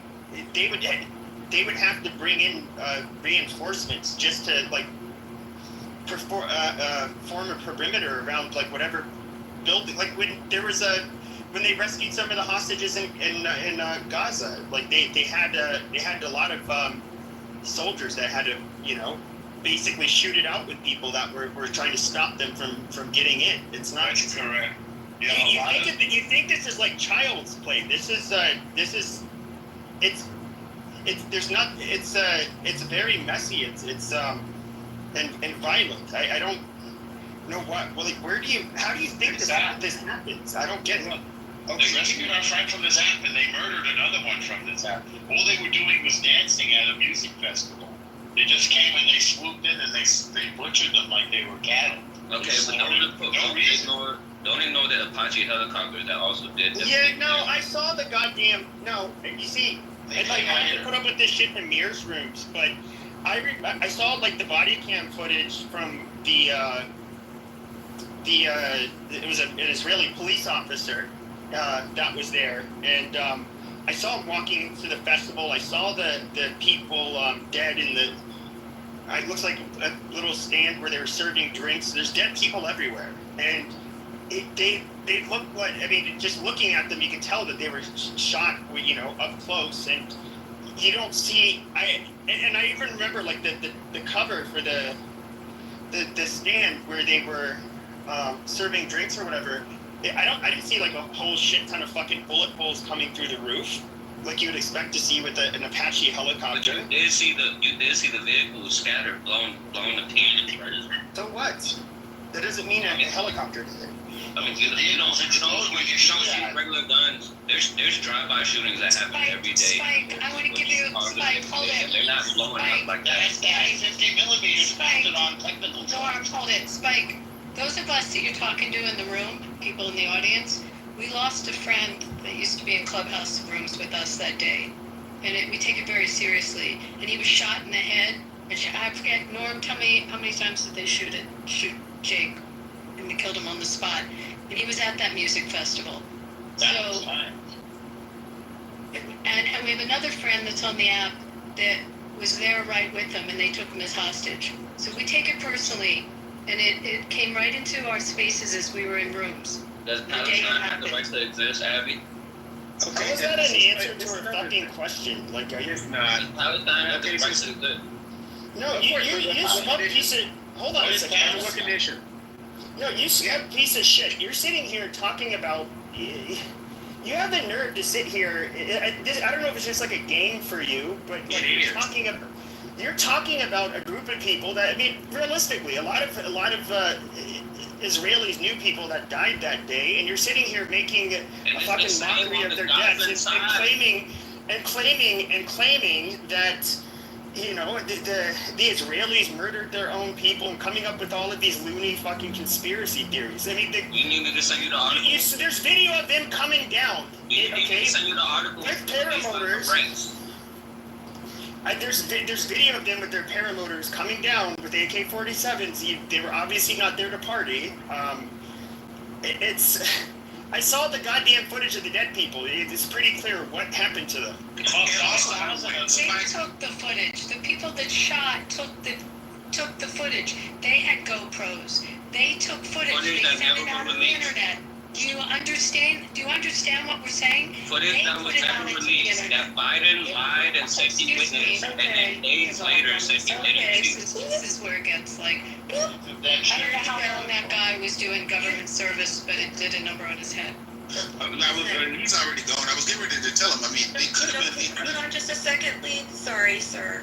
I moved him down to the audience because I told him an hour ago I would appreciate it if you would have a good faith conversation instead of a poor one. So he keeps moving the goalposts. He's trying to talk, and he keeps talking over her. So basically, Street's doing a Norm, and we've already got Norm. We don't need a double Norm. Well, I'll just say this. I mean, I don't want to be mean, but I'll just go there. It should hurt. I mean, it sounds like you've made bad choices in your life. I have too. It's like I don't want to be too mean, but I mean, I personally do not see how you can make good decisions in your day-to-day life, and quite frankly, I doubt you're ever going to be able to. I just don't think you're that intelligent. But I'll just say this: like, you should feel very stupid and ashamed for having the views you have, and the nerve to want to argue them. Like, I would feel very embarrassed and just shitty, and you should feel that way about yourself too. I mean, just realistically. And so, I don't know. I'm not trying to bully you, but it's like it's really hard talking to someone like you. When somebody said out of the temper lifted it, that's stupid. But what I'm saying to Spike is the death toll could have been much worse because people have military technology called daisy cutters. They've sacrificed a lot of lives of Israeli troops trying to go in here and be a little bit more surgical about it. Now, an option that they might have had would have been to say, okay, we lost those people, and then just go in and drop several daisy cutters throughout there, and the death toll could have been much higher. All right, so this is just to let you know. So I think they're being pretty ethical about this. But seriously though, I mean, maybe I know what you might like, Spike, it's a movie called Lawrence of Arabia, okay? And this is something you don't have to read a single book. You can watch it as a movie. And it talks about this Englishman who tried to make a confederation of Arabs in order to fight against the Ottoman Empire. And two things that you will see. One is that, the Arabs have been subject people for many hundreds of years under Turks and under different sovereigns and things like that, and they got by just fine. And one of the best lines in that whole movie was, old men send young men off to war, and then once enough young men have died, then they sit back and then they make a deal with each other.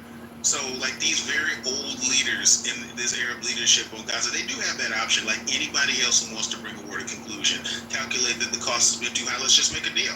I might mention that Jewish people lived as subjects after, the first and second temple destruction for a long time. Assyrian subjects, Babylonian subjects, Persian subjects, Roman subjects, they got back fine that whole time. Shooting going on, or shooting, I don't know what you want to call it, in New York. You may want to put it in the Jumbotron to play it live in the room. Mayor Eric Adams is there now, fetching up his election prospects. That's I saw somebody posted a picture. And I was like, one of the two needs to back out of that race, or we're gonna have. The shooting though, you want to play it in the room, Pepe? It's a guy dressed in black with body armor It's the headquarters for Blackstone Private Equity Fund and the NFL. I see a It's on, I think, picture. the 34th floor. I see a picture. There's a 50-second apart. No, I see one. Someone just posted one. Viral news. I want to see. It looks like a black guy in a suit with an AR-15.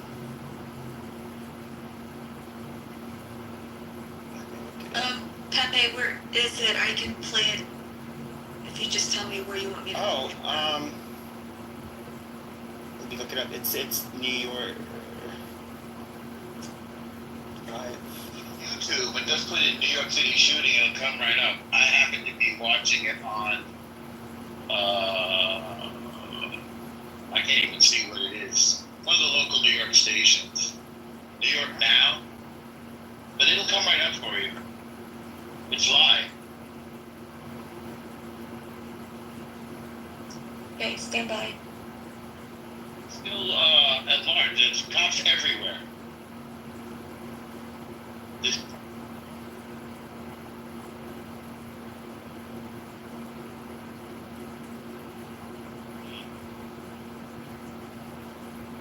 Why is everybody so quiet? I was trying to find something, sorry. Just trying to find the shooting. There's the mayor's talking about there's like a mass shooting in New York.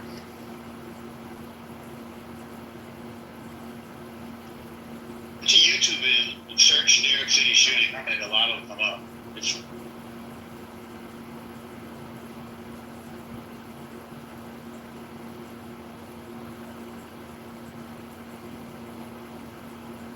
big deal.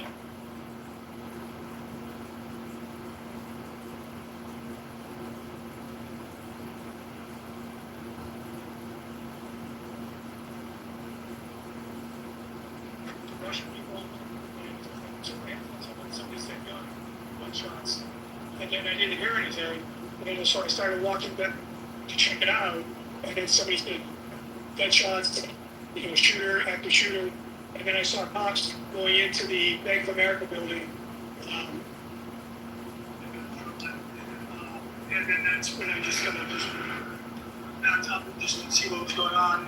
Then a bunch of people started running out of that building, and then that's when I saw 4 police officers bringing out another individual that was in a uniform that looked injured. They were carrying him out. All right, so the gentleman that carried out was wearing some type of a uniform, but again, we don't know what his job. I don't know if it was a security guard or if it was a police officer in a blue uniform, and they're carrying him by his arms and his legs out of the, rushing out of the building. And the thing of it is, too, because we are in the news business, where whenever anything like this happens, we just don't walk by it. Matt stops, of course, and he starts taking video of the different things that he had seen. And he posted that video of showing it was multiple police officers with their guns drawn at the door. And then you saw the SWAT team showing up. And I saw the SWAT team. Later on, I saw the SWAT team going in. The police presence became much more heavy. More police officers, lots of sirens, ambulance. It all started that you see right here. That works for Fox 5. Yeah. Some of our colleagues here from some of the other TV stations thinking that Matt is just somebody else who's walking along the street here who saw something, so they wanted to try to do an interview with him. Which is understandable. So now, then you overheard people talking, some witnesses. What you hear?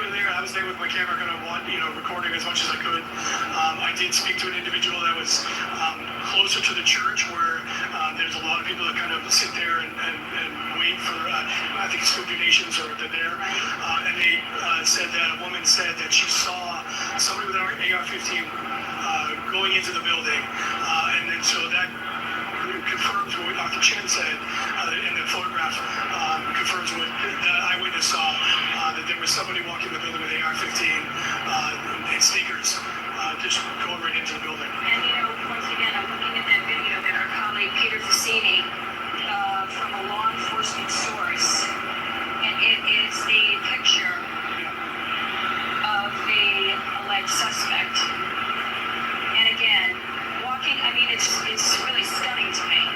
Walking after everything that we do in this business, it's still shocking to me when I see something like this. But it's broad daylight. Yeah, especially across that esplanade, which is wide open.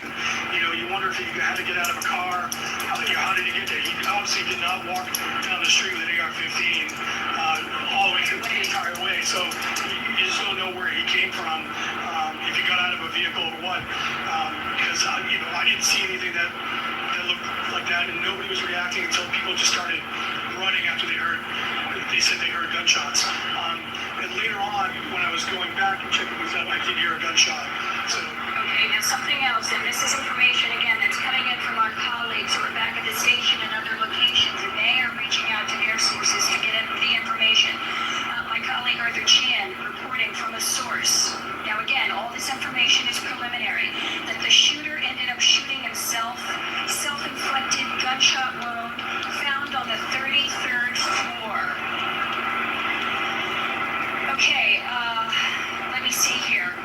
The person that you saw being carried out of the building was taken to New York Presbyterian, which is not far from here at all, one of the best hospitals in the world. And apparently that person is in bad shape, according to my colleague, Arthur Chan. I mean, we can only pray that whoever this person is, that they pull out of this. But again, he is hearing from a source that the shooter shot himself, and he is down on the 33rd floor of the building. So talk to me a little bit more. Hold on just a second. The gunman walked in with an AR-15 again in clear view, which you and I have been talking about. He was also wearing sunglasses, dark sunglasses, navy jacket, black jeans, and sneakers. Let me see, did I think? Okay, hold on. Confirm. Okay, all right. I was there for a while. Sorry, cops are coming through here. I gotta move. Get over to the other side.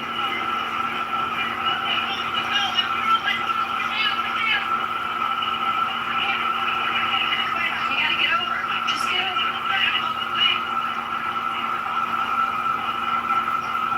Okay, we got an NYPD vehicle coming down 50th Street here. We don't know if they're parking there to keep us at distance. That might be the situation now. Because all of the police officers that are out here, they're dealing with, no, it looks like he's backing up the car. The situation that they're dealing with, not only do they have to keep the area contained where the active shooter went into the building, but they have to keep pedestrians safe. And New York City is one of those areas where, and it happens to us all the time, and we see it all the time being in the news business, that you could be 2 blocks from here, could be a major explosion going on, and you have no idea that anything is even happening because you're 2 blocks away. And unless you come into that street or that area where it's happening, you still don't realize. So that's what police are dealing with. They're having to push back literally hundreds and hundreds of people who are walking along the sidewalks on 50th, 51st, 52nd, 53rd, between Lexington and Park and Madison, because they have to keep the public away. And they keep pushing back the media, which they just did, and now, let me try and see what's going on here. There's some officers getting out of the truck here. I'm sorry, I'm on the phone. What's up?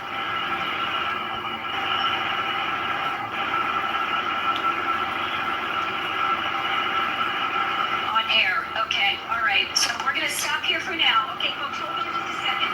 I have to call into the station. They're going to take us live on the air right now. Give me like 30 seconds. Fox 5 News. Tune in to Fox 5 News. Also stay here, but you can watch both at the same time. Okay, so just give me a moment. Again, I'm Linda Schmidt, Fox 5 News. I'm here with Gus Batista. He's my cameraman. My colleague, Matt Onimus, who was on his way home from work, saw all of this happening. So he's been filling us in. Give us about 30 seconds and we'll be back with you live on air. That is just some of the coverage there from Fox 5 News. We will definitely be keeping an eye on their coverage. Thanks to Linda Schmidt there on the scene that continue the updates. Are really, really fluid situation that is happening right now in Midtown Manhattan. And we are continuing to bring you these images that are playing out on this Monday evening, just past 7:30 in New York City. You want to bring in our next guest to help break down this breaking news that we are seeing right now. So please, everyone, welcome here to Live Now from Fox. Jamie Copenhaver, law enforcement analyst. Thanks so much for being here with us. And first off, what are your thoughts here on this huge response that we are seeing right now play out? Yeah, my first thought is, our thoughts and prayers to everyone involved, especially our first responders. But I've got to tell you, Mike, New York City is no stranger to these active shooter events, and they train quarterly for this. So, the men and women of the NYPD are ready for this because we see with the huge presence that they have around this building on the corridor. And, they're just now going through the process of locating witnesses, making sure that scene is secure for crime scene. And let's talk about what is it like when you are looking for a suspect in a downtown setting with, you have the big buildings there. It's just past 7 o'clock in New York. And what goes into that type of effort when you have reports of a man with a gun? A lot of manpower. And you see that, we see an emergency service vehicle here. So there elements, the Joint Terrorism Task Force, I know in fact, is on the scene. But here's the deal. They've got to make sure the shooter is contained within that building, Mike, because it's a high-rise, like you were saying. And God forbid, if he's alive, he can still take shots from that high-rise. So we need to, number one, secure the shooter, whether he's deceased or not deceased, and make sure that shooter is secured. And then you go to the backup of starting the process, this crime scene, etc. But it's an undertaking to locate, especially if it's a single shooter, on the 30th up floor of one of these high-rises. So you're going to have to clear that building methodically as you escalate up the building. And when we see images like this, when they're horrifying going on, and it seems like it's happening at random, I mean, what possesses a criminal to want to try to do this in not only New York City, where they know that there is going to be a huge response, but also just knowing just what type of elements are out there in New York? Yeah, unfortunately, we don't know the motive for this particular shooter, but I can almost assure you that once that shooter, everything's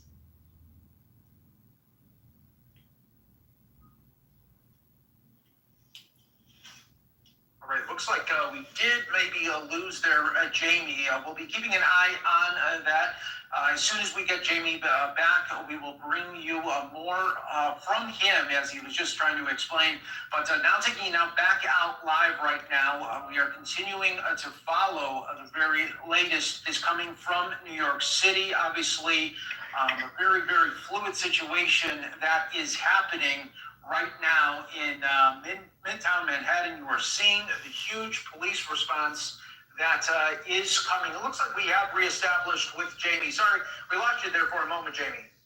I'm sorry, I'm traveling back up to DC, so I apologize into the airport.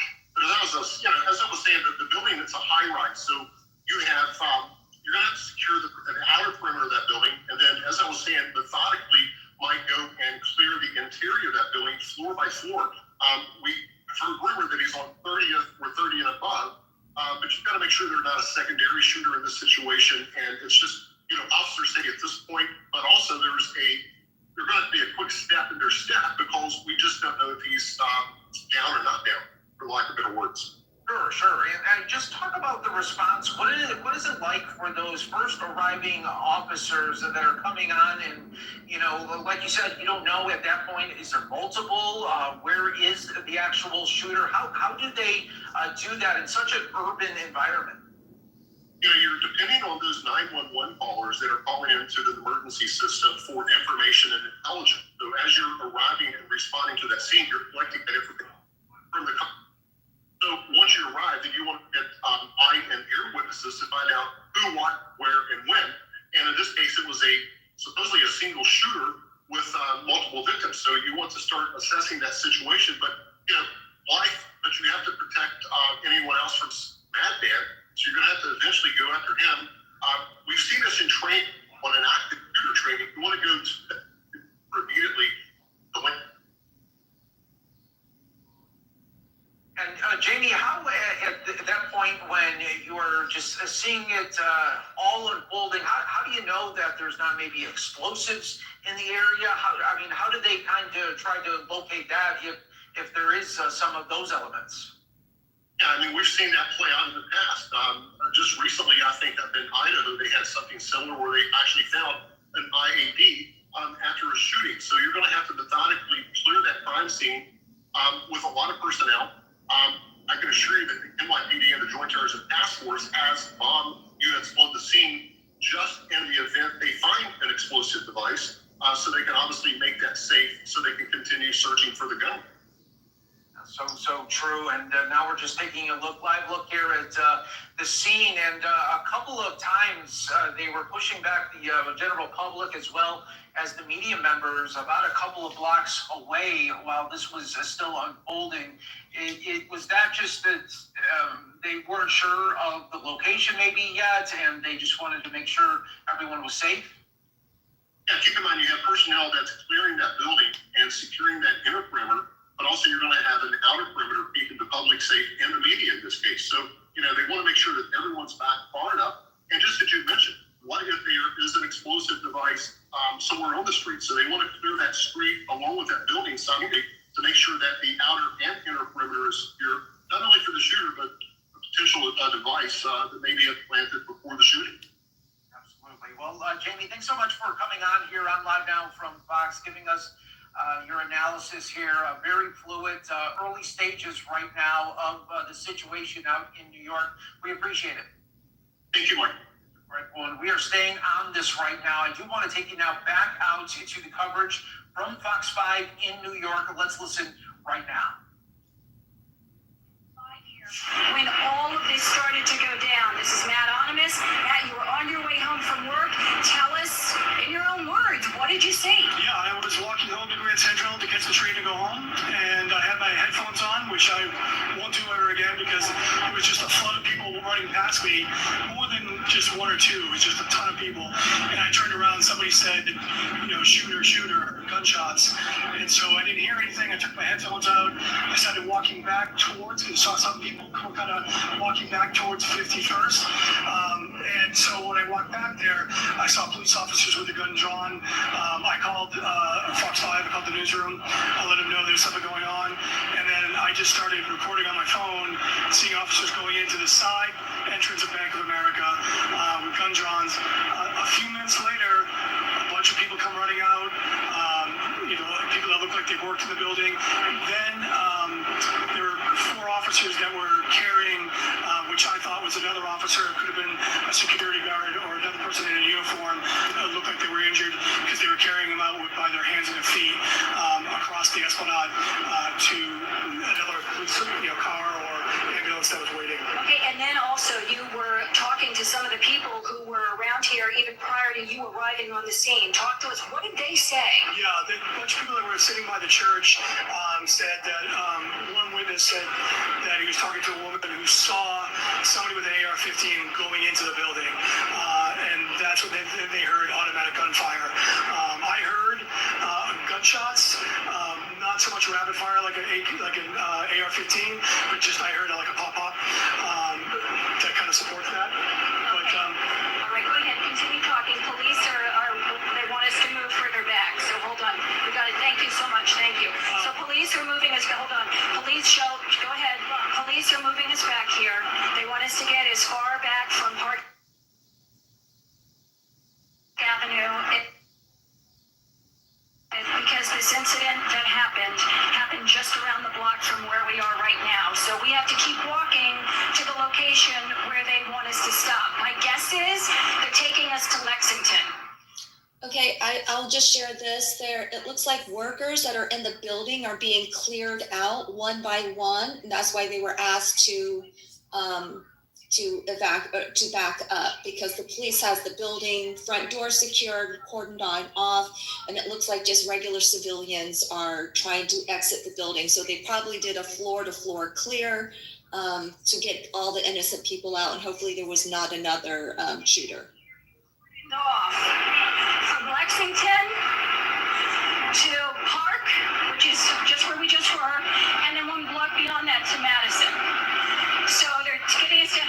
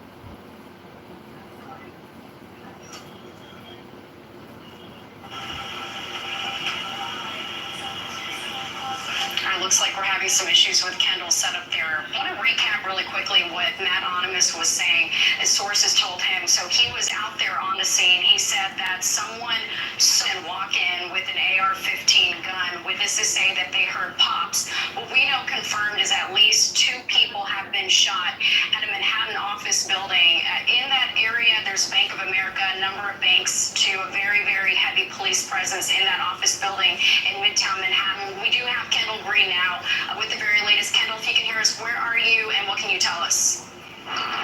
Hey, what's going on, Natasha? We're here along 54th and Park Avenue. The building in the middle of the scene is right there near 943 Park Avenue, not too far away from us. And they've been pushing us back for quite some time as well since we've gotten here. We talked to a bunch of witnesses who told us they heard some of those shots ring out. And they also heard warnings coming from other citizens that there was a shooter inside that building. And I have some of those witnesses right here. I'm going to be joined by one of the individuals who was inside pretty close by. Talk to me about what you saw, what you heard. Just tell me about it. I was city biking home from work today from downtown, and I pulled up and I saw, 3 or 4 cops, going in with guns. I saw a car, black, BMW parked right outside the building, which looked like, the shooter's car. And then I saw, 5 minutes later, 2 people getting dragged out by police. Not sure if it was a shooter or civilians, but I saw 2 people, immediately put in the ambulance. Couldn't tell if they were alive or dead, but that's pretty scary.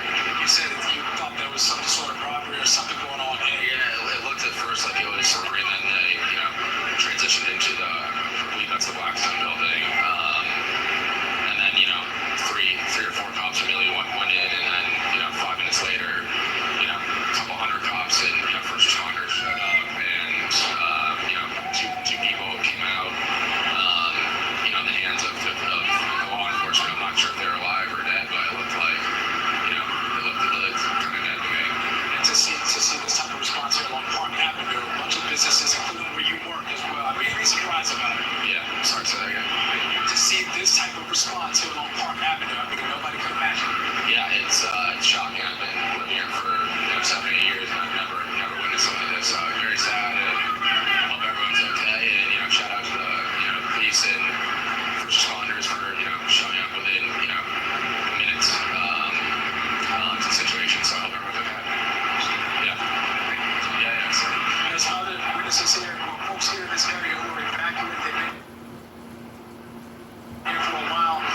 We're going to bring a couple more in. Just what you see earlier when you got here, just talk to me about it. So my office has an exit on 52nd and Park, so I was just leaving to go home, and I go east, and we were on the block, saw just a few cop cars, a few machine guns running around, and then out of nowhere they started pushing us down to 53rd because they realized that the shooter was in the 30th window, and we were in the shooting zone. And then, cops and ambulances have just been coming like crazy. Been here for how long now? About an hour and a half now, trying to wait. Originally, we were back over on 51st and 52nd, and they started coming right away, saying, get back, get back. Then you started hearing and seeing cop cars coming from all different directions, ambulances shutting down the roads. And then we've just progressively been shut down more and more. And when we asked a police officer, they did confirm there was an active shooter, as if we didn't already know. But they haven't given us any other details. We're finding out from the news more than we are the police officers at this point. Obviously, it's definitely a situation here. We spoke with another individual who also saw was evacuated as well. We'll give you the latest on that in just a minute. Kendall, witnesses there painting a really terrifying scene, talking about a shooter perhaps on the 30th floor with police officers running with machine guns. I know that officers are pushing a lot of our reporters around this perimeter. As you can see behind you, still a very active scene. Maybe you can tell us about what's in that area in terms of the building. So I've heard Bank of America, potentially Blackstone building as well. Any idea of the different businesses that are in that building? Particularly, I can't tell you particular buildings the businesses specifically, but Blackstone, I believe, owns 943 Park or 349 Park, and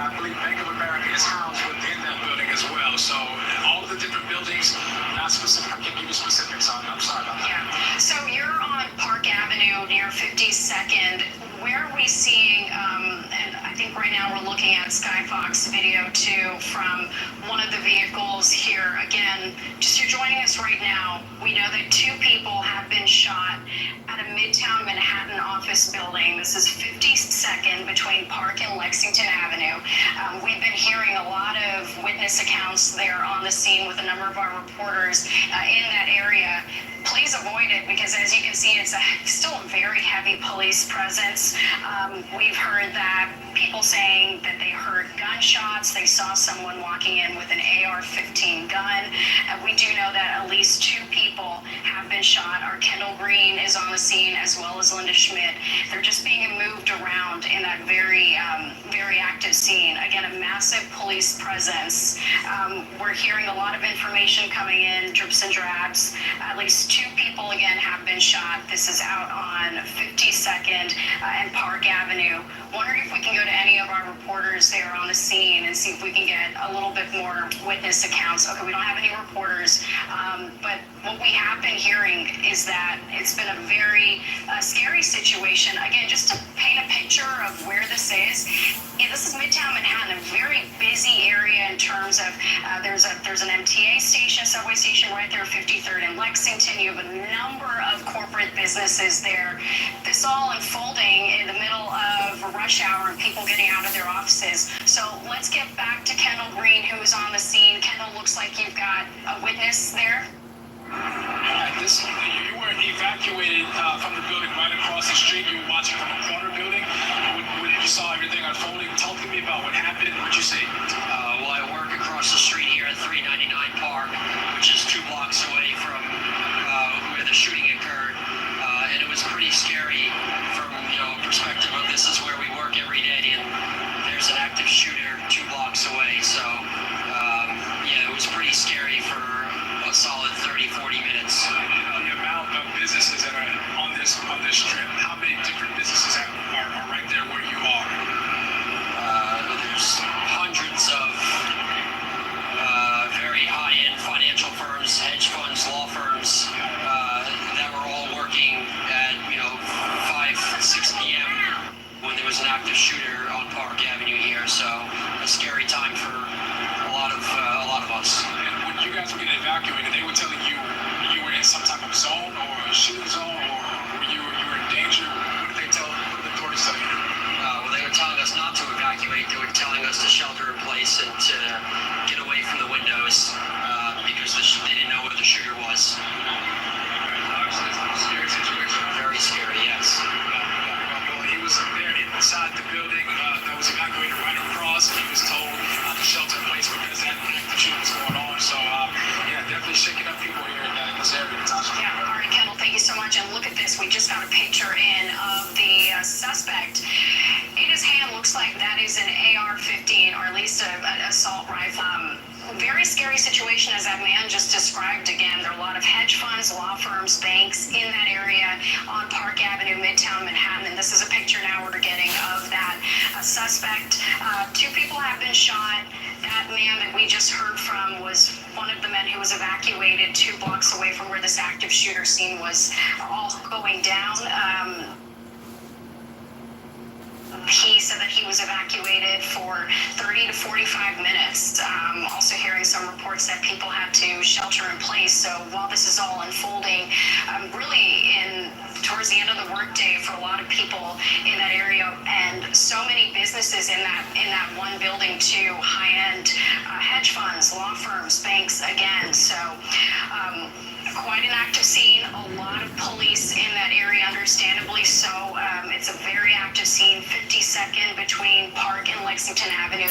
Let's go back to Linda Schmidt, who, when we last checked in with her, she was being moved due to that active scene. So Linda, any new updates of what you can share with us? I know you're with Matt Anonymous right now, who was walking by when he heard some of this scene unfold. That's right. He actually shot some of the video that you guys have probably been showing on the air and also streaming. We are located right now. We're at Lexington and 50th, where this this happened, and they pushed us back. Where this happened is 1 block that way, 51st, and about halfway up the block, and it was one of the side entrances to the building. Now, Matt, who works with us, we've worked with each other for more than 20 years, he was on his way home from work, and so, Matt, I want you to describe how many people got to see what you got to see. Talk to me about it. Yeah, I was walking home, going to Grand Central to take the train home, and about 6:12, all of a sudden I had headphones on, and all of a sudden just a rush of people running past me, and more so than just a couple people. So I took my headphones off, and somebody said gunshots, shooting, and I turned back and I saw some people it quieted down for a second, and some people were walking back towards 51st Street. So I started walking back to check it out. I saw officers with their guns drawn. I immediately called Fox 5 and talked to our news director and said there's something going on. And then I just got my phone out and I started shooting video of just the officers around the Bank of America building, about to go in, just hiding behind, trees and the planters that were there. Right. And then they ended up going into the side entrance, and then a few minutes later, people started coming out. People that looked like they worked for the building running out. And 4 officers came out, and they were carrying what looked like to be another officer that looked injured. That they were carrying him by arms and legs, and carrying him to an ambulance or to another police car. They were running, basically, with him. Yeah, and it went on for a while because the police had their guns drawn for a long time, and they kept, nobody knew what to do, so people were just still milling about 51st Street. I did hear a few gunshots, and then officers started flooding the area and go back, and that's where we are right now. Is more than ambulance and officers just started coming into the area. And now you and I have seen, because one of our colleagues was able to get a picture of the suspect. There's 2 pictures of him, and he looks like a guy, it looks like he's about late 30s, early 40s. He's wearing dark sunglasses. He's got black curly hair. He looks to be like he's dressed like a hip guy, and he's wearing a blazer, a collared shirt that's either white or light blue, jeans and sneakers, and he is carrying what has been told to us is an AR-15, carrying it like this. Now, I don't know if you can see, and now an AR-15 would go from like here on me up to about here. In broad daylight, walking down Park Avenue and going through an esplanade that is normally a very busy area at that time of night because people are on their way home from work. And you're in Midtown, lots of financial industries here on Park Avenue. Walking with purpose, and you can see the intenseness on his face. He was on his way to do something, and you get the same feel looking at those pictures. I mean, that area was wide open too. So, walking with an AR-15 down Park Avenue, you wonder if he got out of a car right there or how far he was walking. It was a big, wide open area, and there's nobody else around him. And you can see from that security photo, it's just him. And it does look like an AR-15 rifle. And when I was taking videos, I talked to one eyewitness that said that he spoke to a woman that was sitting right there. She saw somebody walk in with an AR-15, and she heard automatic fire, and that's what she told his story. Okay, now the building that we're talking about, again, is right around the block from where we are. 2 of the primary businesses that are in that building, the NFL, which was reported that they told their employees to shelter in place when all of this was happening, and also Blackstone, a financial company. Again, this is along Park Avenue here in Midtown. Lots of financial companies here. They're not just down on Wall Street. They are here as well. Nobody knows at this point who this person is, who the suspect is, but it is being reported that he killed himself on the 33rd floor. So he went in to do something. We don't know what floor that he did that on, but we are hearing that the moment that he entered the building that he started firing. That's what we are hearing. But again, so much of this information, this is breaking news, this just started happening around 10 after 6 tonight, so this information can change as the night progresses. What we do know is that there is a suspect, he has killed himself, and multiple people were shot. Now, I just want to take a look here real quickly at what they were saying here with the Associated Press. Associated Press reporting at least 2 people. The AP is reporting at least 2 people, including a New York City police officer, have been shot in a Manhattan office building. That a person familiar what the matter tells the Associated Press. We don't know the conditions of any of these people at this particular time. But you know, you come and go, this is your route that you take every day at work. So you're not really thinking. You got your earphones on, like so many people today, even on the subway, paying attention, because it's just how we live our lives now. And then this happens. So, you know, tell me more about how you're feeling. I'll tell you, I won't wear the headphones where it kind of muffles the sound. Never again, because you have to be alert when you're walking down the street, because you just don't know what's going to happen. And thank goodness I saw a rush of people, because who knows what could have happened if I was, I left from work a little bit later, and I was right there when the gunman was walking by. It seems that I was lucky enough that I walked past before the gunman came past me, so it's just luck on my part, but certainly with the headphones on, I wouldn't have known what was happening. All right, man, thanks so much, I appreciate it. Okay, Natasha, back to you. All right, Linda, just a terrifying ordeal unfolding there in Midtown Manhattan. We do want to let you know that NYPD Commissioner has said that this scene is contained. The shooter has been neutralized. We'll have to leave a special report there. Thank you so much for joining us. Thanks so much to Fox 5 in New York for their coverage. We want to stay on it here for you on live now from Fox, as this is Skybox aerials that are happening right now, and they are taking a deep look here at this car, and we'll take you now out live to more of the ground that we are getting these images in. We have this shot here as well for you, just showing you the huge police presence that continues right now out in New York. Thanks to all our viewers for continuing to watch with us here worldwide.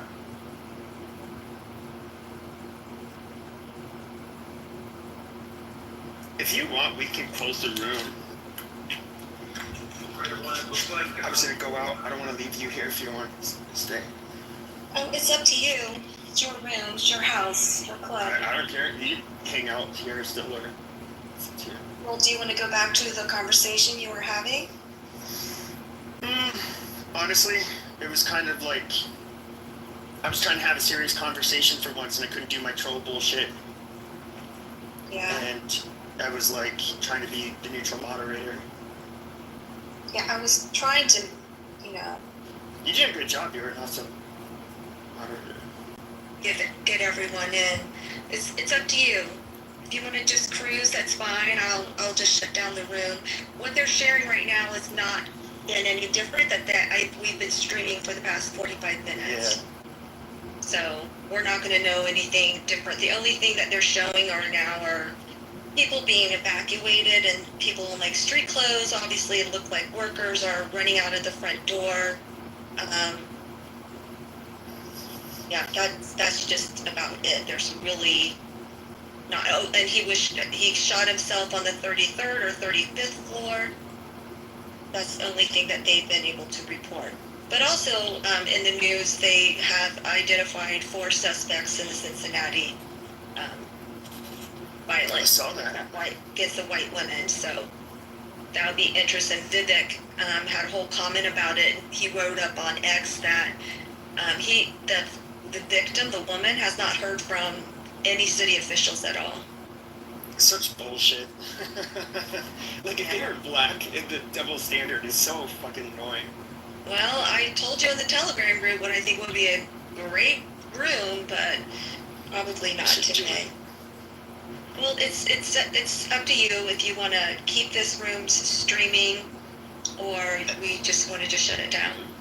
And hello, sorry. Sorry, is the guy Middle Eastern or is it confirmed? They didn't say. They didn't say. He looks kind They of. said in the information on Twitter. They have a picture of him. He has sunglasses on, but he has. Yeah. I don't know. Would you say he looks Like, kind doesn't of look like Arab. he's part black? Yeah. He doesn't look Middle Yes. Eastern for some reason. He does look part black. Oh, okay. Yeah. But he could be Hispanic or Latino. I have no idea. No, I don't think so. I think black, which is weird because blacks usually don't have a high percentage of committing these type of mass crimes. But I think he's just a Pakistani, to be honest with you. Like mass shooting. This guy had like afro textured hair and all that. Yeah, So it's is kind it of. mass shooting or stabbing or? We don't know yet. We don't know how many. They haven't released that. It says possible mass casualties, and that was 34 minutes ago from the New York City police. Yeah, But the fact that he walked in and got up, obviously, to the 35th or 33rd floor where he killed himself, he obviously probably had an agenda. He didn't just walk in and just sprayed the lobby and then killed himself, right? Like, That's there's crazy, a reason. yeah. I don't think, and I watched, I saw a bigger picture of him, like he's a little dot walking on the entry sidewalk to the building, and he looks kind of tall compared to the other people that are just kind of in the area. So, But do you think these are like mental cases, mental illness cases? There's no way we can know. there's no way to know, but there's one thing, you guys remember, I think it just happened the other day, the Walmart guy, the Walmart knifing, he was supposed to, they released him several times even after mental health checks. It's not good. So that's the only update. I'll just check the chat real quick. I mean, the guy looked, just doesn't mean he's not, like, nuts, but he looked well-groomed and he walked casual. Yes, with distinct purpose. You know, that's the scary part. Let me, I'm on X right now, and let me see if anything is latest. Yeah, a lot of these guys, they look normal. They look normal day-to-day life, you know? Yeah, so he had on a navy blue looking like jacket with a buttoned, a regular like dress shirt buttoned up. Like I'm looking at the news reporter right now from the news a station live, Fox 5 News coverage, and he's wearing basically the exact same shirt, just a regular work kind of shirt. Yeah, he probably works in New York. Yeah, he probably works in New York, Yeah, he has a mustache, and it looks like maybe a goatee, and his beard, he has a little bit of facial hair underneath his chin. But he doesn't, like, his right hand is down by his side, and his left hand is just walking, like, with a normal sway when you walk with your step. So he wasn't, holding it in an aggressive manner while he was walking in. Was it in Manhattan, or? It was, it was Upper East Side. Manhattan, yeah? Oh. I'm surprised, why, I don't get why he wouldn't have used his fucking, what do you call it? Sling. Like somebody could just take your gun from you. Right. I saw the sling dangling from it. And it's a camo.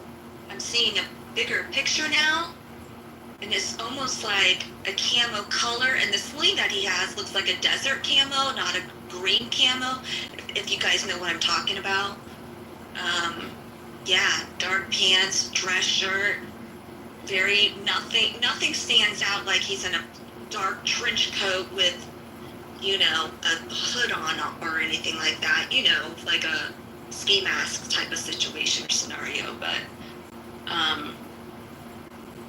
and he looks tall, he's tall and slender kind of looking, he doesn't,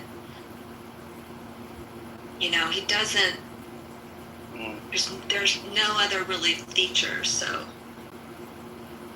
Someone wrote in the chat that he looks Somali. Yeah, he has a little bit of a bigger forehead. His hairline is receded a little bit. It looks like a puffy little bit rougher texture. But he's like cappuccino black, like milk. Yeah, he might be Asian or Middle Eastern, yeah. Yeah, but he looks milk chocolate black. The picture makes it look like it's hard to tell, but it's almost like he has a suppressor or something. I don't know what that is. It looks like it's goddamn, dude! Why do you keep on interrupting everybody? You just keep on like what? Everybody's talking.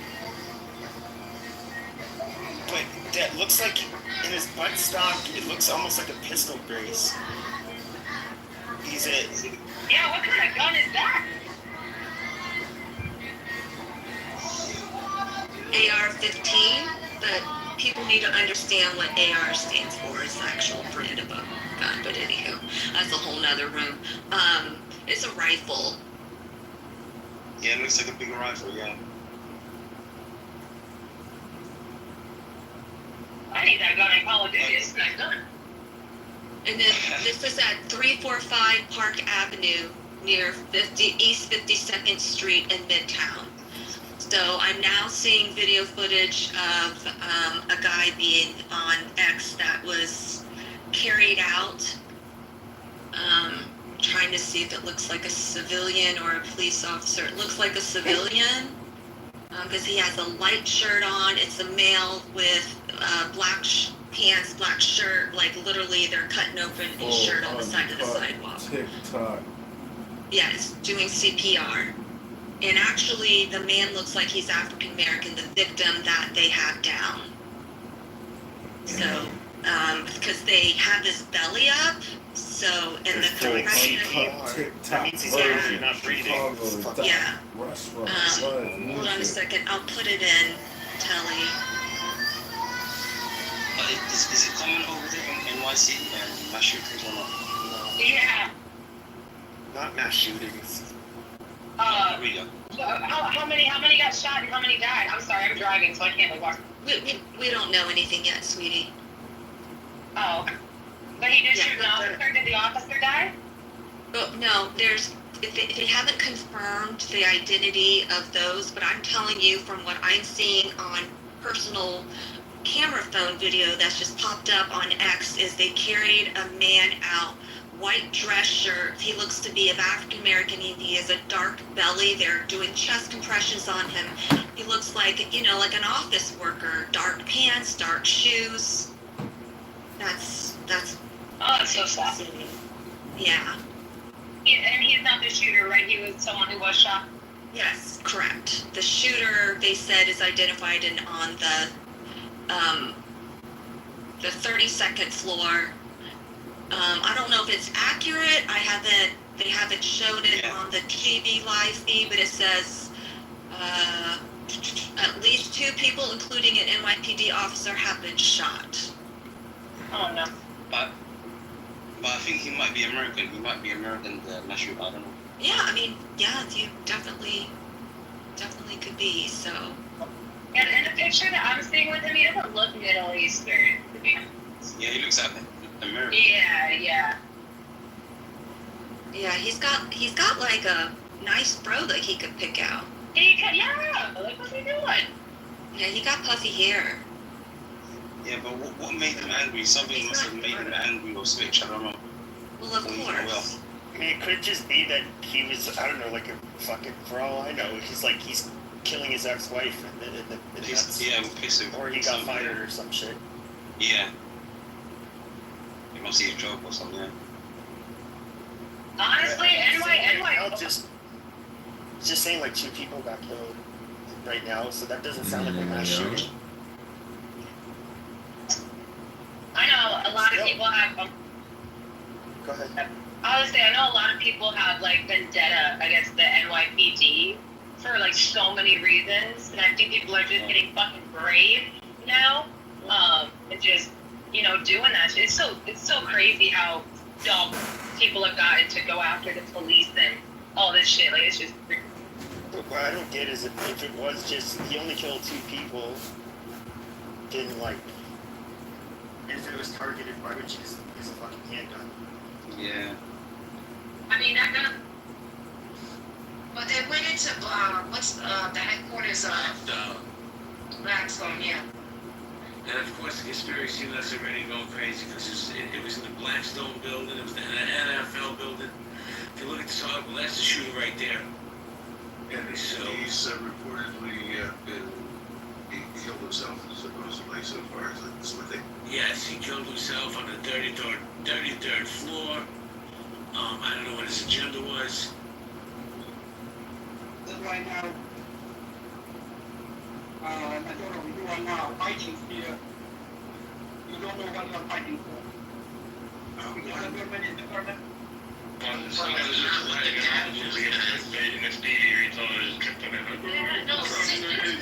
Sit to ask too.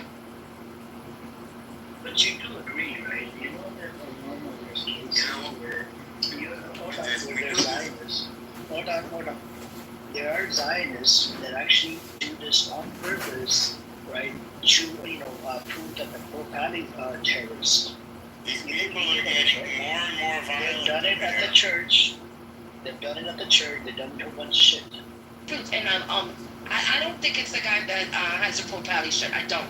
Okay, this is what it says. It says 2 people were initially taken into custody at the scene. A woman reportedly had a gun on her head, and the man allegedly said, "Free Palestine, I'm not the active shooter." However, police have yet to confirm if they were actually involved in the shooting. Because it was a protest today, so it could just be. And it was a protest today. Hey, look, maybe they got the wrong guy. Yeah, no, well, we know. You know what? I know the NYPD be arresting anybody. We'll know in a few minutes. What's the latest? So this got back unless the other people they arrested have all weapons in their hands, and then only they got bought. No, I think they're looking for the right person. They're not looking for the wrong person. Yeah, no, they have the right person. They neutralized him already. Well, apparently there was a team involved in it. Do you think he's a terrorist? He's a criminal? Who? Right away, you want to hold on. Of course he does. Do you think he's a criminal? I think who's a criminal? The guy in the sister's picture. So far, all I know is I see a picture. I need more info. So is he a criminal? So far, all I have is a picture. It's not enough information. So you don't think he's a criminal? Amir, I need more info to answer your question. He's not a suspected criminal. What's the latest? Suspected criminal, but I'm willing to go with what the police say. So he's a suspected criminal. Can we say Netanyahu's a suspected criminal as well? He's not. Yeah, I mean, just like we're going with basically. Absolutely not. No, you said the ICC. You just said they threw away the head of the ICC. By the way, he's a Pakistani guy. His last name was Khan, because he was found to be corrupt. He was trying to cover up some sexual scandal. This is why they disbanded the ICC and pulled the funding. They didn't even get their email. I told this a long time ago.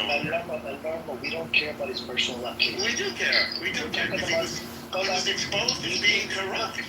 Look, you just used the logic. You said he's a suspected criminal. The one I said, who's a suspected criminal? The one active shooter right now. I did not say that. I pointedly did not. So apparently, right now, is an active. Netanyahu is an active suspect as well in terrorist activities. Incorrect, sir. Incorrect.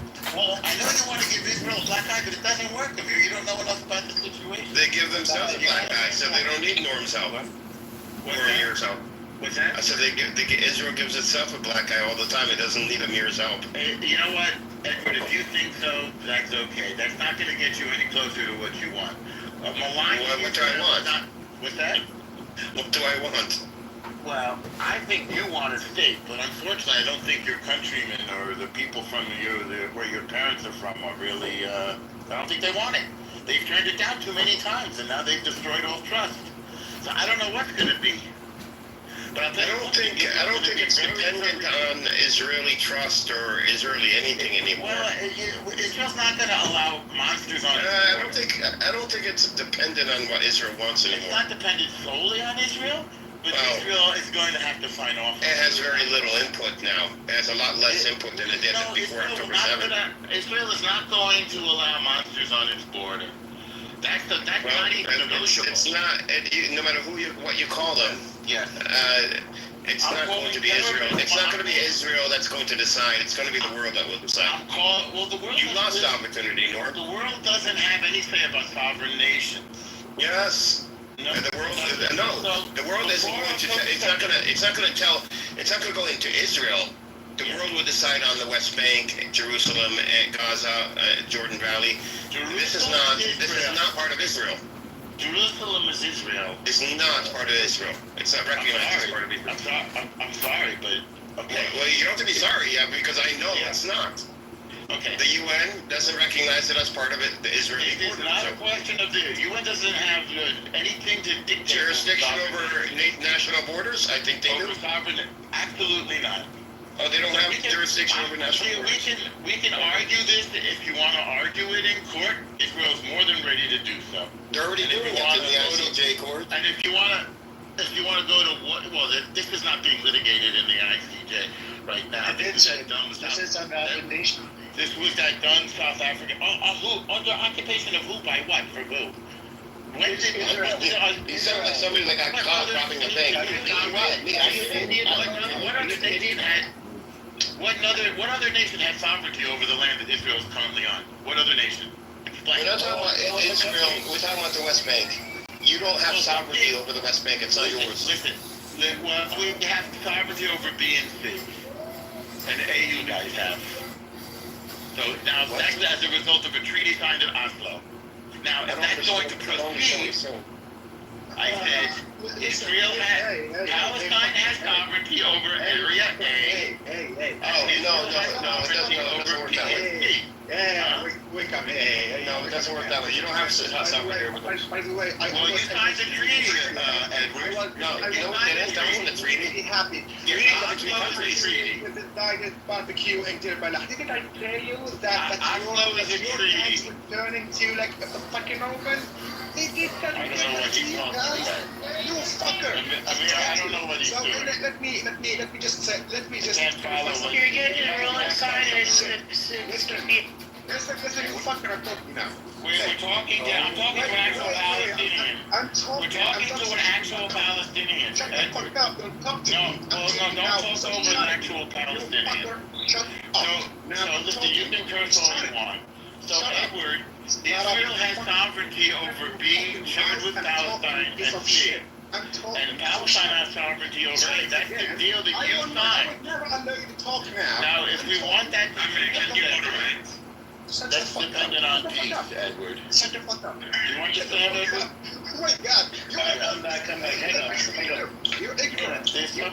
You got some guy cursing and beating One second, guys. One second. Okay. Secretary, you go and make your point, and then Norma will respond, and then we can pass the mic around because it's helpful that Norma. No. Because it really pissed me off. You know, when the Zionists, okay, they are the ones who ruined, Oslo. Okay, they accepted Oslo and they ruined it. And the agreement, was like there was like how can I say this? There was like a period. There's like a time frame where all the the text of Oslo, the agreements, they would have applied, on the West Bank, and the Israelis refused to do so. They refused to let's say to move on with the Oslo agreement, and they came with a bunch of pretexts. A pretext story, and then the American, following the 2001, the American government they tried to save the agreement of Oslo, and they couldn't, and it was basically ruined. Oslo is gone, and now they talk to us about Area B and Area C. Well, you assholes, you refused that. You didn't want Oslo. You just wanted, to play the game. You know what? Hey, we are going on with our occupation. We would infect the West Bank as fucking parasites and eat of it each time, a part of it, and this one, and this one. And that's not that shut the fuck up! I'm talking. You have your time. So let's build a new settlement here, a new settlement there, and the whole world is frustrated with that. Hey, you fuckers, you stop occupying the land. You should never. Shut the fuck up! I'm talking. Shut the fuck up! I'm talking. Tell him not to curse. Shut the fuck up. Amir, I think you should not be cursing. They kept going on with their plan. Can you make it short? One second, brother. Hang on, secret, brother. Can you make it short? Because look, everybody on this app, including Norma, has a short attention span. If you go past 30 seconds, he can't pay attention anymore. So just keep it to the minimum so we can get an answer out of the state. I complete everything. So the thing is, we talk about Oslo now. It's just bullshitting you. This guy, this fucker, is bullshitting everyone with Oslo. Like back in 2014, I guess I can go now and look for the UN Security Council resolution. Well, everyone, including Obama administration themselves, they abstained from voting. They didn't say no. While France, Britain, and everyone else is said, okay, Israel, they should respect the borders of 1967 and withdraw from the West Bank. It was like the most Western high call, okay, for Israel to withdraw from the West Bank because it was illegal. And these fuckers, they keep pushing everyone with Oslo. Oslo is done. Respect. Go. It's like, hey, leave just the Palestinians. Go from the other side of the 1967 borders. That's the talk. Forget about Oslo. You are pushing everyone with it. All I'll say is that the only time the so-called Palestinians obtained any sovereignty whatsoever over what the Jordanians No, they're not the so-called Palestinians. They are Palestinians. Over what the Jordanians called the West Bank, over what Israel calls Judea, and the United States called Judea. No, the United States does not call it Judea. Yeah, the United States called it the West Bank. No, they calls it the West Bank. No, they did not. Yeah, they did. I'll show you the bill. I'll show you the bill. Prove it. Yeah. Did it go through? Yes. Did it go through? So, let me see it. And what the Let me see it. Palestinians I'll call find it out. what the Palestinians call the Tafa, as Edward has taught us, the only sovereignty they've ever had over it is as a result of Oslo. That's the only time. And that's by treaty. So the treaty says that Palestinians get the Palestinian authority over Area A. They share the authority with Israel over Area B. And Israel has authority over Area C. Israel is allowed to build in its own areas. And Palestine is allowed to build in its own areas. You're such a fucking liar. Both sides are building in the areas that they control, and that's legal. So I don't know where you want to go from there. The only legal right that they have to that land is in Oslo. Other than that, there is none. All right. It says, does the United States of America acknowledge the West Bank as Judah and Samaria? No. Yes. The United States does not officially recognize the West Bank as Judah and Samaria. Here's the breakdown. What the U.S. does recognize. Judea. The West Bank is a term the United States government used in its official communications and documents. 2. The U.S. considered the West Bank to be territory, not sovereign Israeli territory. The U.S. does not recognize Israeli sovereignty over the West Bank, though it does recognize Israeli control in parts on the current arrangement, like in Area C under Oslo Accords. That's what I Trump just administration said. That's what I just said. You did not. Yeah, You're so fucking. You called it a treaty. You said that the United States of America acknowledges the West Bank as Judah and Samaria. And I went and said no. It said no. You're such a fucking liar, bro. Secretary of State Marco I'm not Rubio finished. and Ambassador Mike Huckabee both acknowledge this. Sorry. It doesn't look that law. I don't know. There's no bill. You're a liar. U.S. law works that way. I'm not finished. Trump administration. Yeah, it is the way it works. In 2019, the Trump administration declared that Israel settlement in the West Bank are not so inconsistent with international breaking from decades of U.S. Not inconsistent, meaning Mike Pompeo, the Secretary of State, did refer to Judah and Samaria in some speeches aligning with Israel terminology. So does Marco Rubio, the current Secretary. Used mostly by right-wing Israeli politicians. However, this was rhetoric, not an official change in the U.S. naming a recognizing policy. See, you are a fucking disingenuous piece of shit. That's what you are. Judah and Samaria. That term was used primarily by Israeli, especially by nationalists and religious factions. and biblical ties to the land. Internationally, including at the UN and most countries, including U.S. allies, the region is referred to as the West Bank. Where's the bill? There's no fucking bill. You lied. Lied. Where's the bill? Where's the bill? You're a liar. You're a liar. You're a liar. You're a liar. Where's the bill? Areas A, B, and C have never been considered by Israel or by any other nation to be a part of a border or recognition of any borders in the West Bank. They're called zones, not borders. And the United Nations, U.S., and not even Israel recognizes them as borders. I never said they were borders. So if they can't be borders, then they can't belong to you. Your border is I never said they belong to us.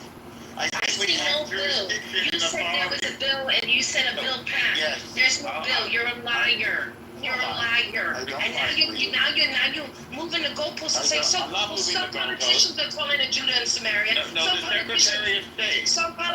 It's not. It's rhetoric. It's rhetoric.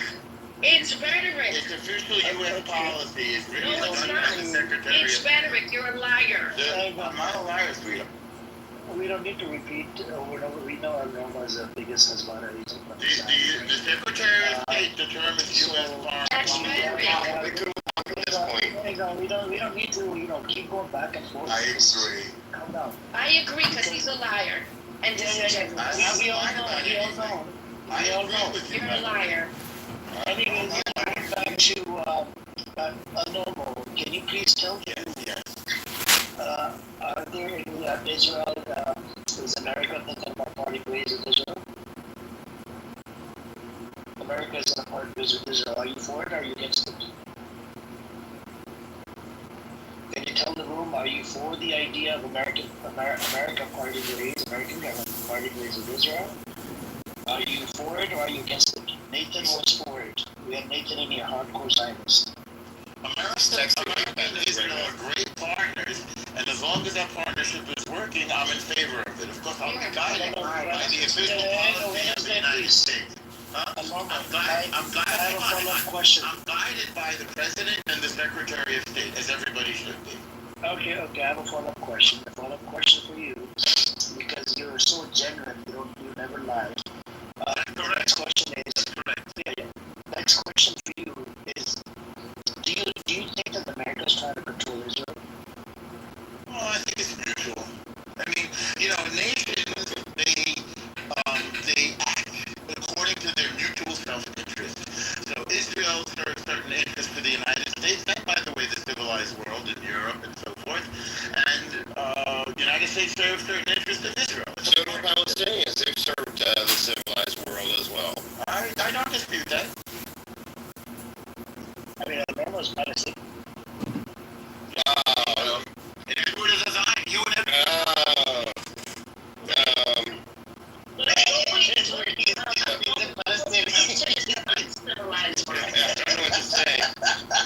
What do you think about that? He's a Palestinian. No, we'll give it back. We're part of the agreement. When we come up with an agreement, it will be, who would take Norm. And both sides will be arguing. Ukraine, he claims to be Palestinian. And Israel should give it back to us, and we'll just go back and forth. So I got another follow-up question. Now, America, Trump is sort of trying his best to part ways, right? I don't think so. If it happens, are you for the idea of parting ways with America? Look, this is a little bit above my pay grade. I don't think that you're... No. I dispute your premise. By the way, I'm putting this into the chat. The U.S. bill called Recognizing Judea and Samaria Act has been introduced to replace the term It's not Palestinian.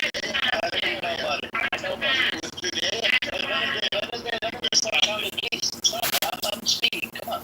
I already know about the bill. Okay. The only thing he has is Arkansas. Arkansas passed the ruling that they're going to be calling Judea and Samaria, and they just passed, the white supremacists. They're going to be, land has got 40, 50 members and located in our You know, I'm against that. I gave that guy a very hard time. I wrote which space are you in? I'm sorry. We were in that big Twitter space. We interviewed the guy who was level. No. We interviewed this guy and I gave him a really hard Are you time. in the stealth space or are you in stealth? What? Stealth? I don't know what that is. Who But anyway, was the main host? Lou Fax. Oh, Lou was running a space on Twitter. Okay, cool. Huge. And we interviewed that guy that was on MSNBC. Lou got him into the room, and I gave him a really hard time. I told him this was illegal, violation of civil rights. Oh, we gave him a really hard time. What is illegal violation? The white only town. Oh. Yeah. And I showed you the bill to change the name of the West Bank to, which is actually the colonial name. It's a colonial name from Jordan. Huh? You could never go after Medina. You could never go after Medina. What do you say? I said you could never create Medina. I can never what? Medina. Who is Medid? You don't know who Medina is. Okay. I don't know Medid. You Uh-huh. or Hassan Pike. You could never debate them. I don't know these people. Yeah, because you're old, sir. No, it's just I just don't know these people. I debate other people. No, I do know this. I know who Hassan Pike is. So do you believe, Norm, do you believe that the United States should name the West Bank what they want to name it? Or should it be up to the I believe Palestinians? that they should follow Israel's lead. Wait, They're doing. so, okay, so you believe Israel has the right to name the area where the Palestinians, the West Bank, which is Palestinian territory? They have the right to name I it? dispute your claim to that territory. Well, you can't. Huh? It's not disputed. I mean, Israel doesn't dispute it. Yeah, Israel does. It does not. It's the Knesset just voted to annex it. It was a symbolic, non-binding vote, and it had to be non-binding because they don't dispute it. They can't dispute it. It's disputed territory, Edward. I'm sorry. Okay, so the Supreme Court said that it is a belligerent occupation. They're not. So Israel does not dispute the West We Bank. occupied it from Jordan, and Jordan surrendered its sovereignty. You may dispute it, but Israel, as a nation, does not dispute the West Bank being Palestinian territory. They may not like it, they may want it, but legally, they can't dispute it. They don't dispute it legally. So I'll just remind you, the only treaty that governs that territory is one treaty and the Palestinian side. It is the Oslo Accord. The treaty Okay, treaties are between countries. That's correct. It was signed between countries. Again, I don't know why you say treaties are between countries. Because they are. It's an agreement. It's an agreement. Two different sides. It's an agreement. Right. It's an agreement. What a treaty. Treaties are between countries. I don't know if your definition is correct, so I want to put that on the side. Okay. So you're fine. Okay, listen, you're not okay with a whites-only town. That's correct. Okay, but you're okay with taking over where people live and making it Jewish. No, I'm not okay with that. So then you are fine with, and should be fine with, if you're consistent, with the West Bank, whatever, the international, okay, listen, no, you should be calling it whatever the Palestinians want to call it, because it's not there. I disagree. Okay, so then white people could have land here and have white-only towns and cities. This is a racist thing you're saying. I dispute your racism.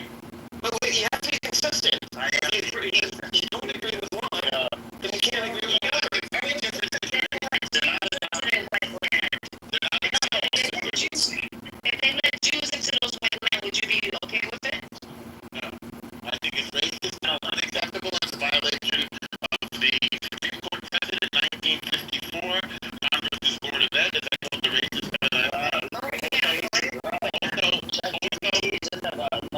No, I'm not using ChatGPT. Consistent.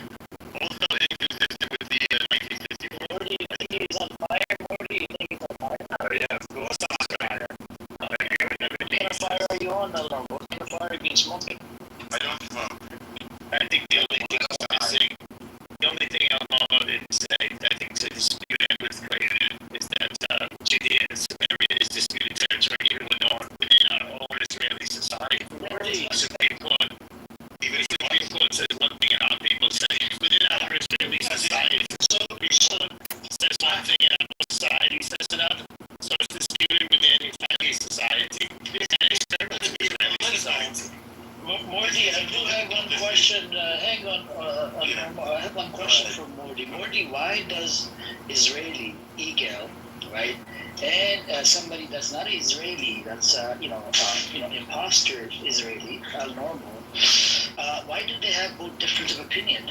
I don't think I am not an Israeli. I'm an imposter. You're an imposter. You're an imposter. No, I'm an American Jew. I'm an imposter. This is El Normo is the real deal. He's the real Jew.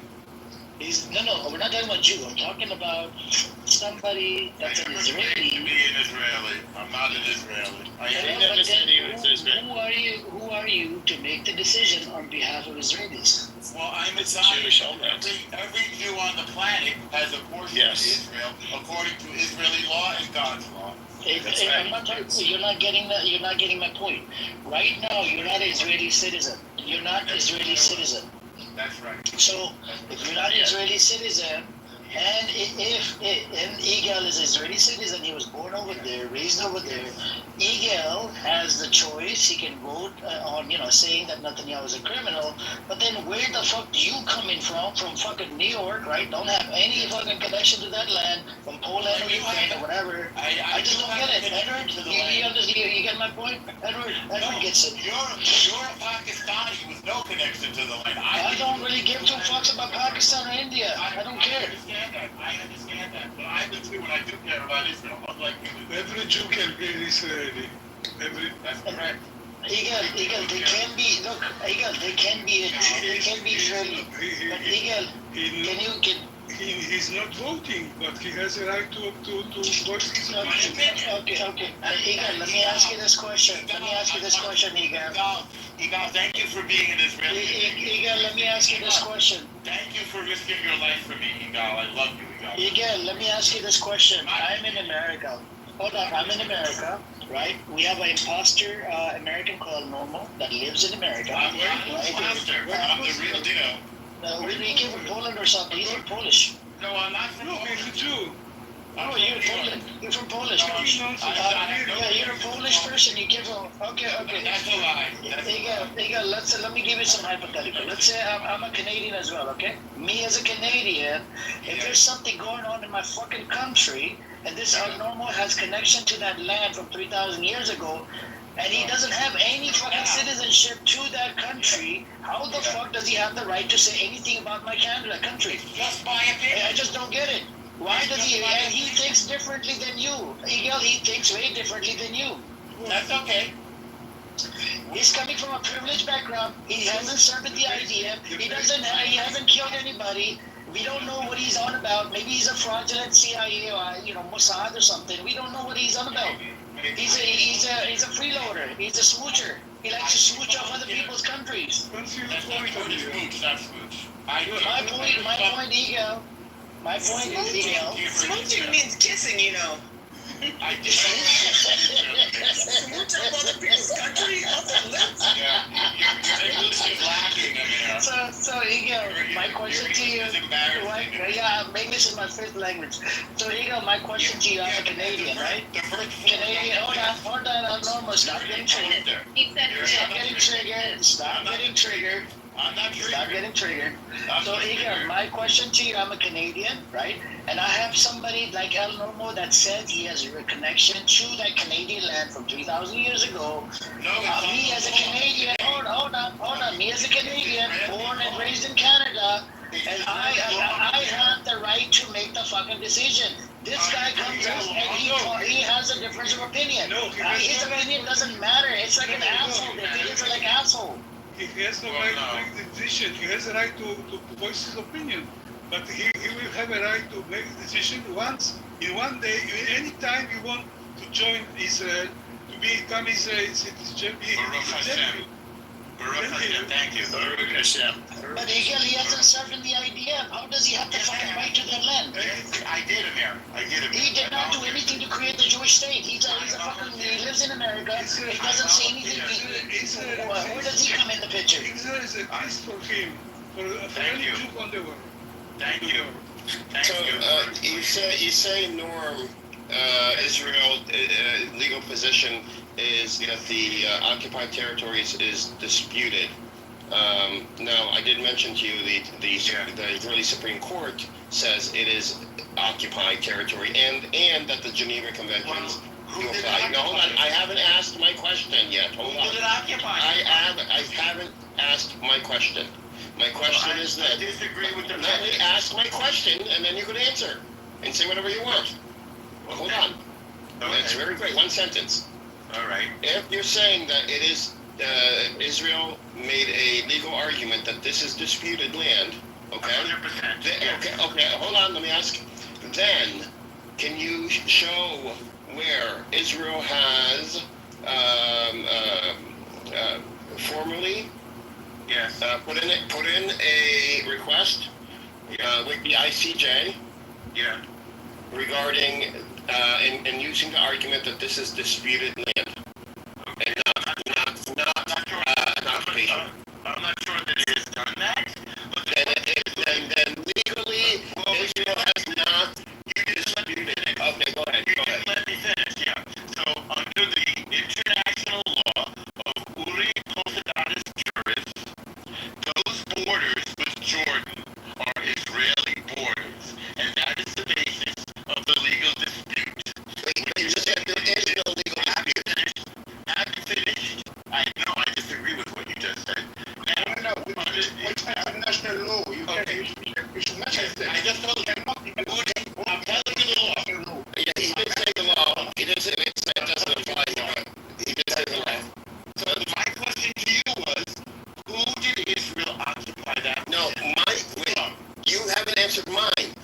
Yeah. Did Israel formally request and put in a formal legal brief to the ICJ?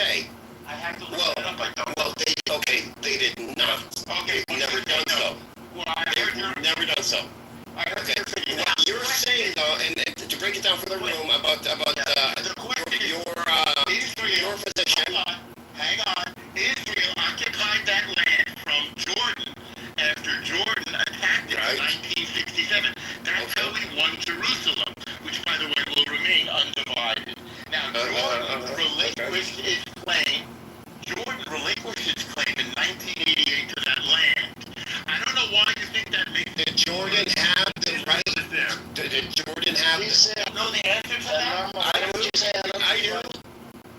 I do. You and Jordan. No. Everybody knows the answer. Jordan did not have the legal authority to occupy the Palestinian land. As a matter of fact, the United Nations would not allow Jordan to occupy it and did not recognize Jordan as sovereign over the land. Even after Jordan gave Palestinians passports, the United Nations said, no, Geneva Conventions still apply. You cannot take this territory. This is Palestinian territory. Period. If they couldn't take it, you can't take it. No. So you're saying, okay, your dispute, but that's an internal dispute. You have not presented anything to a legal body, to the ICRC, to the United Nations, whatever. I'm not sure about that. Nothing. I'll have to check. This is all internal. You presented internal We memos. occupied it. When you say we occupied it from a belligerent body. That's Jordan. We didn't occupy it from anything called Palestine. Okay, so you just said a belligerent. Okay, so belligerent body. Yeah, let's take your argument. That's that is under the United Nations Charter. You cannot win land by war. So you just said it was belligerent. Therefore, you cannot keep that land. Period. It doesn't mean that it goes to you. Who does it go to then? Doesn't mean it goes to you. Well, that would have to be decided. Well, we have No, it doesn't go to you. The law already says it doesn't go to you. We already have it. No, but you're not keeping it. You're not going to keep it. That needs to be seen. It's already slipping out of your grasp. It's already slipping out of your grasp. I don't think but what do you have? Do you have France, a G7 country, has already recognized the state of Palestine. Canada said that they are going to recognize. That's another G7 country. G7 countries are doing this. Is Israel ready to fight the G7? Is Israel ready to fight the G7? It doesn't say what the borders are, Edward. Yes, they recognize on the 1967 lines. That'll never happen. It's a stretch. That's what it says. That's what they recognize Palestine as. Yes, they do. Of course they do. Of course. Does it say we recognize that Area A? No, it doesn't. They say we recognize the Palestinian state on the 1967 lines. That's what they say. Okay, are you sure it says that? No. Okay. I'm looking at it in GPT right now. Let me Yes. answer this. Okay, so Let me answer this. Hey, let me answer this. Go ahead. So, Go ahead. back in 2016, France and all permanent members of the Security Council, they voted on the resolution number 2354. It was used 23rd of December 2016. Okay. And on the paragraph 1, the resolution says, reaffirms that the establishment by Israel of settlements in the Palestinian territory occupied since 1967, including East Jerusalem, has no legal validity and constitutes a flagrant violation under international law and a major obstacle to the achievement of the two-state solution and a just, lasting, and comprehensive peace. Let me just remind you. What year was that? What year was that? Let me remind you. Just I will do this. What year was that? What year was that? Let me remind all of you that this resolution was voted by 14 members. All of them, none of them opposed the resolution. Just the United States, they abstained, which made all the Israeli politicians crazy as hell. They attacking Obama's administration for not voting no. So all of them were okay with that. All of them said, yes, we recognize that Israel is occupying the West Bank and from 1967 borders, including the Eastern Jerusalem. Okay. When was that? When was that? Eastern Jerusalem is a part of Palestine. When was that? Resolution number 2354. What year? 2016. December 2016. I guess we have a dispute. I guess we have a dispute. I guess we have a dispute. That's what I said. It's disputed. Dispute your claim. What authority recognize Jerusalem as a part of your country except your corrupt American politicians? Oh, if you don't like America, that's fine. That's fine. You know, the countries that matter. Sorry? That's fine. These are the only countries. They're the only countries that matter.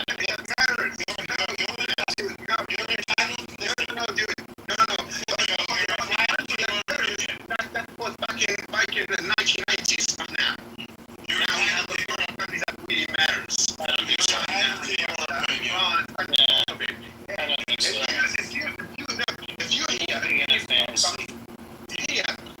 If you are here to talk about global dominance and who can beat the shit up of the other, okay, we can talk this language. No, this is a legal dispute, you know. If you are here to discuss this based on international law, just add this is a legal dispute.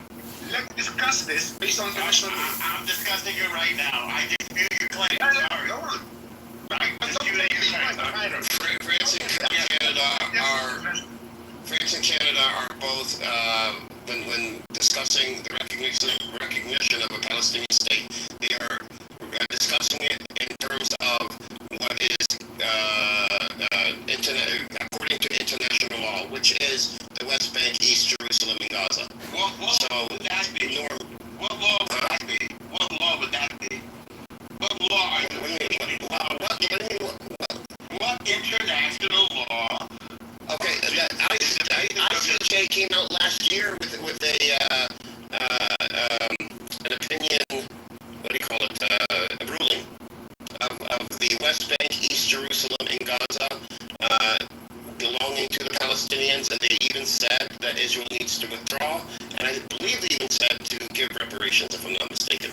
So the laws are there, and the laws are very clear. I don't think they have jurisdiction. The ICRC also has said the same thing. ICRC has said the same thing. I have named the law. You have No, you named the law. You named the law that's not that way. You named the law that no international legal body has recognized as being valid. Oh, okay. Can Can you show me what international body has recognized that as being valid? Okay, good. Are you done? Okay. Every single international order that has been formed after an empire has withdrawn. Think of the Soviet. No, Norm, just Israel. I'm talking about. You're interrupting. No, because you're not answering the question. I asked you, show me where this law. I don't. Okay, where the United Nations or any country has recognized this legal argument that you're putting forth right now. I get it. I can't answer the question. You don't want to hear it. You don't I want can't to answer answer it. It's Morty. So, hang on, Morty. Under international law, and the only other alternative, by the way, is Oslo. Under international law, when an empire leaves, like the Soviet Union or the Spanish Empire, the borders that remain are according to the previous borders of the entity. In this case, the British Mandate of Palestine. So can you show me a legal brief? Can you show me anything? Any international body that agrees with you? Save your questions to the end. Save your questions to the end. Now, unfortunately for you, the Palestinians, Arabs, did not accept the state when they were offered one numerous times. Therefore, you have no legal sovereignty over that land. So can you show me anything in international law that agrees with this position when it comes to Palestinians? Yeah, there's a law. Not Russians, not Spain, Palestinians. Show me where this was an international body that agrees. When did you ever have a country? No, I'm asking you to show me where your argument, the argument you put forth, you said it is, international law. Show me where that law was recognized to apply to Palestine. In the United States. The United States? No, the United States says the West Bank, East Jerusalem, and Gaza is Palestinian territory. The United States says Jerusalem is one city, there's no Palestinians on there. Their position, they moved the embassy, but the position of the United States is that East Jerusalem, West Bank, and Gaza is Palestinian territory. Incorrect. The United States recognizes Jerusalem as one United city and the Golan Heights as annexation as Israeli. I'm sorry, there's a fact of that. Now, Okay, let's say Jerusalem, which I don't agree with. West Bank, Gaza. Can you show me where anything in international law that's not Gaza is formerly Egypt. Egypt doesn't want it. Okay, you're saying no. What I'm saying right now is It's nonsense. Please, no. Let me what do you want to say here? So from one side you say, hey, you add international law, and then you go back to the United Nations, the United States. I don't get you here. And then you mentioned the ICJ. You refer to the ruling of the ICJ. And when it comes to the genocide, you say, no, we don't recognize the ruling of the ICJ.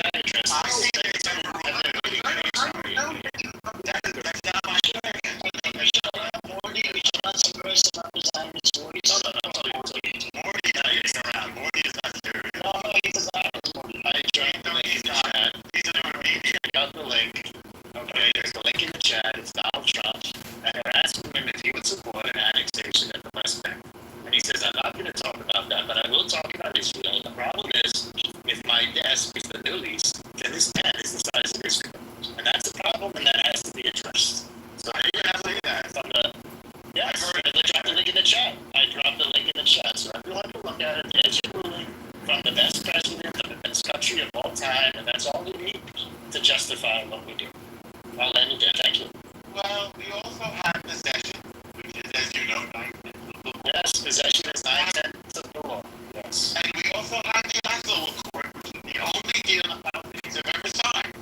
You've never signed any other deal, so that is the only operative agreement to Oslo. Wait a moment. You keep talking about Oslo, but you don't even know about what the content of Oslo. Except yes, I do. Yes. No, seriously. Oslo, wait a moment. Oslo had this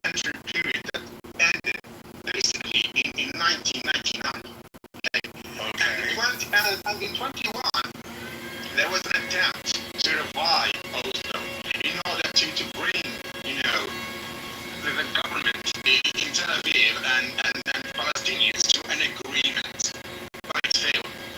So, I don't know, like The Palestinians walked away from the thing. no, they didn't walk away. They didn't walk away. No, sorry.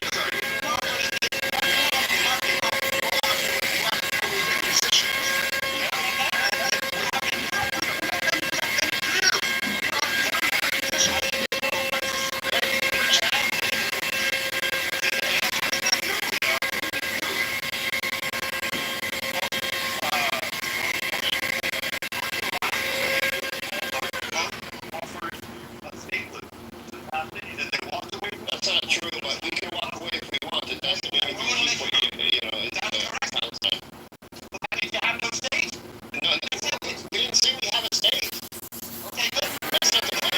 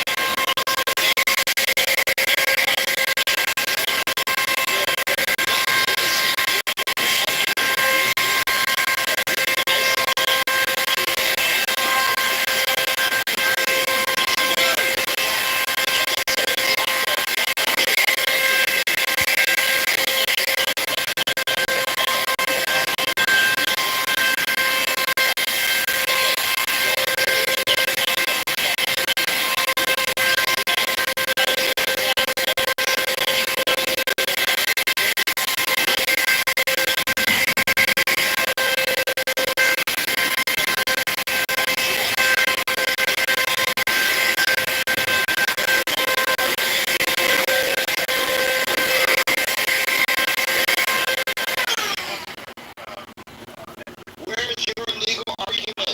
I didn't give an argument. I'm saying the ICRC, the ICJ, and over 140 nations recognize the borders of Palestine. France and Canada have said that they will. What's Palestine? What is it? It's not a state. What is it? You know what I'm talking about. What is it?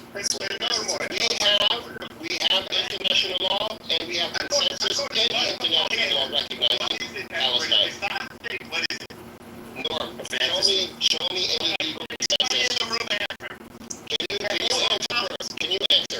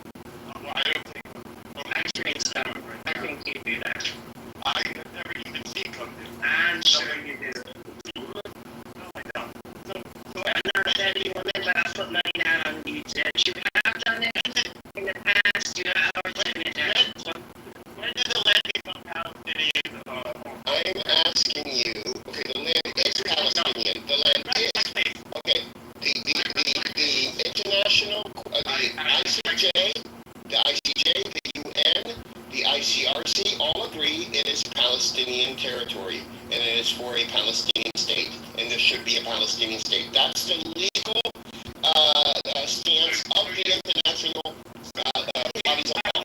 That is the legal stance. Now I'm asking you to show me. I can show you multiple legal, international bodies that can back up what I'm saying. Can you show me one that backs up what you're saying? Yes, I can show you walking the synagogue. Oh, okay. But I'm asking you, and you can't even give me one. And can't even give me a time when Israel has submitted to any international body this legal claim that you're making. This is our position, and I'm pointing out to you that you cannot show me at any point in time when this came out of Palestinian sovereignty. Ever. Never happened. So I know you would like it to be. Is that necessary? Is that necessary to become a state? Is that a prerequisite to become a state? Is that a prerequisite? Is that a prerequisite? It's the answer to the dispute. If you're going to show me how it. No. Is that a prerequisite? Is that a prerequisite for Palestinians to have a state? Is to show you that we've already had a state? No. That's all. No. Then why are we even on this topic? So when did it become yours? You just said it's not a prerequisite, so why are we even bringing this up? No, it's never been yours, but you'd like it to be yours. You just said it's not relevant, but yet you want to talk about it. No. So we got George. And George relinquished sovereignty, and hang on. We got the finish from George. In 1967, George invaded. We have every right to do that. Jordan relinquished its sovereignty in 1988. You had Jordanian passports. Up until that moment, you were Jordanian. Now you want to do something new, which has never. Hang on. Let me finish. Now you want to do something new, which has never existed before Palestine. And Israel was okay with it. It had one requirement, and that was stop being terrorists. Let me ask you something. I haven't finished. Let me finish, and then you can answer. So Israel offered Palestine a state, and they declined it. We had one requirement, no more terrorists. Failed to meet that requirement. I don't know if you think they have sovereignty over Gaza, but Gaza has voided any claim to anything as a result of its belligerency to Israel. So Gaza is finished. Now, the Judea and Samaria, if they are peaceful, there's a chance that there will be some sort of self-governance and sovereignty. If they are not peaceful, then we're going to have a fight. And that fight, as you know, you're fighting a superior army. It's not going to go well for whoever is committing terror. So that's our position. And I don't know why you're claiming something international.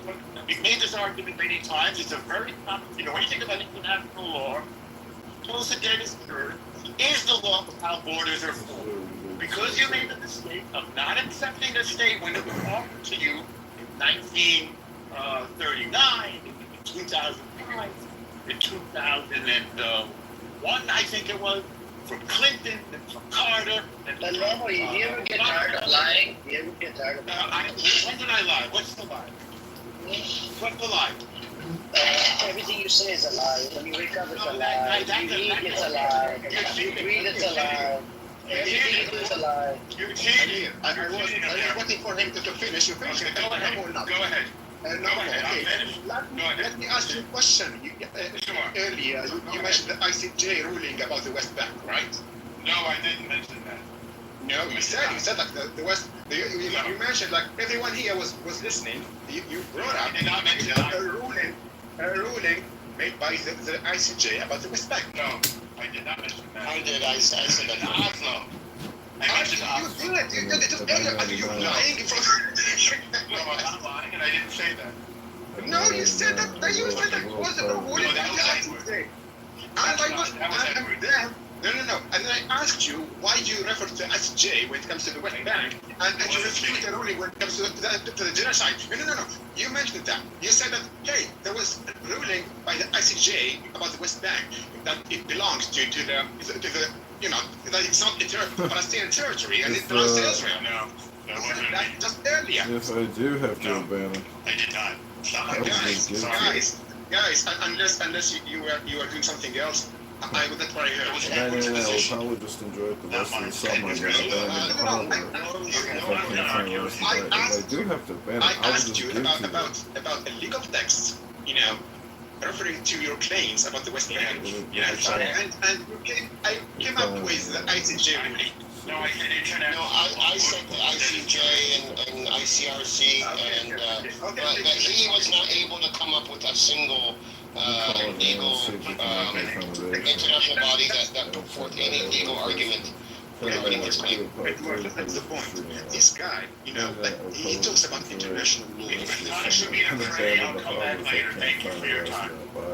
Oh, You have to abandon it. Pray, oh God. Okay. He has to pray after that one.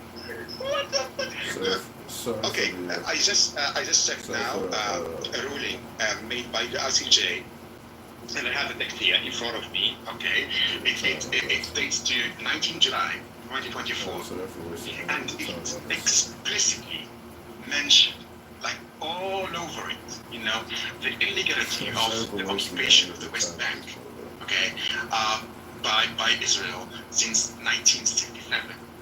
But then Israel's Supreme Court in 2006 also said that it is a occupation in the West Bank and it's against the Geneva Conventions.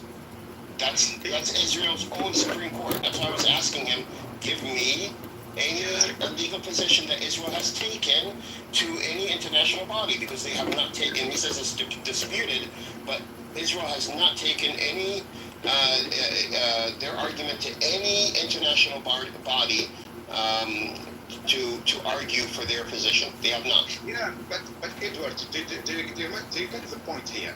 Like, if you mention that the Israeli Supreme Court, the Israeli Supreme Court, literally, it's a part of one party. We have two parties, conflicting about, in disagreement about the situation, and the ruling cannot be made by the Israeli Supreme Court. No, I know that, but the Israeli Supreme Court agrees with the ICJ ruling, though. Yeah, it doesn't matter. It doesn't matter because when it comes to the international law, the main authorities or the only legal authorities, or recognized authorities that would make any ruling here, it's either the ICJ or the United Nations, and both they confirm and they recognize that Israel is occupying by the West Bank. No, right, and that's not really the argument, though. There, hey, I don't know, and I should really highlight this, that Eastern Jerusalem, all of them, they agree that Eastern Jerusalem is a part of the Palestinian territory. Yes. And that Israel has no legality being there. That's not my argument. My argument is when Norm and others say, well, it's not occupied, it's disputed, then my question is, okay, show me where you have disputed it. Show me where you went to court to dispute the legality of Palestinians having the right to the West Bank, Gaza, and East Jerusalem. Show me. They can't, because Israel has never gone to court or got any ruling or any opinion from any international body, claiming that this is disputed land, so therefore it's up for grabs, basically. There's nothing. They haven't even gone to court to even ask for it. They won't. No, so they're not disputing it. That's the thing. They're disputing it to us, but the government is not disputing it. Even if they want because they know that they won't have any reason to present or any argument. Exactly. That's why they won't go to court. There. Yeah. And not just Israel, by the way. If you look, for instance, to the large picture, okay, let's consider the ICJ and the ICC, countries who don't recognize them, or they don't really address them for any ruling. You look directly to dictatorships and third states, including Israel and the United States. And if both of them has recognized, the authority of the ICC, okay, half of their military high command will stand for a trial there, but they won't do it because they know that they messed up hard time and for long years. They know. Well, the U.S. is not claiming it's disputed territory. Our official position is that it is occupied territory, controlled by Israel, and it is Palestinian territory.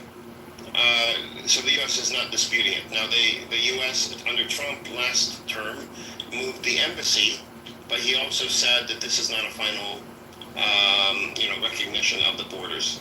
He also said that it was a political.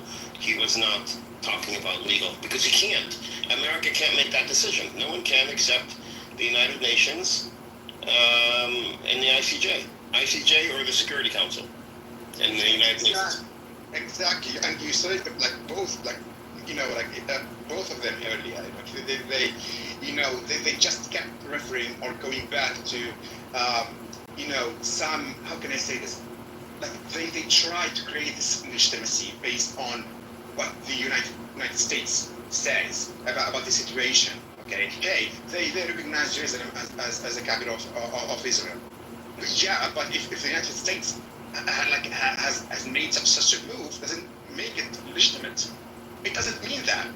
The United States is just a country, just like all other countries. If you are gonna talk about, hey, it's the main military power on the planet, and if you are going to talk about this tough guy discourse, then you cannot refer to international law at the same time. You cannot. It's either you respect international law, or you're gonna go there and talk like this, that guys thought, hey, we do whatever we want, and we don't care about anyone, we don't give a shit about international law. But if you're gonna refer to international law, and you don't speak about the United States, here it's United Nations, the ICJ, and the ITC. That's it. Those are the only... I agree. Can I just interrupt real quick and ask Amir, has there been any new news or developments, Amir? On the ceasefire? Or humanitarian aid or ceasefire or anything? Humanitarian aid, yesterday I think we had 3. He said they stopped the aid again or something. But they did a pause, right? It was 10 hours every day. 10 hours a day they'll let aid in. That was the agreement. But then you have Smotrich and Ben-Gvir he was fighting in the Knesset. Yeah. Why are you doing this? They should be sent bombs or whatever. Did you watch it? Did you hear? No, I watched a YouTube person I follow talking about it, and talking, I think I said this the other day, that Netanyahu did not include Smotrich or Ben-Gvir in the meeting to allow aid in. And he had the meeting on Friday. He had the meeting on Shabbat.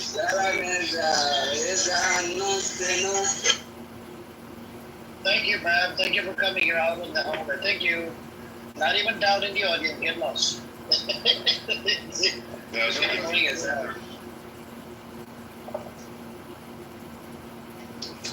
Normal left? Thank God. Yep. He said he had to go pray after the ass whooping he got. Yeah, pray. Yeah, I was reading up on that bill. It's still in committee. It's been in committee since January. Yeah, no, it's not going anywhere. And then the likelihood, ChatGPT says the likelihood of it being passed is not even high. No, it won't pass. It's not. It's there's a lot of bills that's a problem with the U.S. There's more bills put forth just for political points and they're not meant to pass them. But we spend more time on that crap than we do on passing bills that actually help people and the citizens.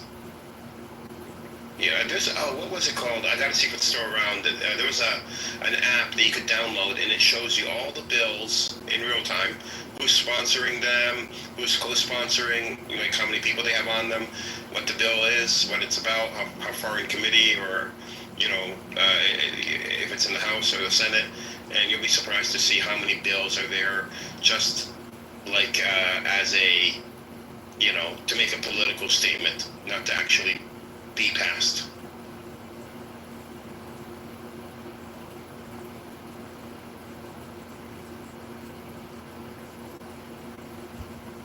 It's crazy. I'm getting all my notifications really late.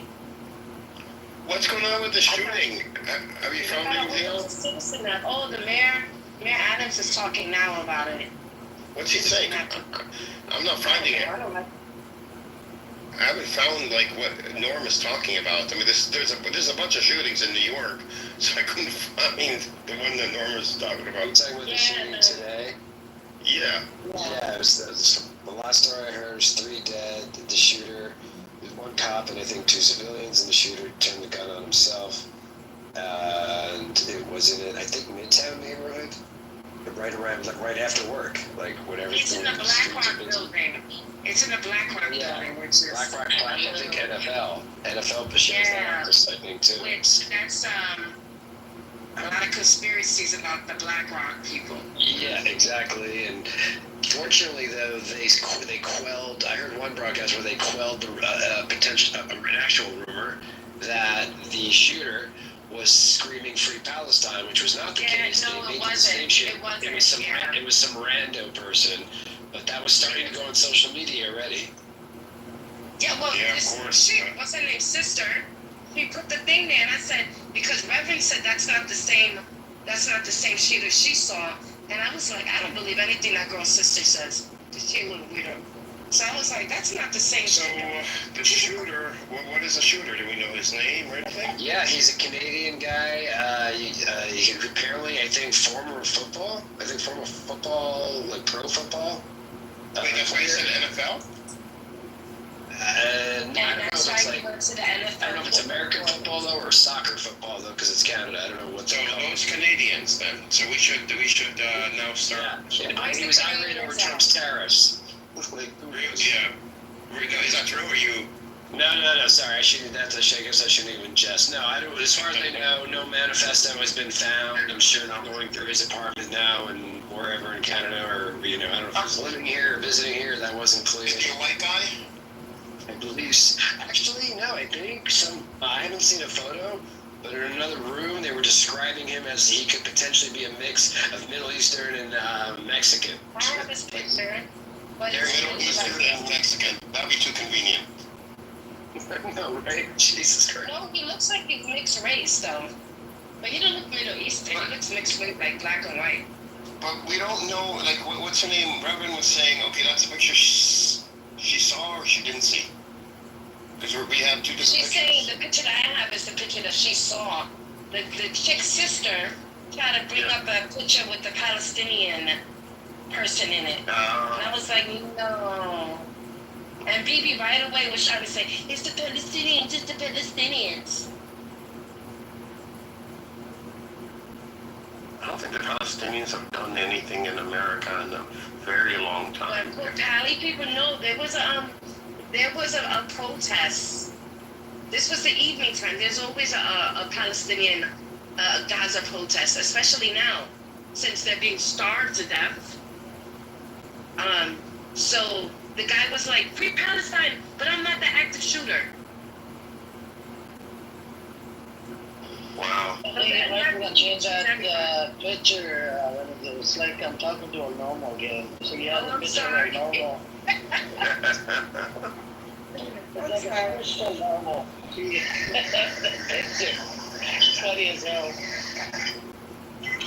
But Diego, my whole point was somebody that's from New York that doesn't understand Israeli politics, that's just a Jew. Okay? That's just a Jew. It doesn't make him that, oh, he's part of the fucking Knesset, he can talk on the government statement. When I talk to you, or when I talk to Amos, or when I talk to Israelis, they have fucking difference of opinion versus New Yorkers. So why should we even include the New Yorkers? Only you can change the law. Only you can do it. Not this motherfucker, a normal can do anything. He's just a fucking big talkative. You have a right to speak. It's not about the right. It's about what is this fucker doing here? What is he talking about Israel? Only Israelis decide, but they have a right to speak. It's confirmed the shooter is now dead. He is dead now. Posted in the chat front line of Haaretz just now. He was from Canada, but they were saying he's born in Hawaii, and he looks like kind of, I guess, Japanese, Hawaiian or something. Is he related to Obama? Obama was born in Hawaii. Oh my goodness. Everybody in Hawaii is related. You asked that, dude. Somebody said that he played football. Well, there's a picture of him in some football uniform. Looks like when he was in high school. I mean, I don't know how that's. I think that's pro football. Shooting. I think it's pro football. I don't know, because they said he was fired from his job. Apparently, he was working almost somewhere on Wall Street. He's 27. He was only 27. Oh, okay. Yeah, and Canadian. It's so weird. He looks Asian, or I don't know. But they say he's from Canada, but he's born in Hawaii. I don't know what the fuck this dude is, but his last name is Japanese. Okay, what's his first name? Do you know his name? Hang on. Yeah. Shane. Shane? Shane Tamura. Yeah. Okay. I don't know where. It's weird. Where is he? Who is he? But he got a Las Vegas concealed carry permit. Shane Tamura. He doesn't sound Palestinian to me. From Canada, but born in Hawaii. And got a Vegas ID. That's crazy. I wonder what it's about. I wonder what happened. Yeah, and the other people they arrested, the one guy, the big dude who had the Free Palestine, and the woman, they all seem unrelated. They don't know each other. I don't know what those two. Well, I guess they Wednesday was saying that they have protests every day.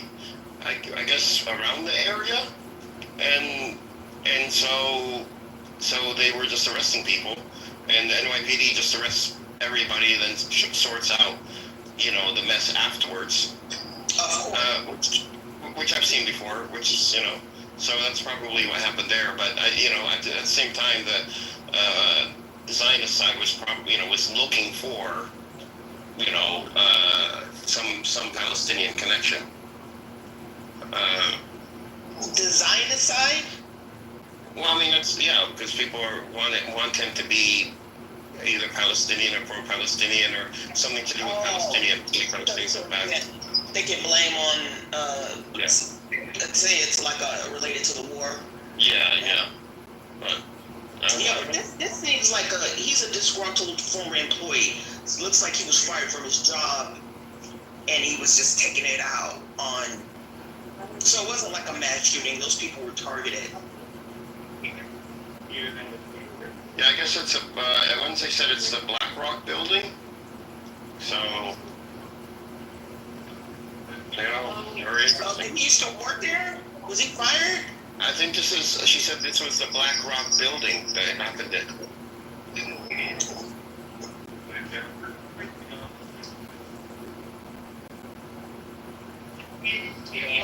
Well, he did kill one police officer, so that was the confirmed death. Oh, Wednesday, you still there? Yeah. But I don't know what happened to anybody else. If there were anybody else that were just in critical condition, but there were, I think, 5 other people who were shot. Not confirmed deceased.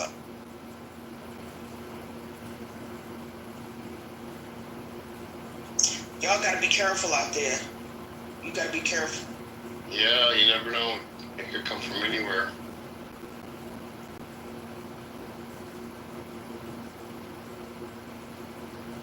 How many on here? Are you licensed to carry? You carry a weapon? No, I don't. Are you gonna start? Do you think you should, maybe? I don't think so. I am. Oh, you are? You're in California? No, not, thank God, no. California is hard to get CCW, though. It's impossible to get CCW. Is that where you are? Yeah, California. I'm in Los Angeles. Oh, I thought you were in Canada. Oh, no. I go to Canada every once in a while to visit my family, but I live in California, Los Angeles. Are you going to move or are you going to stay in California? I might move down the road. It's just a matter of time. We'll see. Would you leave the country though? Would I leave the country? Yeah. No, I'm still going to be in America. Probably on the East Coast side, New York or something. Amir, let me ask you, or anybody else in here, do y'all think America is fucking cooked? And it is time for us to start over again? Like, we need to what the founding settlers of this country did originally. I mean, not do what they did. I mean, obviously, not be a genocidal fucking your whole human race of people. But do y'all think that we're in a police state right now, and we're going too far, and there's no turning back? I mean, we need so first thing we need to do is part ways with Israel. That's number one thing. And then we have a lot of pedos in the Congress that we need to get rid of them. I don't know how that's going to happen. I think it's going to take like a small contingency of us to first of all, I don't know if we have to separate by race. Like the blacks and the whites, like we got to find us a little island separately and then start over like that. That might make the best sense so that we won't repeat the same mistakes. Y'all heard about that white city they starting just for all white people, a white neighborhood or they were talking about this earlier today. I mean, I don't see nothing. I mean, I'm not against it as long as they don't use any of my tax dollars. But like those people, I wish all white people would think like that. They're just all racists, as a matter of fact, would go and just let me know where they are so I know where not to go. Like, because I ain't got no problem with it. I wish they would all do that. I think that would be a lot easier for the rest of us who want to live without their shit. But yeah, I just feel like I think those people have the right idea. They seeing the writing on the wall.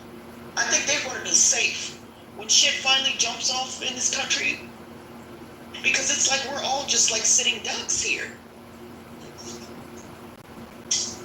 Yeah, and technology in the mix. We don't know what's happening, in the next 3 years, how our society is going to look like. Technology is the least of our problems. It's the people. It's the crazy motherfuckers like this shooter, But technology has, technology shapes society too. It has a great influence on society. So. No, I think technology is a tool. Is anybody else talking about that? Can you? You should see the food that gets thrown out in these restaurants. Yeah, hot mic. It's technology is just a tool that people can use. That's all. It's not a guiding force. But it's becoming more than just technology that we use now. Social media shapes world opinion. Well, it's not technology. It's not like I'm not asking. No, I'm not asking to stop that. I'm just saying. Who? Michael. My name is fucking Michael, you dumb bitch. Oh my you don't God. Calm down, James. James, calm down. Stop cursing women. What did he say?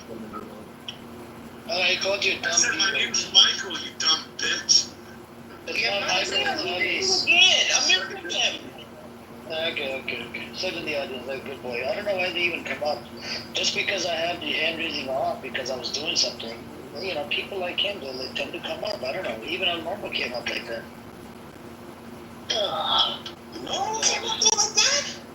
Yeah, unmute. Yesterday. Norm came up and he was cooked. Yo, you did cook him though, Edward. You just gotta wait for the right time and then pounce on them like a praying mantis. This is like the beginning of Let's Go. And people are doing this. Do you know that in the very beginning of World War II, in Germany, Hitler, his regime started just cutting off things slowly. It wasn't like all at once. Everything didn't happen like all at once. It was just little things that would take away from people. They took away, and people would they would see how much people would tolerate, how comfortable they would be with things. And I feel like that's what Trump is doing now. I'm like, can nobody see this? Am I the only person who sees this? No, like the erosion of our rights? No, we don't see it. I mean, he doesn't even let the media, NPR and Reuters into. Is it the Oval Office or the press? The press. What do you mean, the press? Corps, I think. The press. The Oval Office. Not the Oval Office, it's the press. Sorry. Yeah, like he doesn't let them. He threw them out of the press corps, which is like they have an area in the White House where all the press have little offices, little they have desks. He threw them out. He closed their office down. No, they just can't come to the White House. He threw a few of them out. Did he throw CNN out? I'm not sure. No, CNN is owned by a rich Republican now, so.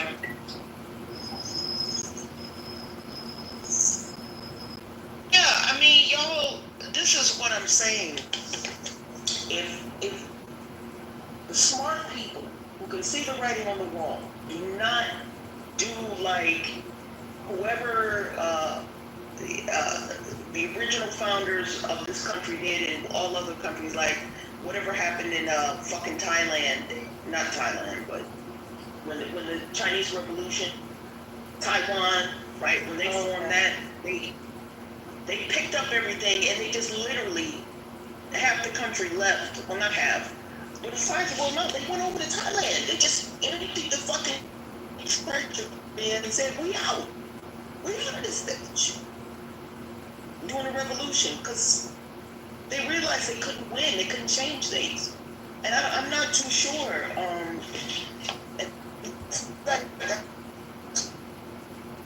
Well, I'm sure a lot of the white supremacists would like a lot of the minority people to jump the boat so America could be an all-white nation.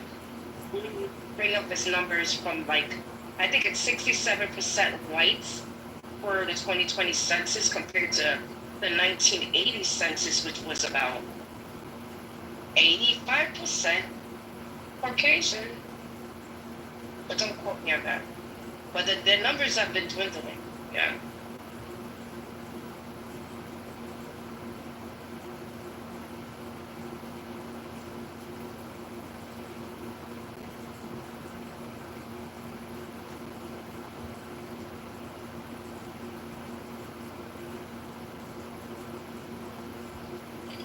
Anyways, I think if anybody else want to come on up, James, I'll bring you up, but you gotta be respectful to women now.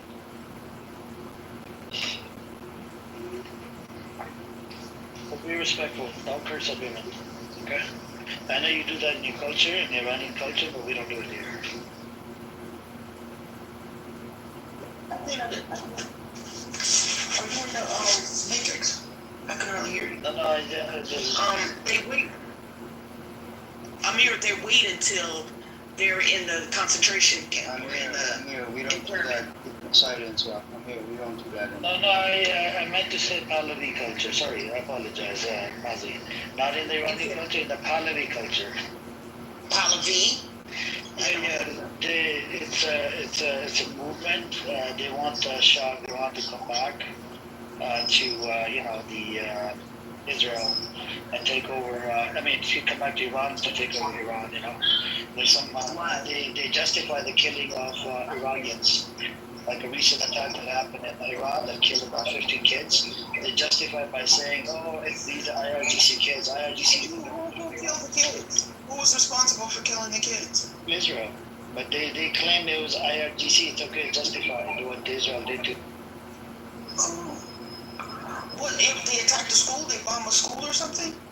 No, not the recent attack. Reverend, you don't know that Israel did the attack. Yeah, but I didn't know that they targeted like 50 children, a place where they killed over 900 people in Iran. What the rocket attack? No, I thought you were saying that they targeted like a school or or something on Kitover. No. They targeted buildings, residential buildings. Yes, I heard about that. 900 people already. Jeez. They hadn't killed that many Palestinians in a year.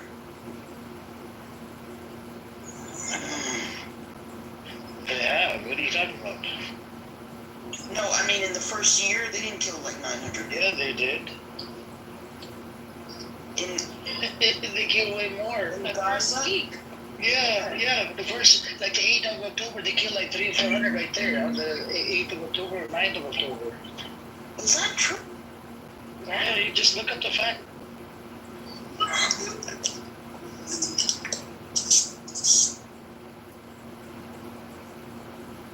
Hey, they're thirsty for blood, man. What's up with you, Chucky? Chucky. Assalamu alaikum. Walaikum salam. Salam. Yes, sir. I'm good, man. I'm just looking into going to yeshiva, man. I'm ready to become a rabbi. Oh, you ready to become a rabbi? Baby. Oh, yeah, no problem to you. Thank you. I appreciate y'all, man. Please keep me in your prayers. Oh. You heard about that active shooter in Midtown?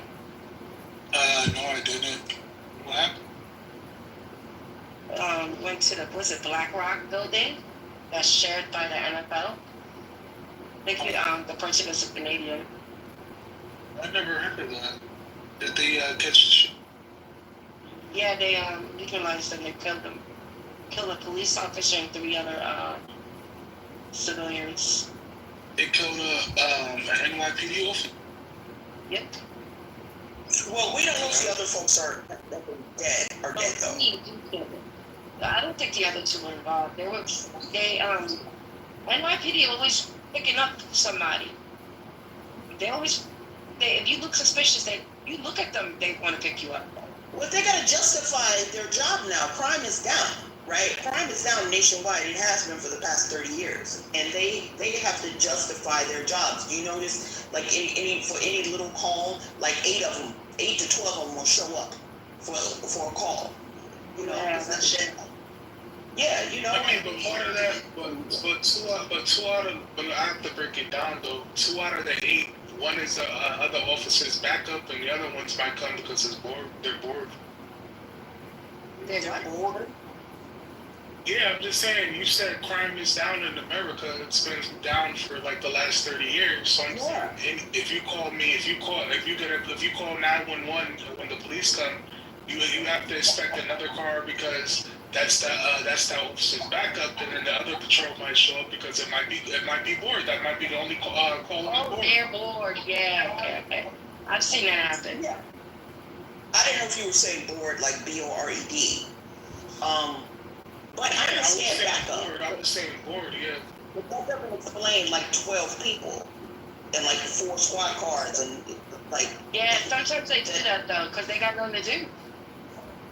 See, that's what I'm saying. And so they gotta make justification for their why they get them out of the salary.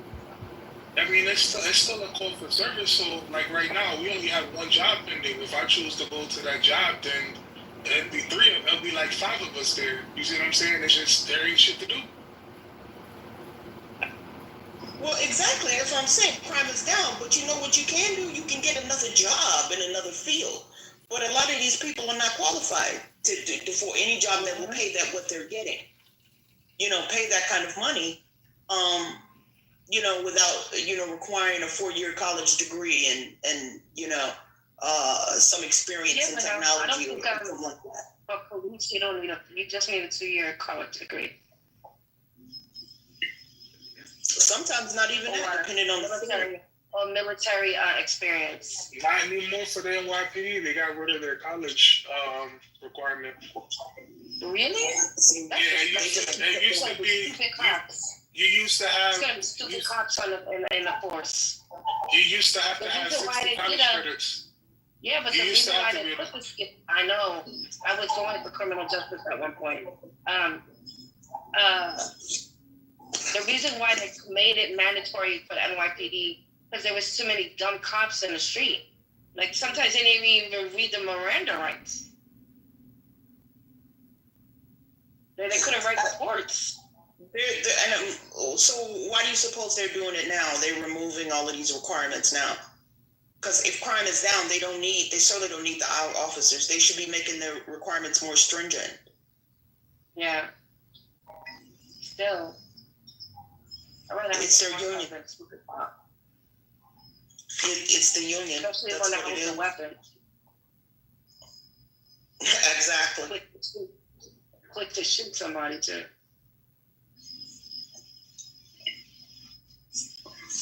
Yeah, I mean, this shit is going to blow. It is going to blow, and I wonder how many people are. I am already looking at an exit strategy. I swear to God. And if my family won't come, then that's on them. But I'm already looking at one of the territories outside of the U.S. I got land in Puerto Rico. Yeah, I say go for it. I say go for it. Because, I mean, if nothing else, have it as an escape route. Because I do see another civil war happening. That shit just wasn't no movie. Because you see with the demographic shift happening in this country. The white people are not accepting their position as a minority. They're not going to take that, they're not going to go softly into the night with that position. You're going to see more mass shootings, more crazy ass, 24-year-old white boys living in their mom's basement, snapping, run up in the store, shooting innocent people.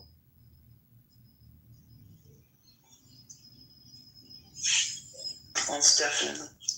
Pretty scary.